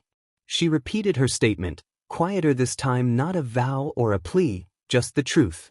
His arm tightened around her instinctively, as if holding onto something precious before the world could try to take it away. For a long moment, there was only the steady beat of his heart beneath her ear and the soft rasp of his thumb against her spine. Finally, he responded, his voice gravel-thick, saying that if she did leave, he would come find her. Ayana smiled, her lips brushing his skin, remarking that it sounded like something he would do. He confirmed it with a firm affirmation. They lay there for a while longer, suspended in a peace neither of them had known much of, not in recent years, perhaps not ever. There were no words, no training, no expectations, just warmth. After a while, Bakugo muttered that he could get used to this, his voice rough with sleep but softer than usual. Ayana raised an eyebrow, still pressed against his shoulder, asking if he meant lying in bed all morning. He clarified that he meant lying in bed with her. Her breath caught for a moment, not because she didn't believe him, but because she felt the same warmth from his words settle deep within her. She whispered not to say things like that unless he meant them. Bakugo assured her that he didn't say anything he didn't mean. A few more minutes passed in the quiet warmth of Bakugo's room, but the world didn't stay still forever. The sound of voices in the hallway broke the peace.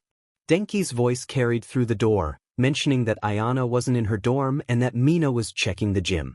Kirishima added that she wasn't answering her phone either and that her parents were waiting downstairs for breakfast. There was a pause as footsteps slowed outside the door. Kirishima continued, suggesting that he would ask Bakugo if he knew another route she might have taken for her morning run, noting that she had seemed off the night before. Denki whistled lowly, questioning if she had bolted. Kirishima thoughtfully remarked that he didn't think she would just leave but acknowledged that something was definitely different. Ayana stiffened under the blankets, while Bakugo remained still. Kirishima went on to say that Ayana wasn't the runaway type, she was solid and tough, but even tough people could disappear when overwhelmed. Denki expressed disbelief that Bakugo hadn't confronted Aways the night before, calling the situation a disaster. Bakugo's jaw clenched, and Ayana placed a calming hand on his chest. Outside, Kirishima sighed, mentioning that Mina would be worried sick if she couldn't find Ayana, and that her parents had seemed too calm upon arriving that morning, as if they were trying not to freak out. There was a beat, and then Denki asked if Bakugo knew where Ayana was. Kirishima suggested that he might. Footsteps resumed, fading slightly as they headed for Bakugo's room. Ayana's eyes widened, and Bakugo was already halfway out of bed. She scrambled after him, whispering for him to wait, but it was too late. A firm knock hit the door, accompanied by Kirishima's familiar voice calling out to Bakugo, asking to discuss something about Ayana. Bakugo opened the door before Ayana could say anything. The moment was tense as Denki and Kirishima couldn't see into the room due to Bakugo's position, but they could see the faint, glowing fingerprint-like marks trailing along the side of Bakugo's neck, across his exposed shoulder and chest. Kirishima froze mid-step. Denki let out a strangled noise that was somewhere between a gasp and a wheeze. Bakugo didn't say anything, didn't flinch, and didn't cover the marks on his skin. He stood in the doorway, half lit by the morning light, the glowing impressions still fading slowly against his skin, undeniable and unmistakable. Denki began to speak, but Bakugo raised a hand without breaking eye contact, warning him to finish that sentence at his own peril. Denki quickly clamped his mouth shut. Kirishima was the first to recover, blinking as if trying to recalibrate. He asked who they were talking about. Denki followed up with a more pressing question, about how it had happened. Bakugo's response was immediate and firm. It was none of their business. His voice was calm but carried a weight that made it clear this was not a topic for them to discuss. Kirishima, sensing the tension, asked if Bakugo knew where Ayana was. She hadn't been in her room, her phone was off, and Mina was worried, while Ayana's parents were downstairs pretending not to be concerned. At first, Bakugo didn't react, but then he stepped fully into the doorway, crossing his arms over his bare chest, revealing more of the faint soul print marks glowing along his collarbone. Ayana, hidden and half-wrapped in a blanket, debated whether to let Bakugo handle the situation or reveal her presence. She was inclined to let him take charge so they could have more time together without interruptions. Bakugo remained steadfast, declaring that Ayana was fine. When Denki pressed for confirmation, Ayana felt a wave of frustration. Bakugo's calm demeanor reminded her of the last time he had looked this way after a significant explosion during training. Kirishima sighed, urging Denki to let it go. Bakugo reiterated that Ayana needed space, and he had given it to her. Denki, sensing the intensity of Bakugo's gaze, quickly backpedaled, acknowledging that she was safe and that Bakugo was indeed terrifying. Kirishima, with a knowing look, decided to inform Ayana's parents that she was okay and asked Bakugo to ensure she made it downstairs. Bakugo nodded in agreement.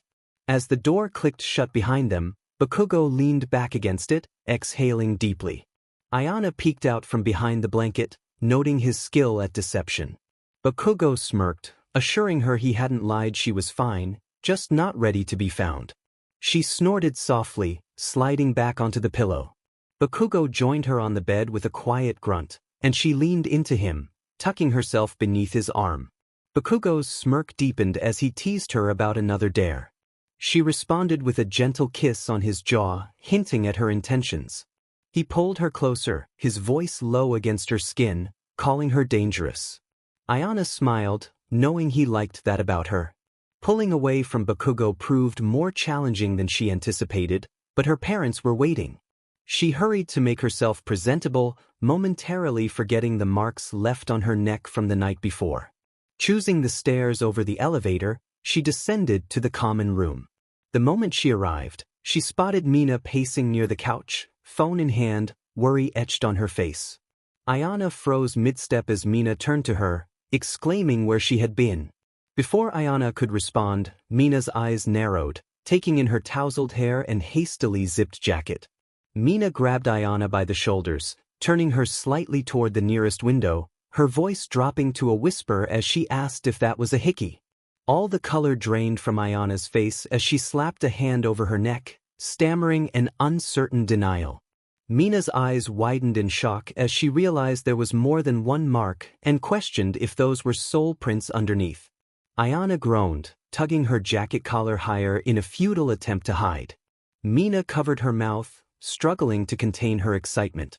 Ayana let her head fall back with a dramatic sigh, pleading for confirmation that Denki hadn't seen her yet. Mina reassured her that he hadn't, but warned that if she didn't fix her collar, he would start a conspiracy board. Ayana scrubbed her hand over her face, reminding Mina that their parents were in the next room. Mina gasped, incredulous at the thought of Ayana meeting her pro-hero soulmate's parents looking disheveled. Ayana defended Bakugo, but Mina pointed out that Ayana had never been this defensive before, especially when it came to him. Realizing the urgency in Ayana's tone, Mina softened and let go of her wrist. She promised to drop the subject but added that she had never seen Ayana like this and believed she deserved it. Caught off guard, Ayana looked down, quietly stating she would see Mina after breakfast. Mina nodded, stepping back as if resisting the urge to hug her, and promised to be there, eager for the full story later. As Ayana turned toward the common room doorway, she could already see her mother pacing, arms crossed tightly over her chest, her expression unreadable but filled with concern. Xavier stood nearby, his posture tense yet composed, like a coiled spring trying not to snap. The moment Ophelia spotted him, she stopped mid-step. Ayana's name escaped her lips, barely more than a breath, but it resonated in the air. Xavier's gaze shifted to her next, his eyes scanning her from head to toe with the intensity only a protective father could muster in a single glance. Ayana stepped forward, steady despite the wild rhythm of her heart. She apologized for being late, and Ophelia moved forward to pull her into a tight hug. Ayana froze at first but then melted into the embrace. Ophelia murmured that they had been worried, unsure if something had happened. Ayana reassured her mother that she was okay, her voice muffled against Ophelia's shoulder. Xavier's voice was low and dry as he commented on her appearance, noting that she looked like she had run through a storm. Ayana rolled her eyes, responding that it was not the compliment every girl wanted to hear. Ophelia huffed a soft laugh, pulling back just enough to cup Ayana's face between her hands. She noted that Ayana looked unwell, to which Ayana responded with mock disbelief, feeling less than loved. Xavier smirked faintly, crossing his arms and affirming that they did care, which was why they noticed. Ophelia brushed a strand of hair behind Ayana's ear, her expression shifting as she noticed something on Ayana's neck. Concerned, she began to ask about it, but Ayana quickly cut her off, glancing at her father for support. Xavier raised an eyebrow, suggesting it looked like a love bite. Ophelia sighed, pinching the bridge of her nose, while Ayana felt her cheeks flush as she pulled her jacket collar higher. Ophelia gave Xavier a sharp look before turning back to Ayana with a gentler expression. She reassured Ayana that she didn't owe them an explanation but suggested a mirror check before coming down for breakfast with her pro-hero parents. Ayana groaned, feeling overwhelmed by the situation. Xavier chuckled, teasing that she could have at least introduced them to the lucky guy. Ophelia shot him another look, and Ayana made a strangled noise, pleading for him to stop talking. Ophelia rubbed her temple, proposing. They focus on breakfast and pretend they were a normal family for the next hour. Ayana quickly agreed, eager for a semblance of normalcy. Xavier sighed dramatically but smiled nonetheless, opening the door to the UA cafeteria with a flourish, inviting the ladies to enter. Ayana slipped past them, her cheeks still burning but her heart feeling a little lighter. The chaos and teasing were annoying and mortifying, yet they also felt grounding, almost like home. Her parents led her into the staff dining alcove, a quieter section set aside for visiting heroes and faculty to meet away from the usual morning noise. A table had been set, simple yet warm, with 3 plates, fresh tea, and a small basket of assorted pastries, likely a gesture of hospitality from Recovery Girl. Ayana sat down across from them, the chair creaking slightly as she folded her hands in her lap. Ophelia poured tea with practiced grace, her expression softening now that they were seated. She assured Ayana that they hadn't come to interrogate her, but Xavier snorted, playfully contradicting her. Ophelia warned him without looking, but he feigned innocence, expressing that he didn't survive various challenges just to be blindsided by a boy. Ophelia's teacup paused midair as Ayana rolled her eyes, commenting on how hot it got around her parents. Xavier leaned back, a smug smile tugging at the corner of his mouth, while Ophelia gave him a look. Ayana laughed softly, appreciating the moment. Ophelia settled the teapot down and clarified that they were concerned. Ayana's smile faded as she tightened her grip on the edge of her seat, asking what they were worried about. Ophelia pointed out that school would end in a few months, and Ayana still hadn't responded to any of the agency offers she received before leaving the American Institute. Ayana's eyes dropped to her hands, fingers fiddling with her sleeve as she explained that she had been focused on the present. Xavier arched a brow, questioning whether she was avoiding the future. Ayana hesitated before Ophelia gently interjected, acknowledging that things had changed since coming to UA and that it wasn't a bad thing. However, she reminded Ayana that her career path wouldn't wait forever. Ayana quietly admitted that she needed space to breathe and figure things out. Xavier noted that it was fair and necessary but cautioned her not to let breathing become stalling. She lifted her head, her eyes clear yet conflicted as she insisted she wasn't stalling. For the first time, she felt like she was living, not just fulfilling a role. Ophelia's expression softened, and Xavier blinked, an unspoken understanding passing between them. Ayana confessed that she hadn't realized how lonely she was until she arrived at UA, where she found friends who saw her for who she was, not just her last name. Ophelia gently inquired about the boy in her life, causing Ayana's breath to catch. Xavier's eyes narrowed slightly, but he remained silent. Ayana glanced down at her wrist, where the faint glow of Bakugo's imprint lingered, the only one that remained. She muttered that he was not just a boy, feeling the weight of the moment. Xavier shifted in his chair, the atmosphere growing heavier. He asked what she meant, his voice low and serious. Ayana swallowed, explaining that she hadn't planned for this and hadn't come looking for it. Ophelia leaned forward, her breath catching as she noticed the glowing imprint on Ayana's wrist, delicate and distinct. Xavier's jaw tightened, not in anger but in a complex mix of concern, realization, and awe. A father's quiet, fierce protectiveness flared to life beneath his usual composed exterior. Ophelia spoke in a low voice, noting that it wasn't residual quirk discharge. Ayana whispered that it was a soul print his. Xavier exhaled slowly, as if the wind had been knocked out of him, realizing they had found him. He asked if he knew, and Ayana smiled softly, revealing that he had known first. Ophelia's eyes widened slightly in surprise. Ayana nodded, her smile faltering just a little as the memory washed over her. In a flashback, a realization struck him. He hadn't just left marks on her, but fingerprints. He chuckled softly, acknowledging it was her. She leaned back against the wall, eyes closed, trying to steady her breathing. His hand, still tangled in her hair, relaxed slightly as he waited for her to open her eyes and see the marks she had left on his skin soul prints, the marks only soulmates could leave. Returning to the present, Ayana noted the time difference was only 15 to 30 seconds. Ophelia covered her mouth, her eyes glistening with emotion. Xavier leaned forward, bracing his elbows on the table, and explained that he had known, even if not directly, and he had stayed. Ayana confirmed he hadn't run or panicked.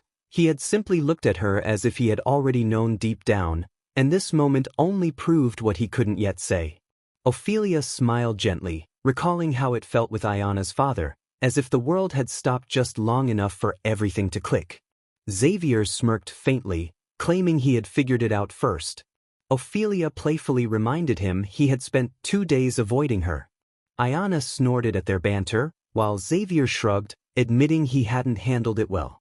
Ophelia took Ayana's hand, her fingers curling gently around it.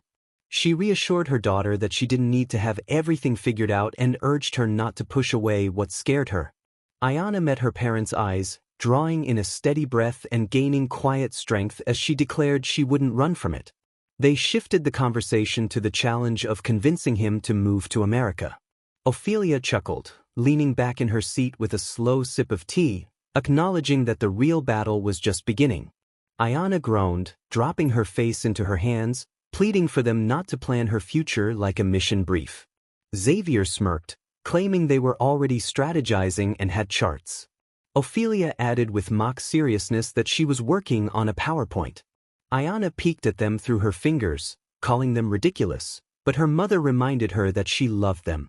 Ayana admitted it, smiling softly, even when they were the most embarrassing people alive. Xavier tapped a finger on the table, asking when they would get to meet him. Ayana pointed out that they technically already had, teasing that they had lectured and overseen a training simulation for her class the previous day. Ophelia blinked in surprise, while her father deadpanned that. With 14 boys in the class, it didn't narrow it down much. Ayana explained that since there were already 3 existing soulmate pairs in her class, it left only 11 boys. Ophelia tilted her head, trying to recall the boys from the previous day. She mentioned a tall one with green curls, Midoriya, who was with Uraraka. Xavier chimed in about a blonde one with lightning, definitely Kaminari, who practically vibrated when he talked and was with the girl with headphones. Ayana confirmed that was Jairu and Kaminari. Xavier ticked off another, recalling Kirishima, the redhead who was always with the pink one. Ayana smiled, confirming that was Mina, and they had been soul bonded since last year. Ophelia leaned forward, eager to continue. Ayana confirmed there were 11 boys left, one of whom was a very grumpy, loud, explosion-happy boy. Ophelia blinked, recalling that he was the one she had rushed to the medics during the final war. Ayana nodded silently, understanding how hard it had been for her mother to witness children her age fighting in a war. Xavier's expression shifted, his teasing edge dulling to something quieter and heavier as he looked at Ayana and then back at Ophelia. He asked if she meant the one who nearly burned his arm off but refused to sit out. Ophelia nodded, recalling how he kept limping back into the fray despite his injuries, driven by a fierce resolve. Ayana's heart tightened at the memory. Ophelia's gaze grew distant as she reflected on the battlefield, recalling how he had barked orders even while barely conscious.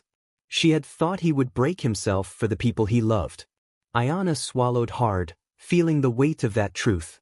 She listed other names: Tenya Ida, Shoto Todoroki, Fumikage Tokoyami, Ojiro Mashireo, Hitoshi Shinso, Koji Koda, Hantashiro, Minoru Mineta, Sato Rikido, and Shoji Mizo.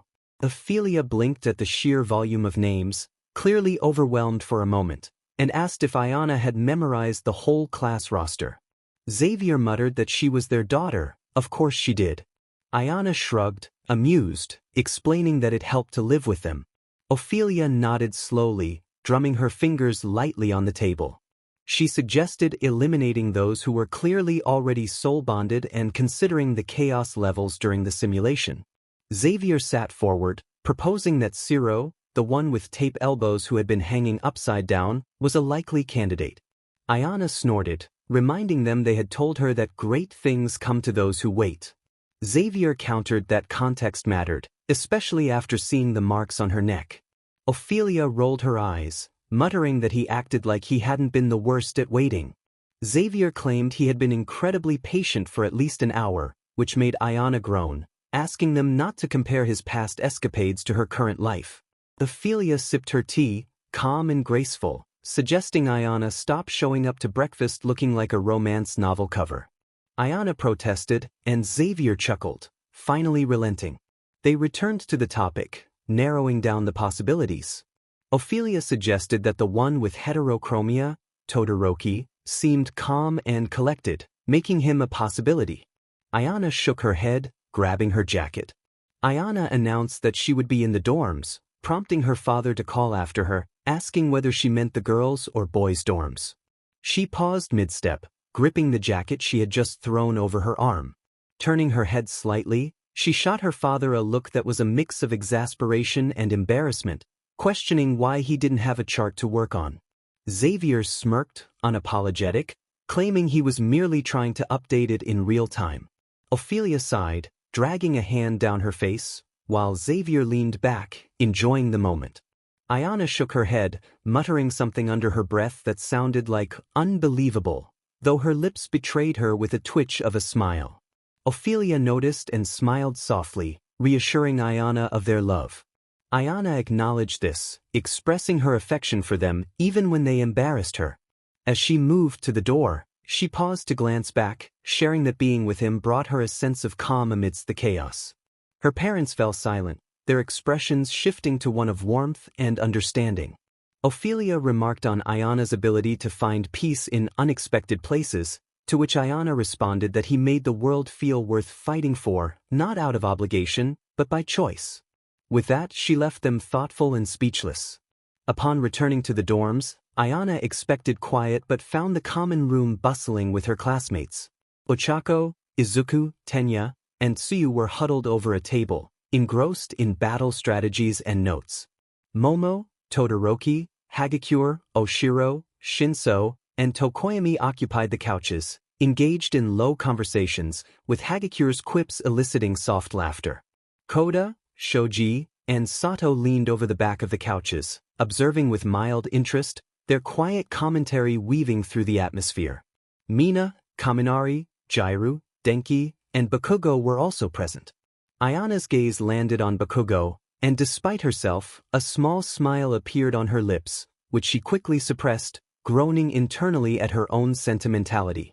She entered the room with practiced ease, drawing glances and sidelong looks. The last traces of a previous encounter had faded, and her hair did a decent job of concealing the marks left by Bakugo. As she walked further in, she felt Bakugo's gaze on her, a familiar weight that warmed her skin in unseen places. They had much to discuss, but that could wait. For now, she needed to manage the situation, as Mina was not one to be ignored for long. Sure enough, as Ayana approached the open armchair near Jairu, Mina's eyes remained fixed on her neck. Ayana rolled her eyes, knowing subtlety was not Mina's strong suit. She sat gracefully, draping an arm over the chair's side, trying to ignore the metaphorical spotlight on her. Jairu glanced up, raised an eyebrow, and wisely returned to her phone, avoiding involvement. Mina sweetly inquired whether they would discuss what she had seen that morning. Her voice, though not loud, carried across the room, prompting Jairu to smirk and Kaminari to perk up, eager for drama. Ayana shot Mina a long, withering look, firmly stating that they would not discuss it. Mina persisted, asking if they could talk about it just a little. Jairu pointed out that Mina wouldn't stop, and Ayana acknowledged this with a resigned mutter. Kaminari, ever opportunistic, inquired about what Mina had seen, to which Ayana quickly responded that it was nothing. Mina, however, beamed and insisted it was everything. Kaminari pressed for a definition of everything, and Ayana reiterated that it was nothing, raising her voice slightly. Jairu, still focused on her phone, casually mentioned neck stuff. Denki gasped, eyes widening as he realized it might be a hickey. Mina quickly covered his mouth, urging him to lower his voice. Ayana slumped in her chair, exasperated by her friend's antics.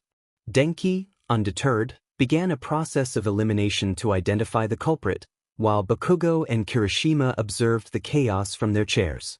Kirishima leaned toward Bakugo, checking in on him, but Bakugo remained silent, arms crossed and jaw tight, his eyes still on Ayana. Denki continued his investigation, narrowing down the suspects in the room, while Ayana lamented that they sounded just like her parents. Mina sang out that she had told Ayana her parents would notice, which led Ayana to drop her face into her hands, recalling the mortifying breakfast. When Mina eagerly asked if her parents had freaked out, Ayana revealed they had made a suspect board for who was leaving marks on her neck. Denki found this hilarious, while Ayana insisted it was mortifying. Mina pressed for more details, but Ayana deadpanned that she had gone from not having her first kiss to letting a stranger leave marks on her neck. Mina acknowledged the fairness of this statement, and Jairu agreed, prompting Ayana to express her frustration with her friends. Denki leaned in dramatically, emphasizing that she was not denying it was someone in the room, which only added to Ayana's exasperation. Denki lamented the state of the world, noting how both Bakugo and Ayana had changed, and Jairu remarked on the loss of their emotionally repressed icons to the power of hormones. The group continued to revel in the chaos, leaving Ayana to wonder how she had ended up in such a situation. Ayana remained frozen, unable to move as every nerve in her body buzzed from the kiss Bakugo had just given her messy, intense, and undeniably real. The room was still in chaos.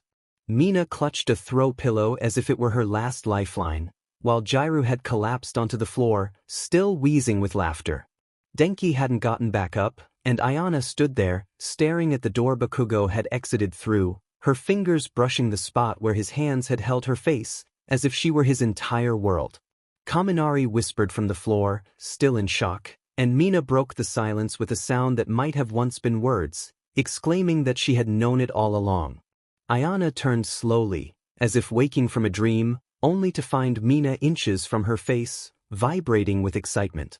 Jairu was hunched over the couch, still giggling, while Denki lay flat on his back, one hand over his heart as if he had just witnessed something miraculous. Kaminari, still on the floor, pointed out the marks Bakugo had left on Ayana's face and wrist, and Ayana blinked in surprise. Mina, almost reverently, insisted they were appreciating those marks, while Ayana protested that this wasn't an art gallery. Jairu chimed in, suggesting they had put on quite the exhibition. Ayana opened her mouth to respond but closed it again, her fingers drifting to her cheek where Bakugo's prints glowed faintly, undeniable evidence of their connection. A distant boom echoed from outside, prompting Ayana to lift her head. She noted that Bakugo was back to exploding things, and Kaminari remarked that it was essentially his love language. Suddenly, Ayana stood up abruptly, causing Mina to step back in anticipation.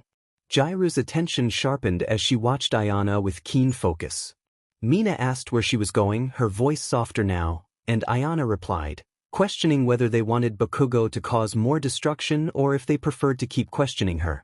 Mina was stunned into silence, and Jairu remarked that Ayana had made her point. Without waiting for a response, Ayana headed for the exit, weaving through the scattered furniture and her stunned classmates. Her hands were clenched at her sides, not from anger, but from the way her heart raced since Bakugo had kissed her. The hallway was quieter, but not by much. Another controlled boom rattled through the air, and Ayana quickened her pace, knowing exactly where he had gone. She pushed open the doors to the practice yard just as another small explosion lit up the far side of the field, sending a puff of smoke into the sky. Bakugo stood with his back to her, shoulders tense, hands sparking faintly at his sides. He didn't turn when she stepped outside, but she knew he heard her. The sparks at his fingertips pulsed once before fading, and his shoulders rose with a slow breath, taut with restraint. Ayana asked if he felt better now, her voice calm but edged with something deeper. Bakugo muttered that he didn't, still feeling like punching something. She stepped closer, suggesting that Mineta was still available, which earned a small huff from him, almost a laugh. As she approached, she could feel the heat radiating from him. She stopped a few feet behind him, her voice softer now, telling him he didn't have to act that way. Bakugo's hands curled into fists, but he didn't ignite them this time. He insisted he had to, and when she asked why, he finally turned to face her. The look on his face made her breath catch. He wasn't furious or smug, but rather wrecked, still burning for her. His eyes held a storm of frustration, fear, and tenderness, something deeper than she had expected. Ayana took a step forward, her breath quickening, but she didn't look away. His gaze was intense, as if trying to pull her closer or push her away.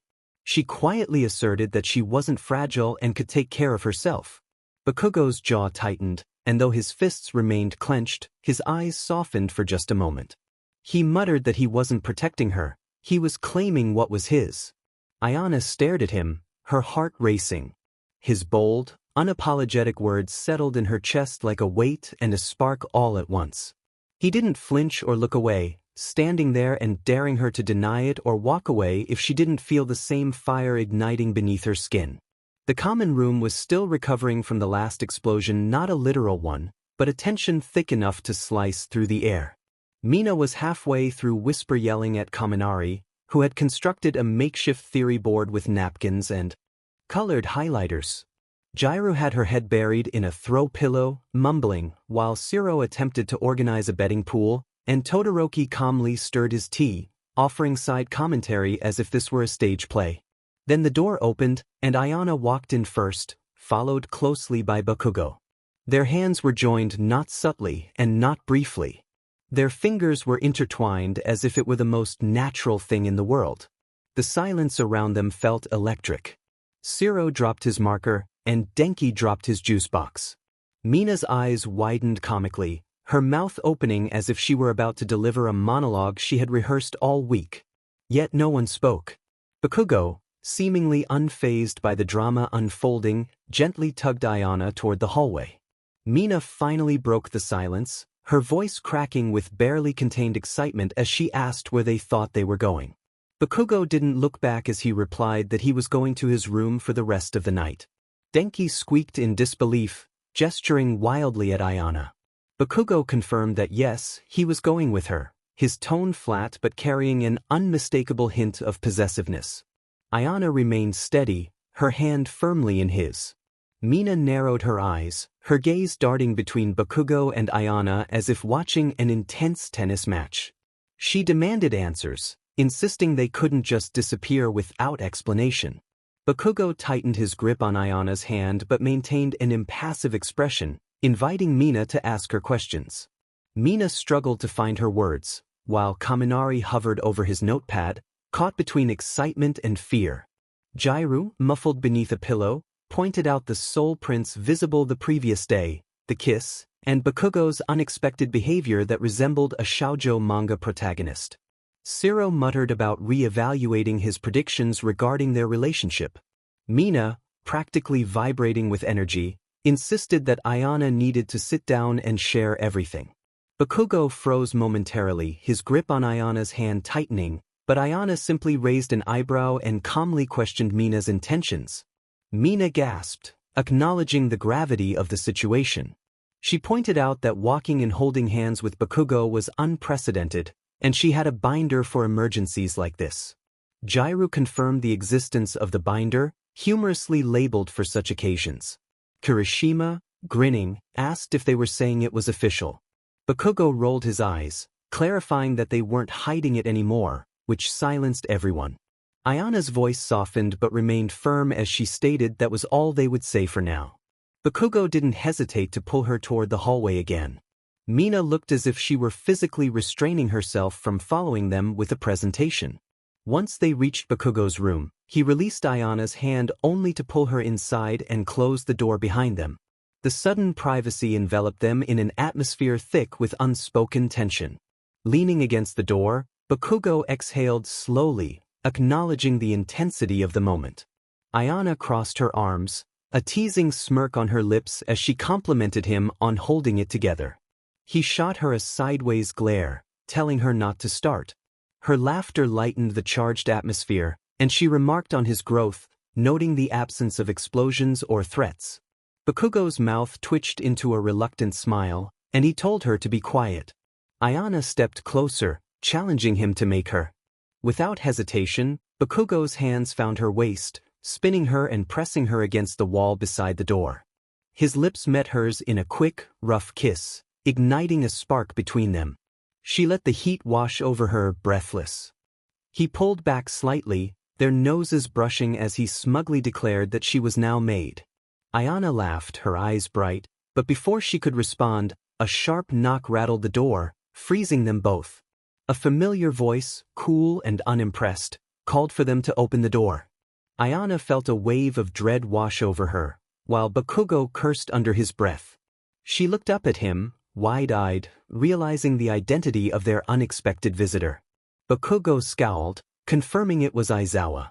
Another knock followed, sharper and more insistent, with Aizawa stating he could hear them breathing. Ayana groaned and leaned her forehead against Bakugo's chest, lamenting their predicament. Bakugo dryly remarked that this was just their life now. He stepped back, took a breath, and opened the door. Aizawa stood in the hallway, his expression one of tired exasperation. He glanced between them, asking if they were done. Ayana opened her mouth but wisely chose to remain silent. Bakugo crossed his arms, asking for clarification on what done meant. Aizawa blinked, visibly restraining himself. He explained that he had planned to wait until morning to address the situation, but given their public display and the campus-wide betting ring that had formed, they would be accelerating the next phase of training. He announced that Ayana and Bakugo would be paired for the upcoming max output Quirk test.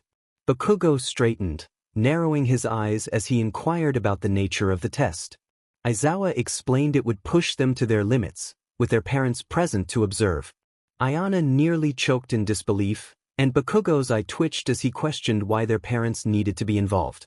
Aizawa turned to leave, stating that if they were going to test the maximum threshold of soulmate resonance between two high-risk combatants, it would be done under supervision. He added that they would also participate in a synergy training exercise with other bonded pairs, which he would not be leading. Ayana sighed, realizing that her parents would likely take charge of that. Without looking back, Aizawa instructed them to be in the field as Ayana woke to silence. It wasn't the soft hum of Bakugo's breathing or the warmth of his hand across her stomach. It was an unsettling silence, the kind that felt like something was missing. Her room was dim, illuminated by the cool gray of early morning light. Everything appeared as it should. Her uniform hung neatly on the back of her chair, her boots lined up beneath it, and her cloak rested across the foot of the bed. Yet, something felt off. The space beside her was too cold, too still, too empty. She blinked slowly, adjusting to the stillness and the absence of warmth, weight, and another heartbeat close enough to sync with her own. Her mind didn't immediately drift to the max output test, her parents' expectant gazes, or Aizawa's stern warning from the night before. It was him. The space beside her wasn't supposed to be empty. Not anymore. Ayana let her eyes fall shut for a moment longer, breathing deeply. The familiar scent of lavender and linen lingered in the air, but beneath it was the sharp musk of ash and citrus, his scent. She hadn't meant to memorize it after just one night, but it had stayed with her. She had left before he could persuade her to stay. He had asked if she was sure, his voice low and rough, his thumb brushing her wrist. He had told her she didn't have to go, but she had needed to. To breathe, to think, to feel her own heartbeat without his echoing through her chest. Now it felt wrong. Instinctively, she reached for the place where his hand had rested, fingers curling against her stomach as if he were holding something fragile. Her hand drifted higher to her collarbone. The soul print had faded, but her skin still remembered the shape of him. It wasn't fear or regret, just a faint, nagging discomfort in her chest, like waking up and realizing something important was missing. She sat up slowly, rubbed the sleep from her eyes, and exhaled. Determined, she stood and stepped into her hero suit with steady hands. The black and violet fabric felt weightless and sharp against her skin. The drape of her cloak whispered behind her as she secured the belt at her waist. Last came her gloves, tight and familiar, the final barrier between her and the world. Her reflection in the mirror stared back at her clear-eyed, calm and collected. But beneath that calm, her pulse betrayed her. She was ready, but she wasn't used to wanting someone beside her when it mattered. Mina popped her head out of her room the moment she heard Ayana's boots on the tile. She greeted Ayana with a cheerful tone, already dressed and radiating excitement. Ayana gave her a flat look as she adjusted her hero suit belt, admitting she hadn't slept well. Mina continued, teasingly asking if Ayana had stayed with Bakugo. Ayana hesitated, adjusting the strap on her gauntlet instead. She eventually confirmed that she hadn't. Mina went on about how she was practically a zombie without Aijuru beside her, claiming it was scientifically proven that no cuddles meant no REM cycles. Ayana snorted softly, correcting her about how REM worked. Mina then reminded Ayana about the soulmate bond just as a door slammed shut, prompting Ayana to suppress a smile. Only he would slam doors this early in the morning. Ayana didn't need to turn around to know it was him. The energy shift was immediate, sharp and hot, crawling across her skin like static before a storm. Her fingers twitched. Mina raised an eyebrow, noticing Ayana's reaction. Ayana murmured for her to be quiet, though her tone lacked any real annoyance. Bakugo passed them without a word, his presence commanding yet silent. He looked at her for just a second, igniting the air between them before he was gone. Ayana exhaled slowly, and Mina opened her mouth to say something, but Ayana interrupted, stating she was heading to Gym Gamma. Mina called after her, playfully commenting on how they were the perfect pair full of smolder and silent chaos. Ayana rolled her eyes but didn't slow her pace. They moved through the corridors side by side, the hum of overhead lights and the distant thrum of Gym Gamma growing louder with each step. Ayana flexed her fingers inside her gloves, feeling the familiar prickle of nervous energy building in her chest. She wasn't afraid of the test, she was afraid of what might crack open because of it. Mina seemed to sense the shift in her mood, softening her tone as she reassured Ayana that she had this, regardless of expectations or who was watching. Ayana nodded once, quiet and grounded. The doors to the training arena loomed ahead, already open, light spilling out in sharp, sterile strips. She could feel the presence of her classmates, her parents, and him on the other side. Ayana stepped through first, and every head turned. The class stood behind the reinforced observation barrier as Bakugo entered the field with an air of confidence. He moved with purpose, each step sharp and steady, like warning shots against the ground. Ayana stood with her arms crossed, hood down, cloak still fastened but drawn behind her shoulders. From this close, she could see the way his shoulders rolled back loose yet coiled, his fingers flexing just once before his palms sparked to life. The simulation field was still smoldering when Ayana stepped off the platform. She didn't stumble or sway, her legs buzzed with energy that hadn't quite settled. Her cloak fluttered behind her in the heated breeze of her own making, the scent of ozone and scorched earth lingering in the air. Bakugo was the first person she looked at. He didn't move or blink, just stared at her, as if still processing what had just happened. Then Kaminari broke the silence, exclaiming in disbelief about her performance, while Mina practically launched herself into Ayana's space, declaring it was pure chaos magic. Todoroki, still sounding vaguely stunned, clarified that Ayana had redirected energy through the floor. Jairu crossed her arms, impressed, noting that Ayana had redirected both heat and kinetic force simultaneously. Ayana gave a tired half-shrug, admitting that it usually wasn't possible. Mina insisted that wasn't an answer, clearly overwhelmed by the spectacle. Ayana had just cracked the arena in half and walked away as if it were an ordinary day. Kaminari's comment about Aizawa calling Ayana by a different name halted the conversation. Everyone turned to him, blinking slowly as he processed his own words. Ayana felt a chill run through her. Mina's head whipped around in surprise. A different name? Bakugo narrowed his eyes, confused.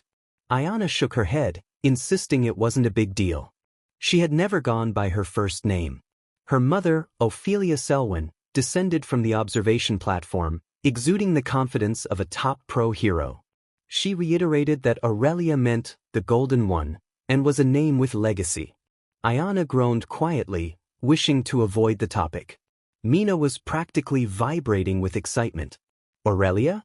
Your name is Ayana Selwyn. Ayana muttered that it was technically true, but she had never used it. Jairu tilted her head, questioning if Ayana's file that read A. Selwyn was just an embellishment. Ayana sighed, confirming that those were indeed her initials, but she simply didn't use her first name. Kaminari, still shocked, wondered why she wouldn't embrace such a dramatic. Ayana crossed her arms, explaining that was precisely why she avoided it. Ophelia smiled knowingly, revealing that Ayana had always preferred her middle name, claiming that Aurelia sounded like a name meant for someone sipping tea in grand hallways. Ciro chimed in, agreeing with her mother. Mina exclaimed that it was such a princess name. Bakugo, deep in thought, quietly noted that Ayana hadn't shared this with him either. She met his gaze, admitting she hadn't gotten that far yet. The classmates fell into an awkward silence, the kind that buzzed with intimacy, now exposed. Bakugo nodded, as if he understood without needing further explanation. Xavier's calm voice broke the tension, remarking on the commotion a name could cause. He descended with a confident air, his eyes calculating as they flicked between Ayana and Bakugo. Ayana muttered her annoyance at the situation. Ophelia smirked, assuring her she would get over it. Kaminari, still processing, asked if her full name was Aurelia Ayana Selwyn. Aizawa's dry voice interrupted, instructing them to focus on the Soulmate synergy training. At his command, everyone scattered like a lit fuse. Jairu nudged Kaminari toward the exit, wondering if they would have to do trust falls, to which he nervously replied that he might drop her. Kirishima mock saluted Mina as she dragged him along, claiming they already cuddled like champions. Ayana called after them, but Mina just winked, leaving her and Bakugo behind once more. Bakugo watched the others leave before turning to her, raising an eyebrow and asking if she was okay. Ayana hesitated, not out of uncertainty but because the bond humming beneath her skin felt louder and sharper now. She admitted it would take some getting used to, asking him if he felt the same. Bakugo glanced at his hand, flexing his fingers as if he could still feel her energy. He finally responded that it was weird. Ayana gave him a sideways look, questioning if that was all he had to say. He shrugged, clarifying it was not bad weird, just different, like having a second engine running. She exhaled, a small smile forming. After the simulation, Ayana remained silent during the walk back, lost in her thoughts as her classmates joked and ranked their synergy moves. The hum in her skin lingered, her hands still tingling where Bakugo had touched them. He hadn't let go since the doors closed, and she hadn't asked him to. Once they reached the dorms, the class scattered, some heading to the showers and others to the kitchen. Todoroki gave her a long look before disappearing upstairs, as if trying to comprehend the changes. Bakugo simply tilted his chin toward the rooftop door at the end of the hall, and Ayana followed him outside. The evening air was cold against her skin, but it felt real. The rooftop was empty, bathed in twilight blue and streaks of pink from the setting sun. Bakugo broke the silence, asking if she was okay. His tone was neither casual nor soft, but it was genuine. Ayana let her fingers drag against the railing before answering that she didn't know. Bakugo grunted, asking if it was that bad. She clarified that it wasn't bad, just honest. He didn't press further, standing beside her with his hands resting on the rail, close but not touching. The wind tousled his hair, and his scent lingered nearby. After a moment, Ayana spoke about feeling everything when he grabbed her hand, as if she could anticipate his movements.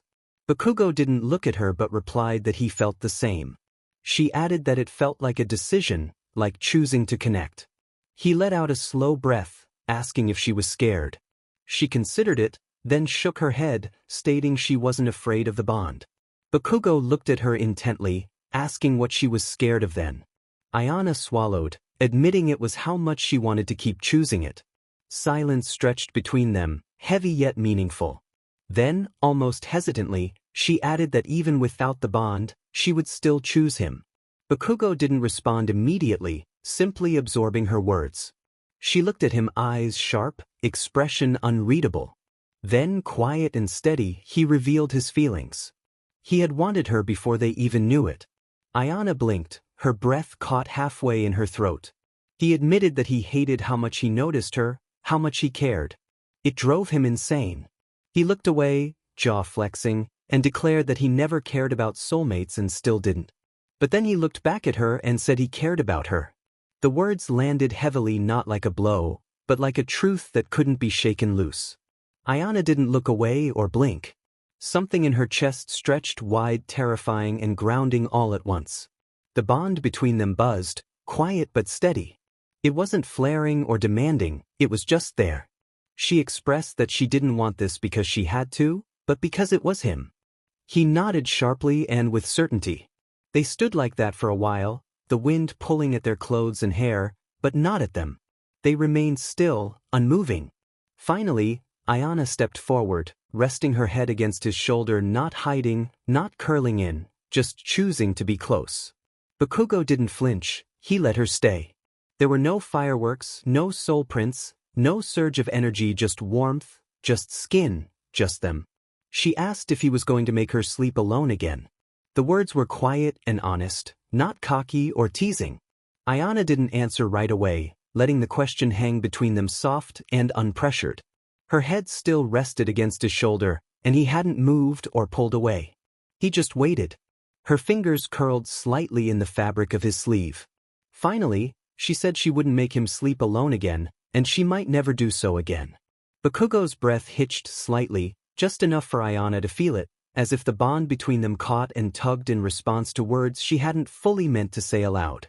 He didn't answer right away. He didn't ruin the moment with a joke or a smirk. He just stood there, still as stone, letting the meaning settle. His hand lifted slowly, fingers brushing her arm and trailing down to her hand. He didn't lace their fingers together. He just held them there, palm to palm, bare skin against bare skin. A soul print bloomed, soft, warm, small, and subtle. It wasn't a flare of power, it was proof that it didn't need to be loud to be real. When Bakugo spoke again, his voice was low and rough, inviting her to come with him. There was no pressure, just an invitation. Ayana went with him, slipping quietly back into the dorm. The stairs with no need to explain themselves. The rhythm of their steps was close enough for the silence to mean more than words. When they reached his room, he opened the door and waited, not out of hesitation, but respect. Choice had always mattered. Ayana stepped inside, and Bakugo followed. Neither rushed. They didn't speak as she set her gauntlets carefully on his desk or when he grabbed a clean shirt and tossed it to her without a word. She caught it midair, arched a brow, and he shrugged, explaining that she hadn't looked comfortable sleeping in her party clothes the other night and that he liked seeing her in his clothes. Ayana didn't blush, but something in her chest twisted warm and sharp. She rolled her eyes, lips twitching, and called him ridiculous. Bakugo stepped closer, not touching her but close enough that she could feel his heat again, steady and familiar. He remarked that she was still wearing it. Ayana looked down at the shirt in her hands, soft, worn, and smelling like him. She asked if he was going to watch her change or if he would turn around. Bakugo's eyes met hers, and he stated that he would see her naked eventually. She raised a brow, pointing out that eventually and right now were two different things. Bakugo held her gaze for a moment before letting out a slow, amused huff and turning around, facing the wall as if it physically pained him to do so.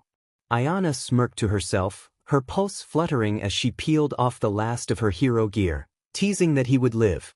Behind him, Bakugo muttered something that sounded like, barely. She slipped the shirt over her head. It was soft, oversized, and somehow already warm. It clung lightly to her thighs, the sleeves brushing her hands, smelling like ash and clean cotton and something distinctly him. It felt like comfort, like claiming something without saying it aloud. When she finally told him he could look, Bakugo turned and, for once, didn't say anything. He just stared, not with hunger or arrogance, but with a quiet, reverent intensity that made Ayana shift on her feet, suddenly more aware of how exposed she felt in the safety of that t-shirt than she ever had in full armor. She pointed out that he was staring, and he confirmed that he was. He stepped toward her, slow and deliberate, not cornering her, just close enough that the space between them felt warm again. Bakugo reached up, brushing a thumb gently against the curve of her jaw, softly stating that he would never get used to her. Ayana's breath caught, but she didn't pull away. Instead, she leaned in, pressing a gentle kiss to the inside of his wrist, the place where soul prints always lit first. She whispered that she didn't want him to get used to her. Bakugo's arms slid around her, pulling her in as they sank onto the bed, slow and sure. There was no rush, no expectations, just gravity. When they lay down, curled close beneath the blanket, there were no soul prints, no sparks, just warmth, just skin, just them. And it was enough. Ayana lay with her head tucked under his chin, her hand resting just over his heart. She could feel it steady and slow beneath her palm. It wasn't just a heartbeat, it was something grounding, anchoring. Bakugo hadn't said much since they settled in, but he hadn't let go of her either. His fingertips moved slowly along her back, tracing faint lines into her skin, not trying to start anything, just there, present. They lay in the quiet for a while, the kind that didn't ask anything from them. Eventually, Ayana's voice came, soft and small, noting that he was warm. Bakugo laughed quietly, explaining that it was a perk of being explosive. She smiled against his chest, saying it might be her favorite perk. There was a pause, the kind that didn't need filling until it did. After a beat, she expressed that it wasn't just that, it was him. He made everything feel less sharp, even when she wasn't saying it out loud. Bakugo's hand stilled for a moment, then tightened gently at her back. He told her she didn't have to say it out loud. She insisted that she wanted to, not wanting him to guess anymore. He was quiet for a long moment before asking if she was scared it was going to change. Ayana didn't move, clarifying that it wasn't the bond she was worried about. Us. Another stretch of silence followed. She whispered that she kept waiting for something to happen, something that would make this feel like a dream she would wake from. But it never came, he was just still there. Bakugo shifted slightly to meet her gaze. He assured her that he wasn't going anywhere. She smiled, a small and fragile expression. She admitted that she didn't think she would feel this way again. Like what? He asked, frowning slightly. Safe. He paused for a moment before leaning down to press a gentle kiss into her hair. You are, he said, allowing his words to settle around her. He added quietly and sincerely that even if their bond disappeared tomorrow, he would still keep her close, just like this. Ayana took her time to respond, resting her hand over his heart. Then, with a voice full of something soft and real, she expressed that she would still choose him. Bakugo felt her hand rise and fall against his chest. He confessed that she was the one thing he didn't think he deserved. And you're the one thing I didn't know I needed, she said softly. He didn't argue or try to change anything. He simply held her tighter, allowing her to drift off to sleep in a comforting silence that felt unearned. Chapter 37. Ayana woke to the scent of ash and cotton. Warmth enveloped her, familiar and steady. One arm was around her waist, the other tucked beneath her pillow. His breathing was slow and even against the back of her neck, each exhale a quiet promise that he was still there. The early light filtered through the curtains, casting a soft golden hue across the room. It blurred the edges of everything: the cluttered desk, the discarded boots, and the way their shadows intertwined beneath the blanket. She didn't want to move. The soul print on her wrist had faded during the night, but the warmth lingered like a memory, as if the space between their skin still remembered even after the light was gone. Bakugo shifted slightly behind her, his thumb tracing gentle circles against her hip. Awake? He mumbled, his voice still rough from sleep. Barely, she replied, humming softly. Good, he muttered, means I'm not dreaming. She smiled into the pillow, eyes still closed, and asked if he often dreamed about her. Only when I want to wake up annoyed that I'm not next. To you, he replied. Ayana snorted softly, and he pulled her in tighter, as if her laughter settled something in his chest. They remained in silence for a while, but it wasn't thick or heavy, it was soft and slow, like the pause after a song that hasn't quite finished echoing. Then Bakugo leaned down and pressed a kiss to her shoulder, warm and unhurried. "I could get used to this," he said against her skin. She tilted her head back slightly to meet his gaze over her shoulder. "You already have." The smile he gave her, crooked, barely there, but genuine, was the kind she wanted to wake up to every day. Bakugo's thumb slid beneath the hem of her borrowed shirt, tracing shapes into the skin just above her hip. It wasn't suggestive or coaxing, it was just his way of reminding himself that she was real. Ayana turned in his arms, settling onto her back to look at him. His hair was a mess worse than usual and his eyes were still half-lidded with sleep, but the weight of his gaze was steady. She brushed a piece of hair off his forehead and teased him about his bedhead. "Shut up," he muttered, catching her wrist gently. "You're the one who hogged the blanket." "I did not." "You did," he insisted, his voice a gravelly whisper. "And you talk in your sleep." Ayana blinked in disbelief. "Liar," she said. Bakugo smirked just a little, revealing that she had said his name twice. Her heart raced at the thought. In what context? He didn't elaborate, only said that it was as if she were looking for him. Ayana felt her cheeks warm, but she held his gaze. "Did you answer?" He leaned in closer, his voice low and ending. "Of course I did." She let out a soft breath, stunned.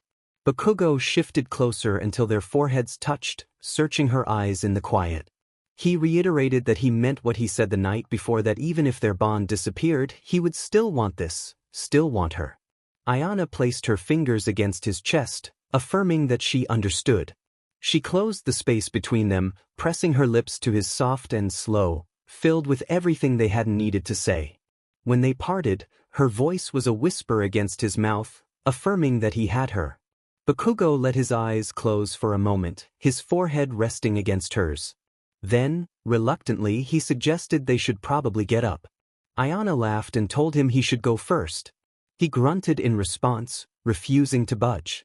Neither of them moved, and neither of them minded. Eventually, the warmth began to fade, not in a bad way, but in a way that reminded them the real world was waiting. Uniforms needed to be put on, and someone downstairs was likely burning toast or arguing over the shower schedule. Ayana sighed and opened one eye, acknowledging that she really did have to go. Bakugo tightened his arm around her waist, keeping her right where she was. "Nope," he said. "Bakugo." "Nope." She twisted to look up at him, asking if he planned to hold her hostage until homeroom. He buried his face in her shoulder and grumbled that it sounded like a solid strategy. She laughed, brushing her fingers through his unruly hair, calling him ridiculous. "You're warm," he replied. "I'll be back in about 30 minutes. "Too long." Ayana shook her head, a smile tugging at her lips. "You're clingy in the mornings." Bakugo didn't deny it. "Because you're going to go over there," he said, his voice low and sulking, "and Mina's going to interrogate you. Kaminari's going to make a scene, and you're going to be flustered and cute, and I won't be there to see it." Ayana blinked, surprised. "Are you jealous of the chaos?" He pulled back just enough to narrow his eyes at her. "I'm jealous of anything that gets more of your time than me." Her breath caught in her throat. Just like that, the teasing softened. Ayana leaned forward, pressing a kiss to his cheek and then the corner of his mouth. "You're getting all of it," she assured him, "just as soon as I get my toothbrush." Bakugo huffed, as if that were the greatest tragedy he had ever heard.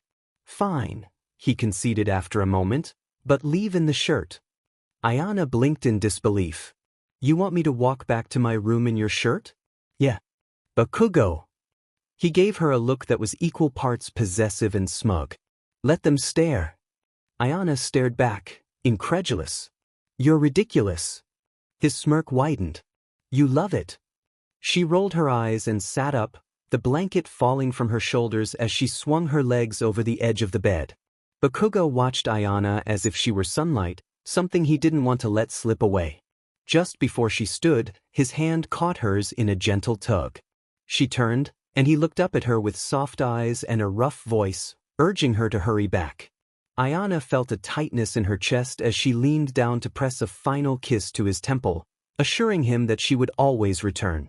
As she padded barefoot out of his room, her shirt rumpled and hair a mess, Bakugo watched the door as if it had taken something precious from him. He would never admit it, but mornings felt infinitely better with her in them. Ayana cracked Bakugo's door open slowly, peeking into the hallway like a fugitive. There were no sounds, no footsteps, no chaos. She stepped out barefoot, tugging the hem of Bakugo's t-shirt lower on her thighs. The door clicked shut behind her, and she let out a breath of relief. Just then, another door opened across the hall. Mina stepped out of Kirishima's room, her hoodie half-zipped, hair a chaotic mess of curls and sleep. They locked eyes and froze, mouths agape, before their gazes dropped to bare legs, stolen shirts, and the unmistakable soul marks faintly glowing on their wrists. Ayana opened her mouth to speak, but Mina beat her to it, exclaiming in disbelief. Ayana groaned, urging her not to start. Mina pointed out that Ayana had left Bakugo's room wearing his shirt, while Ayana pointed out that Mina had left Kirishima's room in his hoodie. They both squinted at each other before exclaiming in unison that they were definitely not discussing this in the hallway. Mina nodded, dazed, suggesting they go inside immediately, preferably with coffee and maybe a holy relic. Ayana turned, still trying to sneak back into her dorm, and promised a 5-minute grace PRD to brush her teeth before she was all hers. Mina insisted on every detail, and Ayana shot her a look, reminding her that they had 30 minutes before a displeased Bakugo would come looking for her. Mina declared she could make that work, and they stared at each other, two soul-marked disasters in oversized boy clothes, before bursting into stifled laughter and disappearing into their respective dorms. Once behind her door, Ayana leaned against the wood and exhaled, realizing she was in deep trouble, yet she wouldn't change a thing. Ayana had just finished brushing the last tangle out of her hair when the pounding at her door began. She opened it to find Bakugo looking unimpressed, reminding her that she had said 30 minutes. Ayana checked her phone and noted it had been 34. Bakugo narrowed his eyes, emphasizing his point. Behind her, Mina was sprawled on her bed with a mug of sweet coffee, her face buried in a pillow to muffle her scream.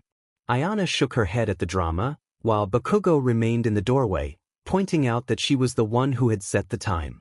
Mina groaned from her bed, lifting her head to glare at Bakugo, claiming he was ruining their sacred post-soulmate gossip hour. Bakugo flatly stated that Ayana was his, prompting her to raise an eyebrow and comment on his possessiveness. He smirked, suggesting she liked it, to which she muttered her reluctant agreement as she slipped her bag over her shoulder. Mina made a strangled sound, pleading with Ayana not to leave her alone with her feelings. Ayana called back that Mina would survive as Bakugo tugged her down the hallway. Mina accused him of stealing her, but Bakugo retorted that Ayana had never belonged to her in the first place. Ayana rolled her eyes but didn't pull away, noting that he could have let her leave with some dignity.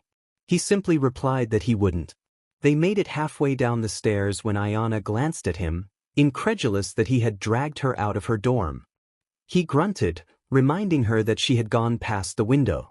She insisted it had only been 4 minutes, but he countered that it was 4 minutes of her giggling with Mina while he had been waiting.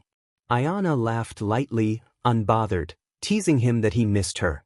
Bakugo didn't respond, but his grip on her hand tightened slightly. Outside, the morning light was crisp, and the path to the main building was dotted with students still waking up. A breeze tugged at Ayana's hair, and she instinctively reached to smooth it, only for Bakugo to brush a stray curl behind her ear. She blinked at him, surprised by the gesture. He muttered that it had been in her face, and she smiled, teasing him that he was soft in the mornings. He scowled, warning her that if she said that again he would drop her off a rooftop. She continued to tease him, and he kissed her mid-sentence, quick and quiet, leaving her momentarily stunned. When he pulled back, his smirk was lazy and satisfied. Ayana blinked up at him, feeling her lips tingle. He claimed she had been talking too much, and she narrowed her eyes, pointing out that he liked it when she talked. He didn't flinch, stating he preferred it when she shut up and kissed him. As they reached the school steps, Ayana scoffed, elbowing him lightly. He tightened his grip on her hand, making the soul mark on her palm prickle. She deadpanned that he was comfortable, like sleeping on a space heater with unresolved aggression, which made him laugh. He warned her that if she kept talking like that, he would make her quiet again. They pushed through the front doors of the school just as a few stragglers were heading toward class. Conversations dipped and eyes followed them. Bakugo's jaw ticked, but Ayana didn't stop walking. She curled her fingers tighter in his. She murmured that they had already caused a stir, so people would talk regardless. He clicked his tongue, and she playfully asked if he was going to kiss her again, but he didn't take the bait, glancing down at her with an unreadable expression. When he stopped walking, he looked at her as if she were the only thing that mattered. He assured her that it wouldn't stop him, and then, with the hallway buzzing around them, he let go of her hand only to rest it at the small of her back as they entered Class 3. No words were spoken, but everyone noticed, and nobody said a thing yet.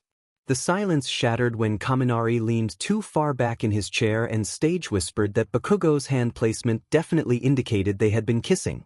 Ayana didn't miss a beat, warning him that if he kept talking, she would show him what a soulmates have been sparring elbow to the ribs felt like.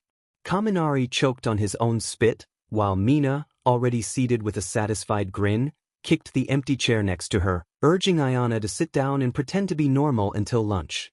Bakugo didn't let go of Ayana until she was seated.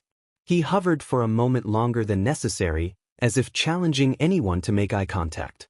Bakugo finally took his seat, arms crossed and eyes fixed forward, acting as if nothing had changed, despite half the class glancing between him and Ayana as if it were a live broadcast. Ida cleared his throat loudly, attempting to regain control. He insisted that they maintain a standard of decorum, reminding everyone that this was still a learning environment. Siro whispered to his neighbor that he was learning Bakugo had a type. Ayana looked up from her notebook with an unimpressed expression and remarked that it was simply breathing. Mina muffled a laugh behind her hand, while Kaminari lost it entirely.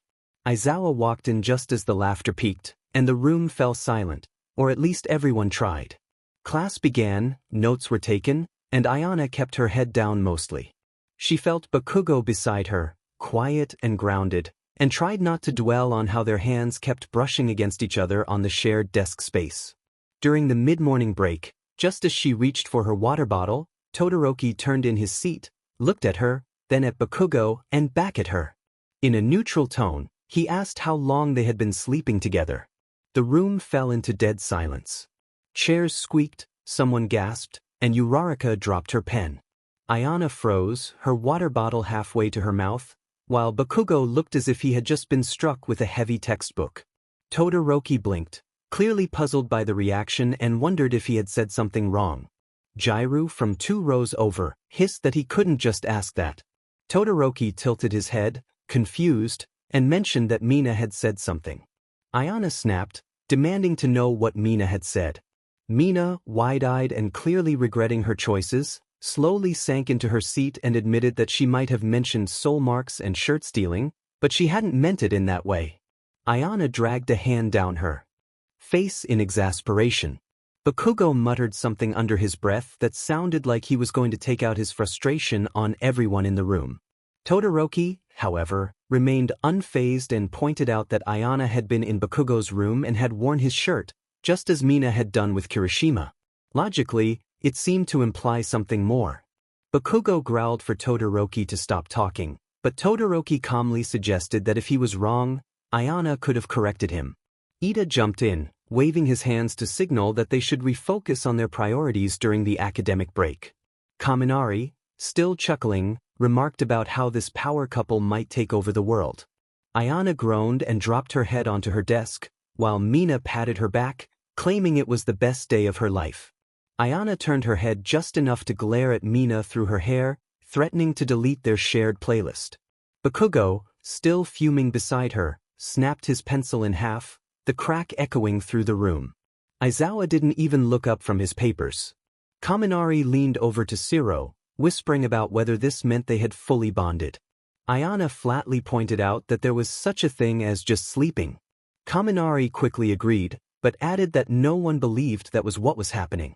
Bakugo growled under his breath, a sound that made chairs subtly shift away from him. Todoroki blinked and stated that he believed it. Everyone turned to him, and Ayana, in disbelief, asked if he really did. He nodded, calm as ever, explaining that Bakugo had control issues and wouldn't rush something so important. There was a pause before Mina clapped her hands over her mouth to stifle a squeal, exclaiming that it was the most romantic thing she had ever heard, even if he hadn't meant it. Aizawa chose that moment to glance up at the class, his expression indicating he was done with their distractions. He announced that they would be moving the lesson to Gym Gamma since everyone seemed too distracted to focus. A collective groan rippled through the room as Aizawa informed them that today, everyone would be going solo. The air buzzed with anticipation as they entered Gym Gamma, which smelled of ozone and potential energy. The atmosphere was charged as pairs lined up across the floor, each soulmate duo splitting for solo drills, making it clear that today was about proving individual strength. Ayana rolled her shoulders back, her boots echoing on the reinforced floor as she took her place on one side of the sparring zone. She could feel Bakugo's presence before she saw him, striding confidently to the opposite end. They locked eyes across the mat, and the tension felt electric, as if they were standing at the center of a fuse. With a raised brow, Ayana challenged him, questioning why he couldn't face anyone else. Aizawa, without looking up, stated that they were the only two he trusted not to harm each other. Kaminari snorted, calling that optimistic. Bakugo cracked his neck, asserting that Aizawa knew he would win. Ayana scoffed, her hands sparking with a violet glow, declaring that he wouldn't. Bakugo smiled, not soft or smug, but sharp, as if he relished the challenge. He urged her to make him lose. Ayana stepped forward, her pulse quickening. For the first time since their bond ignited, she wasn't meeting him as his soulmate, she was meeting him as his equal, ready to prove herself. There was no whistle, no countdown, just a breath, and then the world exploded. Ayana moved first, or perhaps it was Bakugo, it didn't matter. They collided at the center of the mat with a rush of heat and pressure. Her palms crackled with violet energy, while his gauntlets hissed as they released steam. She urged him not to hold back as she ducked under an arc of flame. Bakugo grinned, declaring he wasn't planning to. He charged at her fiercely, explosions erupting from his boots as he executed a low feint that she barely caught. Their powers clashed midair, the impact rattling the walls, while students backed away, and Aizawa remained unfazed. They weren't fighting like soulmates, they were fighting like equals, like rivals, as if they had been waiting for this moment. Ayana ducked low, narrowly avoiding a blast that scorched the air above her head, sliding under Bakugo's next swing as if it had been choreographed, though it wasn't. Nothing about this was planned. They were simply in sync, even while trying to outmaneuver each other. Ayana twisted and launched a force wave straight at Bakugo's legs. He countered mid-air with an angled detonation, flipping out of reach and landing behind her. But she was already turning, energy coiled in her palm. Bakugo caught her wrist mid-swing, but the surge of energy nearly sent them both stumbling. Heat and energy surged, and for a split second, their quirks harmonized with a low, vibrating hum that made everyone watching flinch. Aizawa narrowed his eyes and warned them not to activate the bond, reminding them that this was solo sparring. Bakugo hissed through his teeth and let go first, while Ayana stepped back, her chest heaving and sparks crackling up her arm like static. Aizawa, more annoyed than alarmed, told them to stop syncing up. Ayana snapped back that they were trying, while Bakugo snorted and pointed out that she was the one who lit up.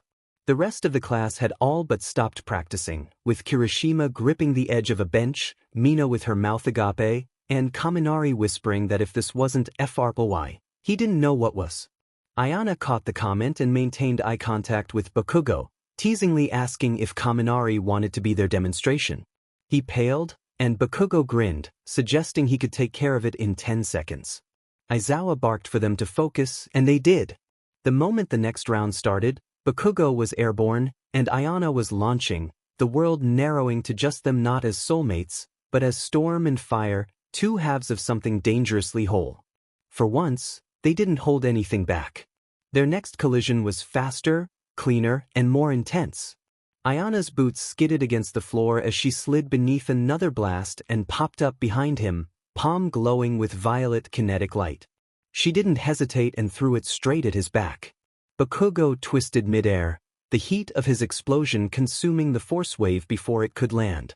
His counterstrike was immediate and precise, aimed for her shoulder. She blocked it, sparks crackling between them, their faces inches apart, breaths sharp. Ayana panted that he was getting predictable, while he smirked and claimed she liked when he got close. Her eyes flashed as she declared she liked winning. She ducked under his arm and swept his legs, but Bakugo caught himself with a palm blast, flipping backward and landing in a low crouch. He challenged her to hit harder, and she sweetly assured him she was just getting started.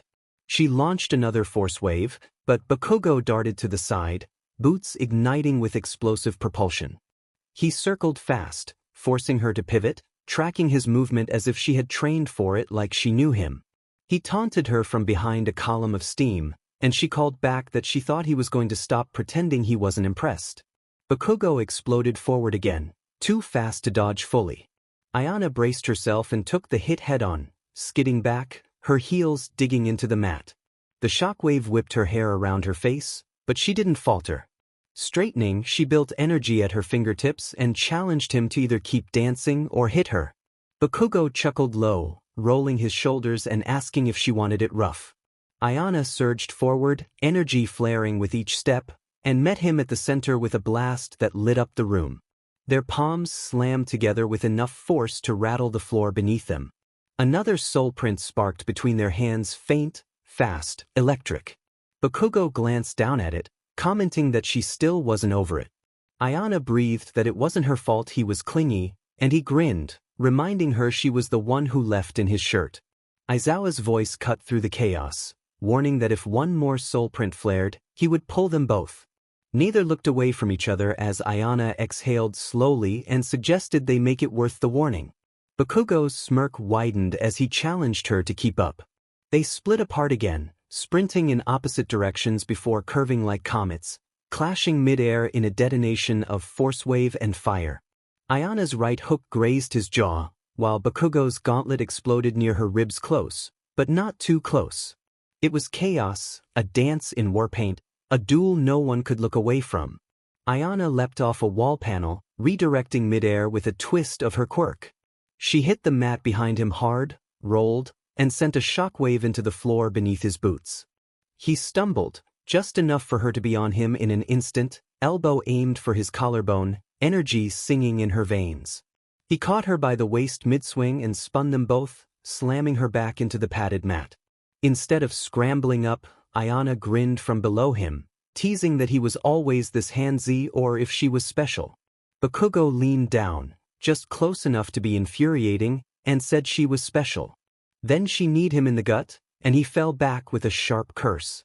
Ayana flipped back onto her feet, hair wild and eyes glowing, teasing him not to flirt if he couldn't multitask. He growled, bracing himself, and asked if she thought that was flirting. Ayana stepped forward, lightning dancing between her fingers like a challenge, daring him to try harder. He did, smiling like a fuse had finally been lit. Bakugo lunged again, a rolling wave of fire behind him as he twisted midair. Ayana met him head-on, launching herself upward with a kinetic blast that turned the air between them into a crackling vortex.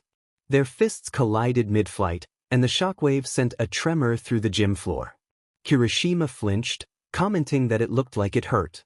Jaira muttered that she felt it in her teeth, while Uraraka expressed uncertainty about whether she was concerned or impressed. Mina sighed dreamily, suggesting they were going to fall in love harder, while Kaminari whispered that this was just soulmate language in fists. Back on the mat, Ayana twisted out of Bakugo's reach and landed a heavy palm against his side, a burst of pressure sending him flying into the safety barrier. The crowd collectively winced as Bakugo hit the wall, slid down, and wiped blood from the corner of his mouth before grinning and calling it hot. Ayana, panting, flicked a spark from her palm and challenged him to tell her something she didn't know. Bakugo launched again, shoulder first. Ayana jumped, flipped, and kicked off his back midair, rebounding across the gym like a firework. They spun through the space in mirrored arcs, fire chasing energy, energy circling fire. It was brutal, beautiful, and too fast to follow. Aizawa finally sighed loudly, noting that they weren't listening. Present Mike, observing from above, half laughed and half horrified, remarked that they never did.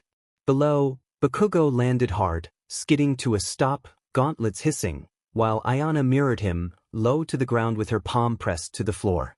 For a breath, they stilled, and then Ayana raised her chin, asking if they could go for one more round. Bakugo wiped soot from his cheek, ready for whatever came next. They charged, and the gym shook with the intensity of their movements. Mina shrieked, worried about the floor's stability. Kaminari cheered them on, urging for a dramatic conclusion filled with romance and action. Ayana's next strike curved wide, a clever feint. Bakugo took the bait and lunged, but she pivoted behind him in an instant, wrapping her arm around his shoulders and locking her stance behind his heel. He froze for just a moment, caught off guard. Ayana leaned closer, her lips brushing his ear, and asked if he would yield. Bakugo's response was a surge of heat that sent a shiver down her spine. He declared that he would never yield and then threw her clean over his shoulder. Ayana twisted in midair, landing in a crouch, skidding backward but remaining upright. Her hair was wild, her breath shallow, and energy surged through her arms. They both stood, staring at each other, breathing heavily as if they had just run miles only to collide. Just as Aizawa opened his mouth to intervene, their soul prints flared brightly, glowing with energy from their proximity. A hush fell over the gym as Bakugo looked at Ayana with a newfound intensity, while she regarded him with a sense of reality that felt profound. Ayana softly remarked on their inability to fight without sinking, and Bakugo remained still, his gaze unwavering. He suggested that unless she wanted him to kiss her in front of the entire class, they would not stop. Ayana blinked, contemplating if that would count as a victory. Bakugo stepped forward, claiming that for him, it would be a win every time. As he moved closer, it felt as if he was about to either end the match or begin something entirely different. Ayana held her ground, teasing him about his intentions. Bakugo smirked, confident in his approach. Ayana countered that it was bold of him, considering he hadn't landed a clean hit yet. He growled back that it was because she kept dodging, to which she replied that perhaps he was simply distracted. Their soul prints flared again, bright enough for everyone to see, and the gym erupted in excitement. Kaminari screamed in disbelief, questioning if they were flirting or fighting, while Mina exclaimed it was like combat fr boy. Ida, scandalized, urged them to stop saying such things. Jairu recorded the moment, captivated by the spectacle, while Siro pointed out the unusual reaction of their soul prints without contact. Izawa, unimpressed, remarked that nothing surprised him with those two. Bakugo and Ayana remained locked in their gaze, oblivious to the chaos around them. Ayana tilted her head, asking if he would hit her or kiss her. Bakugo's expression shifted, revealing a fierce determination as he suggested maybe both. Ayana laughed, challenging him to catch her first. Then, Bakugo exploded forward, using his gauntlet to launch himself at her in a burst of energy. Ayana met him midair, her palms charged with force wave energy. The collision created a thunderous crack, igniting their soul prints in a dazzling display of colors. The gym trembled, and the blast wave knocked Kaminari flat on his back, laughing in exhilaration. Aizawa finally intervened, activating his quirk to drain the energy from the air, and they landed roughly, still facing each other, panting and bruised. Aizawa declared enough was enough, and silence fell instantly. He acknowledged that they had proven their point. Bakugo and Ayana continued to stare at each other, neither willing to break the connection. Ayana smirked, suggesting they were even, while Bakugo took a small step back, indicating it was only for now. The class was still buzzing with excitement, and Aizawa dismissed them before they could discuss the events further. As Ayana caught her breath, she sensed a shift in the air. Bakugo was moving again, fast and deliberate. He approached her, and before anyone could react, he grabbed her suit and pulled her in for a kiss that felt like it transcended the gym's existence.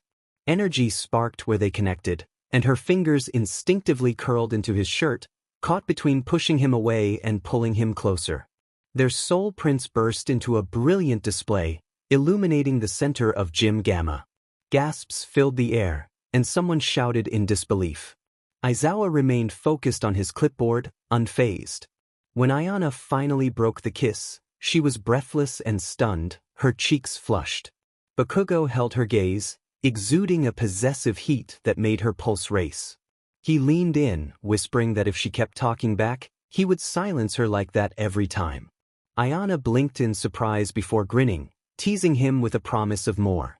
The room erupted with excitement, and Mina's high-pitched scream echoed as Kirishima dropped his water bottle, while Ida looked ready to file a report. Jiru simply noted that they would never top that moment. The chaos that followed was pure and unfiltered. Kaminari flailed about, knocking over a bench, while Shiro filmed the aftermath. Ida insisted on logging the incident as a violation of classroom etiquette, but Jiru found it highly entertaining. Kirishima was in awe, realizing they had not been fighting but rather something else entirely. Ayana stood, hair wild and soul prints still glowing, breathing heavily beside Bakugo, who appeared unfazed and a bit smug. She turned to face the class, asking if there were any questions. Kaminari's hand shot up, but she quickly dismissed him. Bakugo took her hand and began walking, the class parting for them. Mina called after them about a debrief, but Bakugo growled that they were not having one. Once the door closed behind them, the room erupted again, filled with disbelief and excitement. Watching the intense sparring between two powerful individuals felt like witnessing a clash of titans, followed by an unexpected moment of connection. Shiro, still engrossed in reviewing his footage, noted the unusual soul prints that flared without any physical contact. Jiru remarked that nothing about them had ever been typical. Uraraka quietly wondered if they had unified, to which Todoroki replied that they hadn't. The group turned to him, curious about his certainty. He explained that his room was adjacent to Bakugo's, and he would have heard any significant sounds. Kaminari found this a bit unsettling, while Todoroki simply pointed out that he was attuned to high-decibel activity. Jiru commented that this was both quintessentially Todoroki and rather disturbing. Todoroki calmly reiterated that there were no signs of unification. Mineta, arms crossed, suggested it would be simpler to just say they had been NTMT. Ida, clearly frustrated, begged him to stop talking, as if the words were a physical burden. Shiro insisted that the kiss could be interpreted as a declaration of war, waving his phone to emphasize his point. Kirishima leaned in, suggesting they might have damaged the floor. Kaminari reverently remarked that their kiss seemed to have an emotional impact on the building itself. Uraraka pondered whether their bonds strengthened with each interaction, while Mina suggested that merely being around each other enhanced their connection. Shiro found this idea unsettling, questioning if they were even aware of the effect they had on their surroundings. Jiru asserted that they were aware but simply didn't care, and Kirishima added that Bakugo appeared torn between wanting to kiss her or throw her through a wall. Mina sighed dramatically, describing their relationship as chaotic and passionate. Ida groaned, reminding everyone that they were supposed to be heroes in training, not participants in a dramatic saga. Kaminari, however, felt inspired by the situation. Jiru quickly advised him against it, while Todoroki suggested they might need to accept that they lived in a world shaped by Ayana and Bakugo. Kaminari raised his water bottle in a toast to this new era, and Mina clinked hers against his, declaring them the chaos couple. Jiru protested the label, but Shiro enthusiastically typed it into the group chat. Just then, Bakugo's furious voice echoed from down the hall, demanding they stop discussing him. The group froze, and Mina gasped, realizing he had overheard them. Kirishima confirmed that. Bakugo always seemed to hear everything, and Mina found his anger exciting. Jiru sighed, noting Mina's obsession, which Mina unabashedly admitted to, declaring her intention to throw them a wedding one day. Shiro remarked that Ida was going to have a breakdown, and Ida confirmed he already felt overwhelmed, lamenting their situation. Kaminari suggested they might as well enjoy the chaos. At that moment, the door creaked open, and Monoma entered with a group of Class 3B students, all buzzing with excitement. Monoma, with a gleam in his eye, inquired who would inform them about the dramatic events unfolding in Class 3. Mina greeted him with a wide smile, and Monoma, brushing off imaginary dust from his blazer, explained how they had tracked the emotional tension in the air. Jiru, unimpressed, questioned if he was implying they had followed the vibes. Minoma confirmed this and Kendo groaned, having warned him not to enter. Minoma boldly stepped further into the room, demanding to know which soulmate pair had caused the commotion. The atmosphere grew tense, with everyone hesitant to speak. Izuku warned Kaminari to be cautious, fearing Bakugo's wrath. Minoma's grin widened as he sensed their reluctance to reveal the truth. Jairu expressed her frustration at Izuku for inadvertently feeding Minoma's curiosity. Todoroki, still holding Ida's clipboard, made a mild observation about the situation. Mina quickly jumped in, downplaying the events as mere sparring, while Ida insisted it was enhanced training.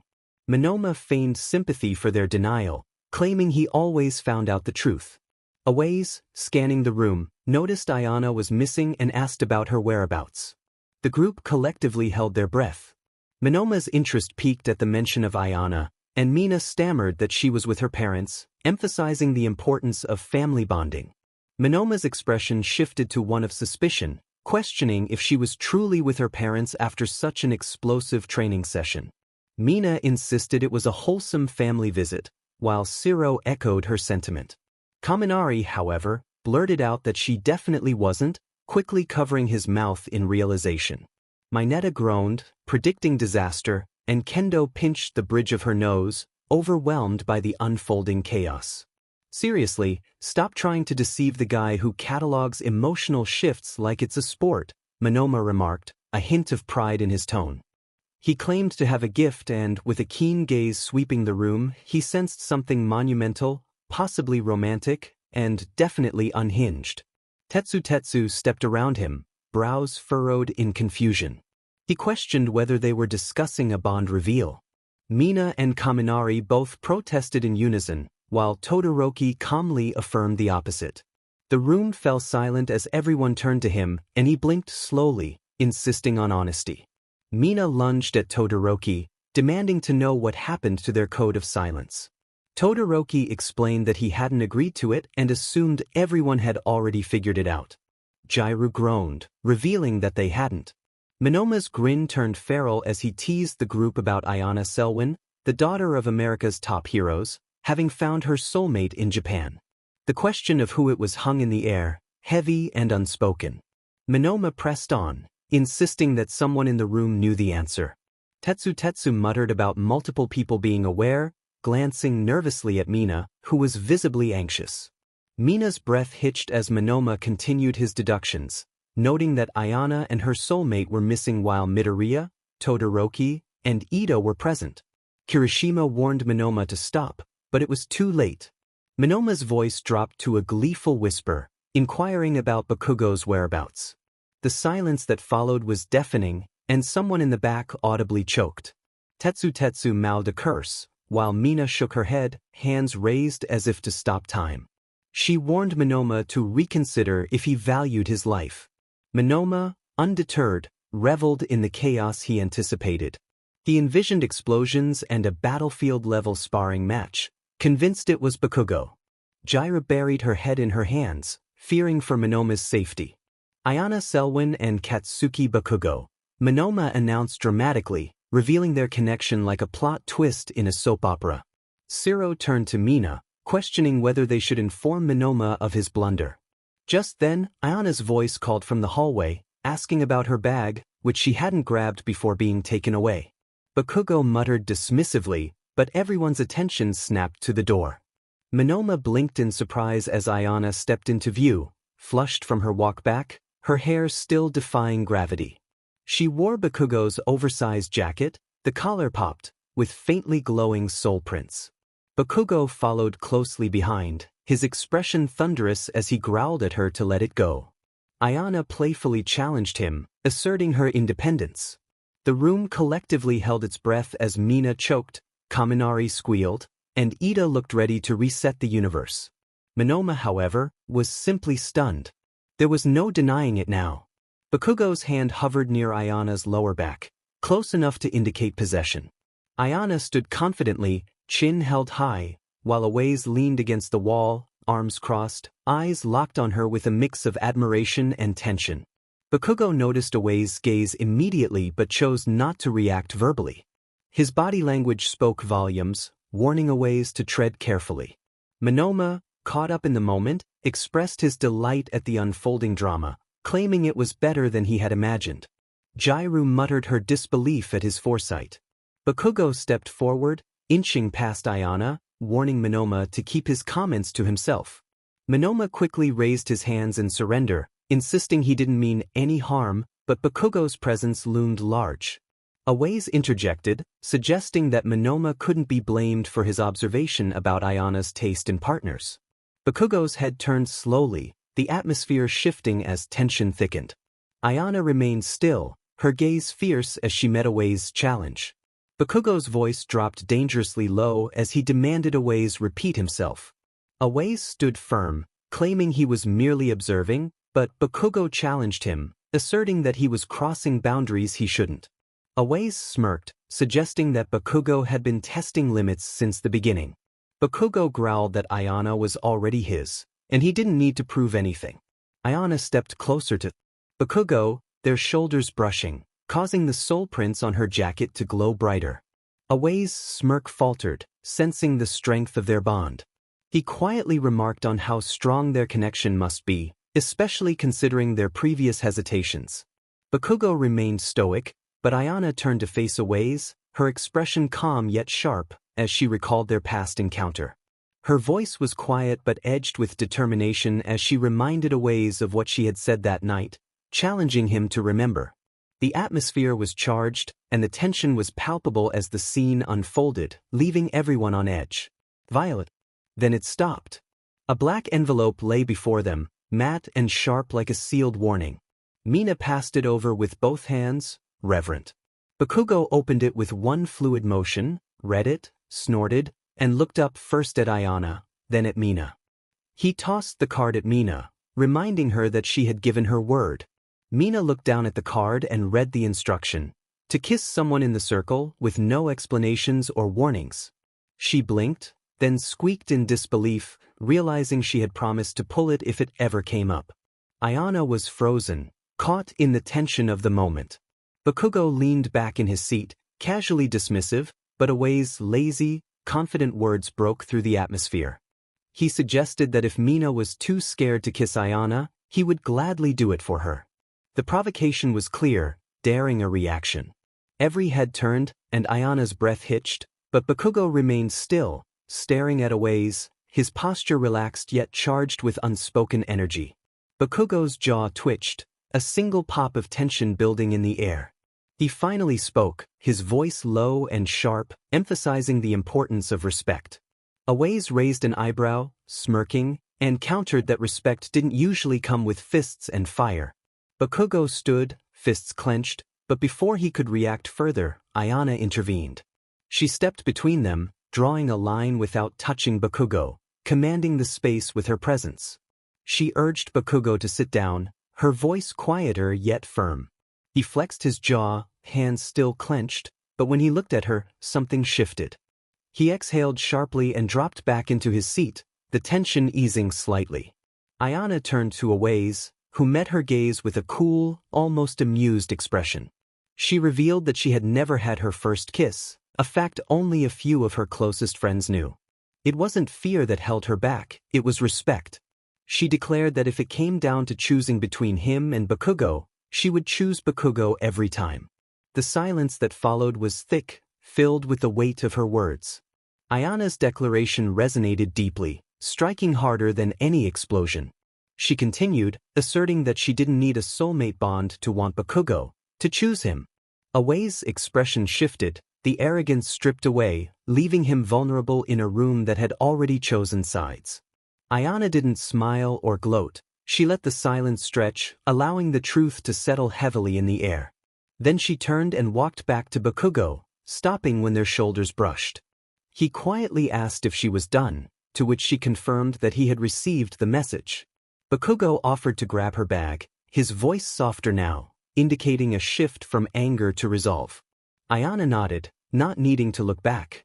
As they walked toward the hallway together, Bakugo's hand pressed firmly against her back, a steady reassurance. The silence behind them held for a moment before Bakugo threw her bag over his shoulder. Then the whispers erupted, filled with awe and admiration for Ayana's boldness. Kaminari marveled at the scene, likening it to witnessing a goddess in action. Mina expressed her admiration, wishing to be like Ayana when she grew up. Jairu, still dazed, noted that Ayana was their age, while Ida sat in contemplation, re-evaluating his understanding of heroism.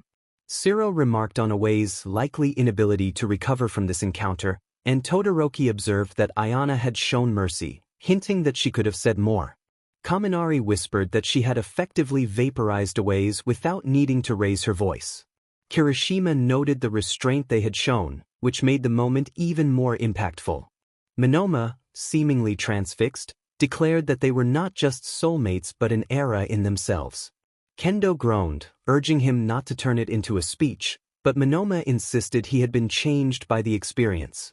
Mineta, sulking in the corner, dismissed their bond as overhyped, but Uraraka cut him off, reminding him that he hadn't even made the list of people Ayana considered. Mineta fell silent. Shiro leaned toward Kaminari, questioning whether they would survive the fallout from the confrontation. Kaminari shook his head, still in awe, asserting that the fallout had already happened, and they emerged glowing. Jairu expressed sympathy for anyone who might challenge them next, while Todoroki contemplated the implications of what had just transpired. Everyone fell silent, realizing the truth in the statement. Bakugo and Ayana turned the corner of the hallway, her bag resting on his shoulder, his hand gently placed on her back. They exchanged no words. Their connection spoke volumes through every step and every glow on their skin. They were not hiding, and the world was now aware of their bond. Before they could leave the building, Ayana's parents approached them. Ophelia, her mother, asked Bakugo with a warm smile if they could borrow their daughter for a while. Bakugo instinctively stiffened at the sight of Ophelia and Xavier Selwyn, who carried an air of authority not through intimidation, but as if they were legends. To Bakugo, they were more than legends. They had been there when his heart had stopped during the final battle, witnessing their friend Edgeshot sacrifice himself to save Bakugo. Ophelia had held him, blood-soaked and barely alive, while screaming for help. Xavier had cleared a path for the medical evacuation with a force that could shatter concrete, Ophelia following closely behind with Bakugo's limp body in her arms. They had seen him at his most vulnerable, and he had not had the chance to speak with them since their visit had been filled with lectures and simulations. Their brief breakfast with Ayana had hardly allowed for meaningful conversation. It was ironic to think about how they had saved him without knowing what would come next. They had no idea that their daughter would come to UA, that they would meet, fall for one another, and become soulmates. Neither had Bakugo. Yet here they were, and the weight of that history haunted him, not the bond he shared with Ayana, but the knowledge that two of the most powerful heroes had once carried his broken body and now regarded him as if he might be holding something even more delicate, their daughter's heart. Bakugo hesitated to respond. Ophelia raised an eyebrow, her patience palpable. Xavier stood behind her, nodding slightly, not as a warning, but as acknowledgement. Ayana, sensing the tension, looked between them and gently touched Bakugo's wrist. The warmth of their soul print grounded him, and he swallowed hard. "They just want to talk," she reassured him. "I won't be long." He nodded, jaw tight, and told her to go. Ophelia smiled appreciatively, and Xavier's gaze remained steady and unreadable, but without malice, just wait. Ayana squeezed Bakugo's hand before stepping away, following her parents down the hall toward a faculty lounge. She glanced back at him once, their eyes locking, and he understood without words that she would have stayed if he had asked. But he hadn't, and he wouldn't, because this moment was about respect and reckoning. Bakugo remained still for a moment longer before leaning against the wall, arms crossed over his chest. The hallway was quiet, too quiet. For the first time in a long while, he hoped that when Ayana returned, she would still look at him the same way she had before leaving. Inside the faculty lounge, the door clicked shut behind them. Ayana faced her parents in the soft light, arms folded but open, waiting. Her pulse remained steady from the earlier confrontation, but now a quieter tension thrummed in her chest. Ophelia moved first, graceful as ever, with Xavier beside her, his presence imposing yet unthreatening. "We didn't want to interrupt," Ophelia began, her voice soft but edged with urgency. "But we feel it's time for you to see something we should have shown you before you came here." Ayana's brows furrowed as realization dawned on her. "The video footage from the war," she said, pausing. "The footage you didn't want me to see." Ophelia nodded slowly, her expression unreadable. "We didn't want to show you before. We thought you were too young, but really, there were things we hadn't processed ourselves." Xavier's jaw tightened, but he remained silent, his usually calm eyes shadowed by the weight of the past. "I understand," Ayana replied quietly. "You wanted to protect me." "You're right," Xavier confirmed. "We did." Ophelia approached the panel on the wall, entering a code. A hidden screen flickered to life, revealing a series of secure folders. She hesitated before selecting one labeled Alpha 6, Edge Shot Evac, Priority Archive. Ayana moved closer as the footage began grainy and chaotic, filled with smoke, flames, and distant screams.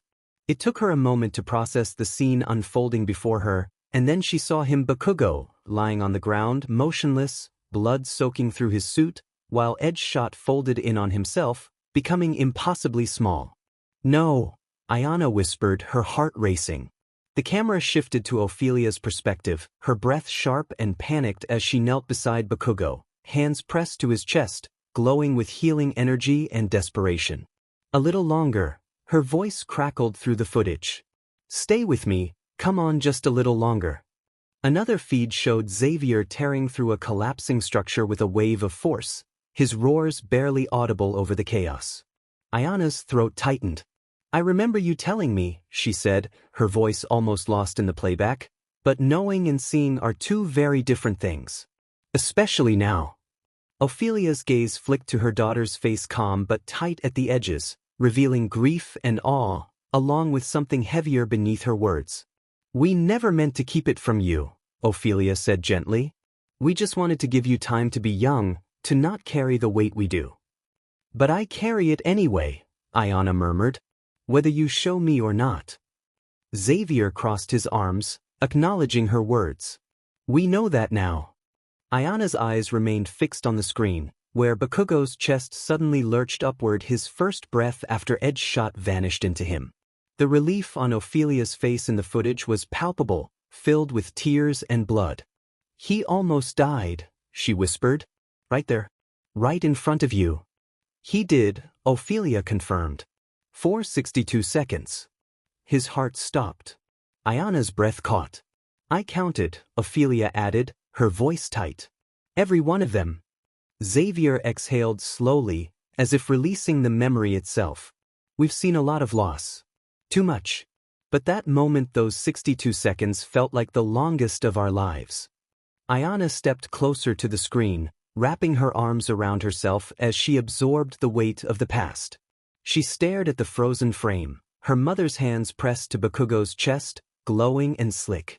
Her father was in the background, tearing through rubble with reckless force. And Bakugo so still he looked carved from stone. She whispered to herself that she had loved him, that he was the one she was fated to be with. Her eyes trailed to her arm, where the soul prints he had left on her were slowly fading away. Ophelia's voice was almost inaudible as she responded that they hadn't known.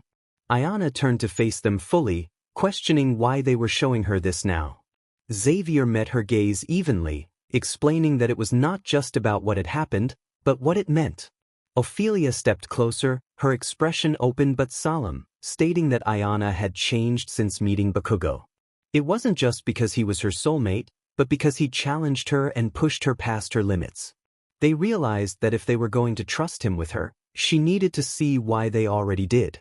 Ayana blinked in surprise, asking if they truly trusted him. Ophelia affirmed that they did not blindly, but because they had seen who he was before she ever did. That day, he didn't just survive, he fought, even when there was nothing left to give. Xavier nodded slowly, adding that Edge Shot made a choice, a sacrifice, and Bakugo had lived up to it every day since. Ayana looked back at the screen, her throat tight, acknowledging that just when she thought he couldn't surprise her anymore, he did. Ophelia smiled knowingly, saying that was how she would know it was real. Ayana let out a breath, part laugh, part release, and turned fully toward them, realizing this wasn't just about showing her what had happened. Xavier confirmed it was about showing her what mattered. Ophelia brushed a loose strand of hair from Ayana's face, explaining they needed her to see what they saw, to understand why they were proud of her and not afraid for her. That cracked something open in Ayana's chest, not the bond, not the fear, but the weight of it all, the responsibility, the history, the love she hadn't realized she'd been waiting for them to acknowledge. She admitted she never expected any of it, him, the bond, Xavier replied that neither did they, but that didn't make it any less right. Ayana took one more look at the paused footage on the screen, her mother's hands glowing, her father raging, Bakugo fighting against the odds. She expressed that she couldn't go back at the end of term, she couldn't leave him. Ophelia didn't flinch or blink, she just nodded slowly and with certainty. They knew, she said softly. Xavier's shoulders rose and fell with a quiet breath, indicating they had figured as much. Ayana's arms tightened around herself, feeling the weight of her thoughts. She had thought they might still be holding out hope that she would come home, go pro in the States, be who she was supposed to be before all of this. Ophelia gently reassured her that she was who she was supposed to be, she was just not who they thought she'd be, and that was not a disappointment but evolution. Ayana swallowed hard, feeling the truth in those words. Xavier added that they had raised her to make her own choices, and it would be hypocritical to be upset when she did.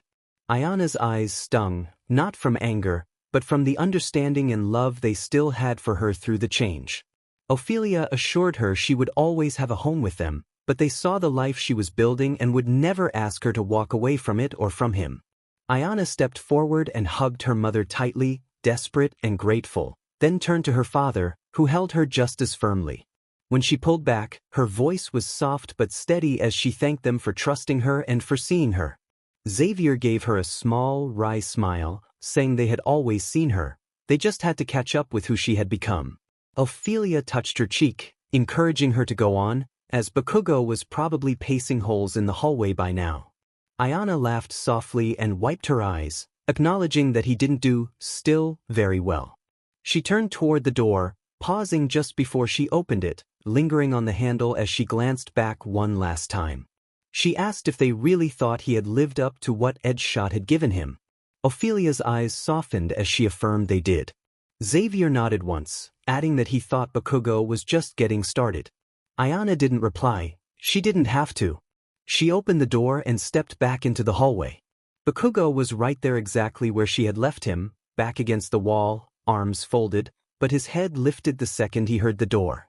Their eyes met, and in that breathless moment, Ayana knew they were past the point of doubt. She walked straight to him, her steps sure. When she reached him, she didn't say a word, she just slid her hand into his. His fingers curled around hers immediately, and the soul prints lit between their skin, glowing in the quiet. He asked if everything was okay, his voice low but strained, as if he hadn't let himself breathe until now. Ayana looked up at him, her expression unreadable for a moment, then smiled. She told him they were proud of him. Bakugo blinked in surprise, asking what she meant. She explained that they trusted him, not just because of her, but because of him. Bakugo didn't answer at first, he seemed to swallow something hard, as if no one had ever said that to him before. Finally, he muttered that it took them long enough. Ayana smirked, leaned up on her toes, and kissed him light, sure, full of everything she didn't need to say out loud. When she pulled back, she whispered that he had earned it. Bakugo, who had been built on fire and fury and fight, looked at her like he finally believed it. The dorms were quiet when they returned, not the kind of quiet that came from curfew, exhaustion, or rules, but the kind that existed just for them, soft, suspended, and warm. Bakugo didn't say a word when they stepped into his room. He just closed the door behind them and locked it with a flick of his wrist, the click echoing louder than it should have. Ayana set her bag down without looking away from him, still holding his hand. Neither of them let go.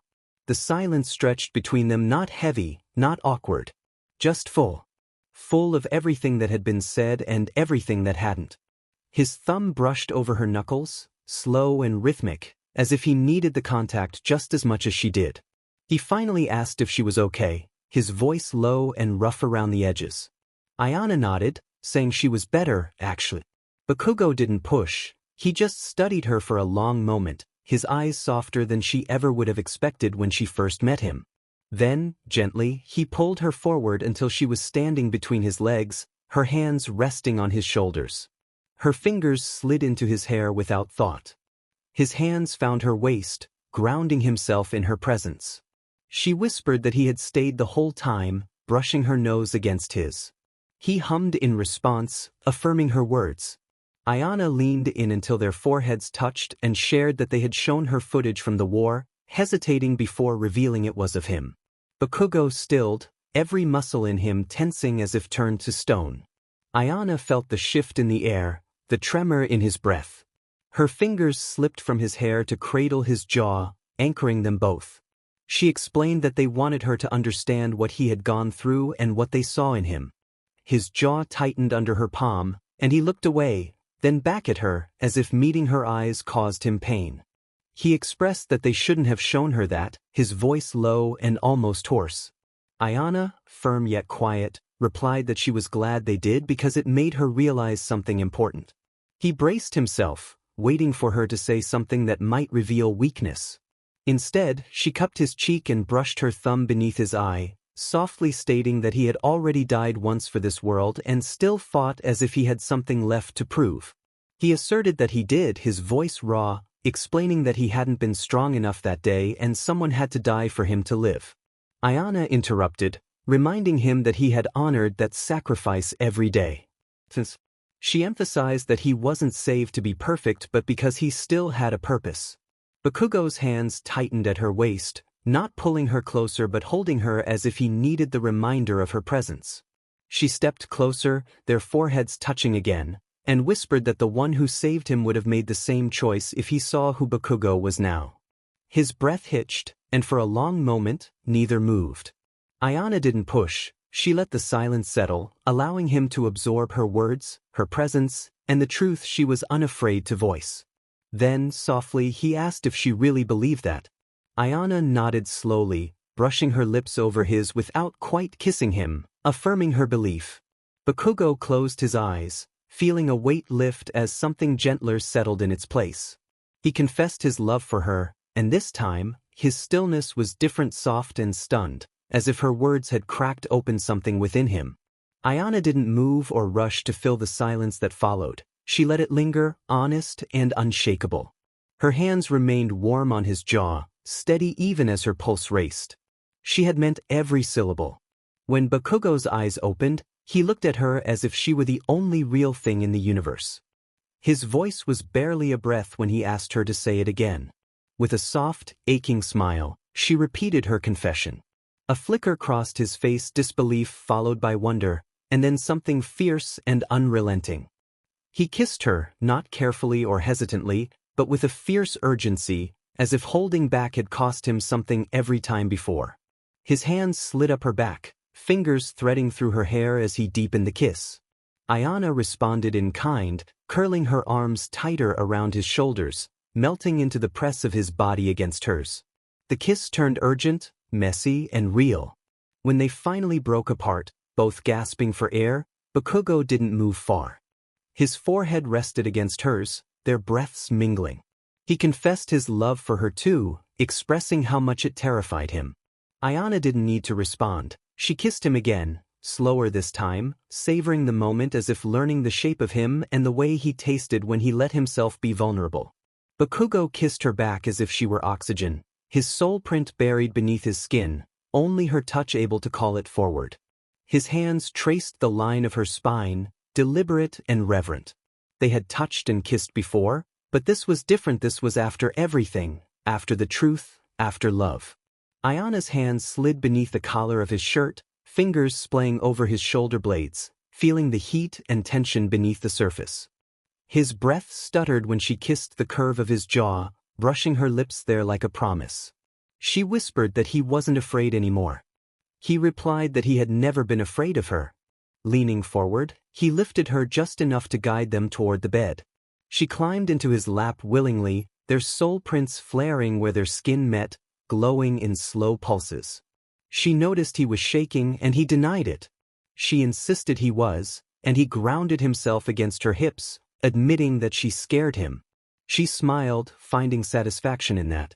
He growled softly and kissed her again, rougher now, his hands sliding beneath the hem of her shirt, palms hot against her bare back. Ayana arched into his touch, sighing into his mouth. As she tugged at the edge of his hoodie, he broke the kiss long enough to remove it. Then she was back on him, kissing his throat, her teeth catching gently at the base. Bakugo swore softly, his grip tightening, and though he warned her, it felt more like a prayer. She pulled back just enough to look at him, flushed and breathless, entirely sure.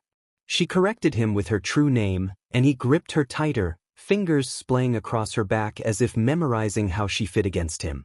Her name echoed between them, and it unraveled something within him, not just because it was beautiful, but because she had given it to him freely and intimately. He muttered against her throat that she was his and he was hers. Ayana shivered, not from fear but from desire and understanding. She tangled her fingers in his hair, tugging just enough to draw a low sound from deep within him. He corrected her name again, his gaze burning into hers, heat and reverence intertwined. Ayana felt it all in the space between them, the way her real name fit perfectly beside his, with no masks or guards, just them. Leaning in again, she brushed her lips against his like a promise, savoring the taste of his name as she repeated it slowly. He groaned low in his throat and kissed her again, hands running up her sides, dragging the fabric of her shirt with them. Their soul prints sparked to life wherever they touched, golden and violet flares blooming along her ribs, his chest, and their hands. He tugged the shirt over her head, and she didn't look away. He breathed in awe, his eyes taking in every detail, and he thought she was beautiful. Ayana smiled, shy but certain, feeling a connection that was undeniable. She was his.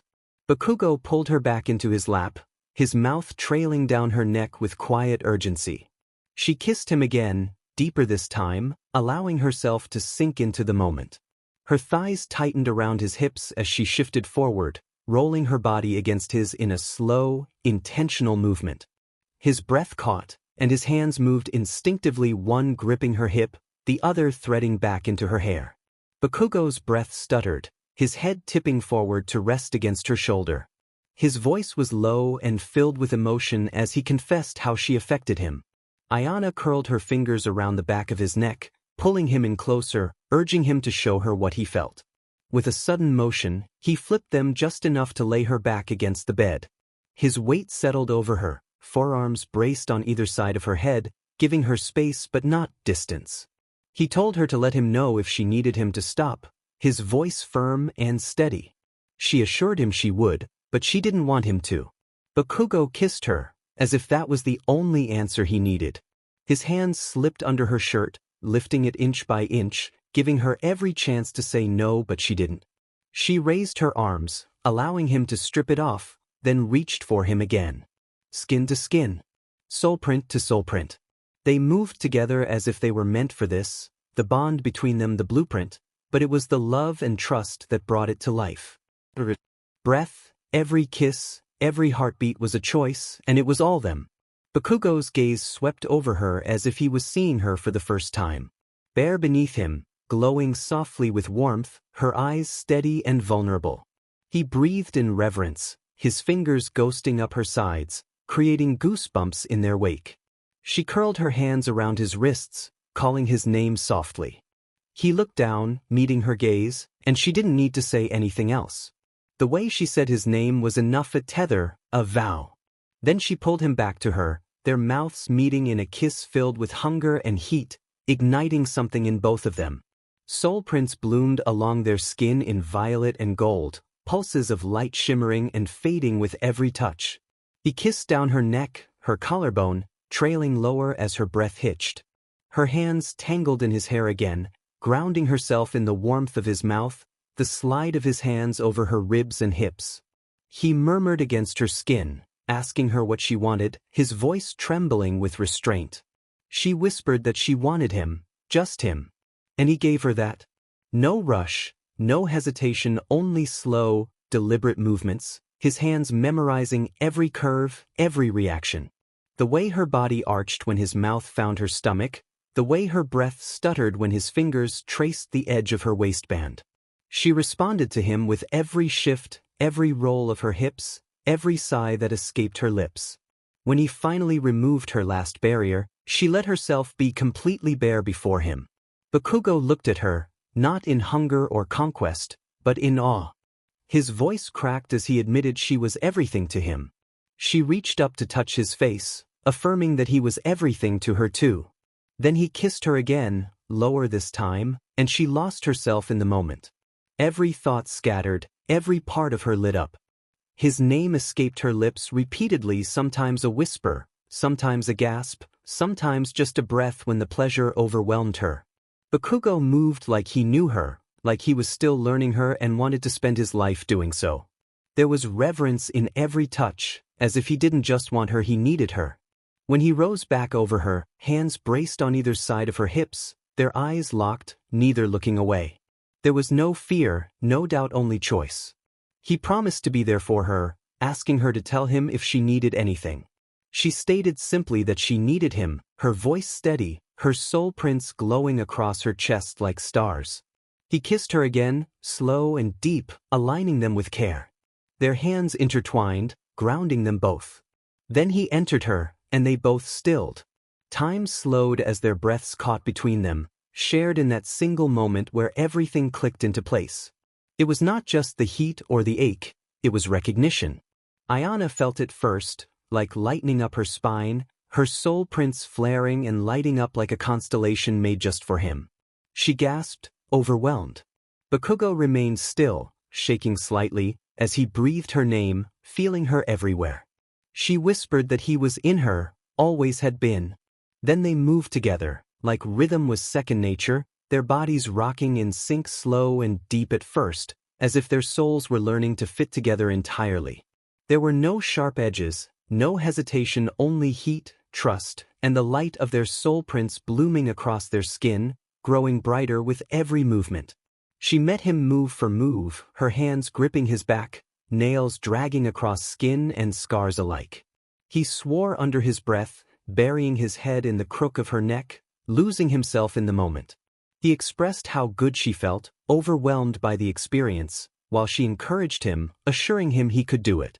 Katsuki held on tightly, moving in sync with Ayana as their connection deepened. The atmosphere around them crackled with energy, a vibrant mix of violet and gold illuminating the room, pulsing in time with their heartbeats. Ayana was the first to feel the rush, a wave of emotion that overwhelmed her. She clung to him as if afraid to let go, her heart racing with the intensity of the moment. Katsuki followed suit, lost in the experience, feeling as though he was being swept away by a tide he never wanted to resist. After the moment passed, they remained still, wrapped in each other's arms, their heartbeats gradually slowing. Ayana finally spoke, her voice soft as she expressed how deeply she felt everything. Katsuki responded with a gentle kiss to her temple, acknowledging that he felt the same way. They lay together, their bodies intertwined, the warmth between them creating a sense of unity and belonging. Ayana rested her head against his shoulder, her fingers still interlaced with his. The sheets clung to their skin, but neither felt the need to move away. She had never experienced such a profound sense of rightness before, feeling completely seen and cherished. Katsuki traced his thumb over her hand, feeling the warmth of their bond radiating beneath her skin. The light pulsed softly, as if it had found its place and was content. She noticed his quietness and murmured about it. After a moment, he confessed that he had been reflecting on how close he had come to losing everything. Ayana turned to meet his gaze, seeing the raw emotions in his eyes. He reminded her that he had lived long enough to meet her, and she had stayed by his side despite everything. She assured him that she would never leave him, and he looked at her as if she had spoken a truth that needed to be heard. He expressed his feelings of unworthiness, but she gently reminded him that he didn't need to earn her love, he simply needed to choose her every day. Katsuki acknowledged her words, affirming that he already did choose her every moment. A small, confident smile spread across Ayana's face as she leaned in for another kiss, sealing their unspoken vow. With a teasing glint in her eye, she playfully suggested that she wasn't finished with him yet. Katsuki's breath caught at her words, and a smirk appeared on his face, filled with playful intent. He challenged her, recalling her earlier words about his strength. She responded with a teasing smile, urging him to prove himself. The air between them was charged with anticipation, and he moved closer, his hand trailing down her side, igniting a shiver in her. Their lips met with a fervor that spoke volumes, each kiss a declaration of their feelings. Katsuki's determination shone through as he whispered promises between kisses, vowing never to let her go. Ayana felt alive in that moment, their souls resonating together, their bond deepening in ways they couldn't fully understand. But they knew that having each other was more than enough.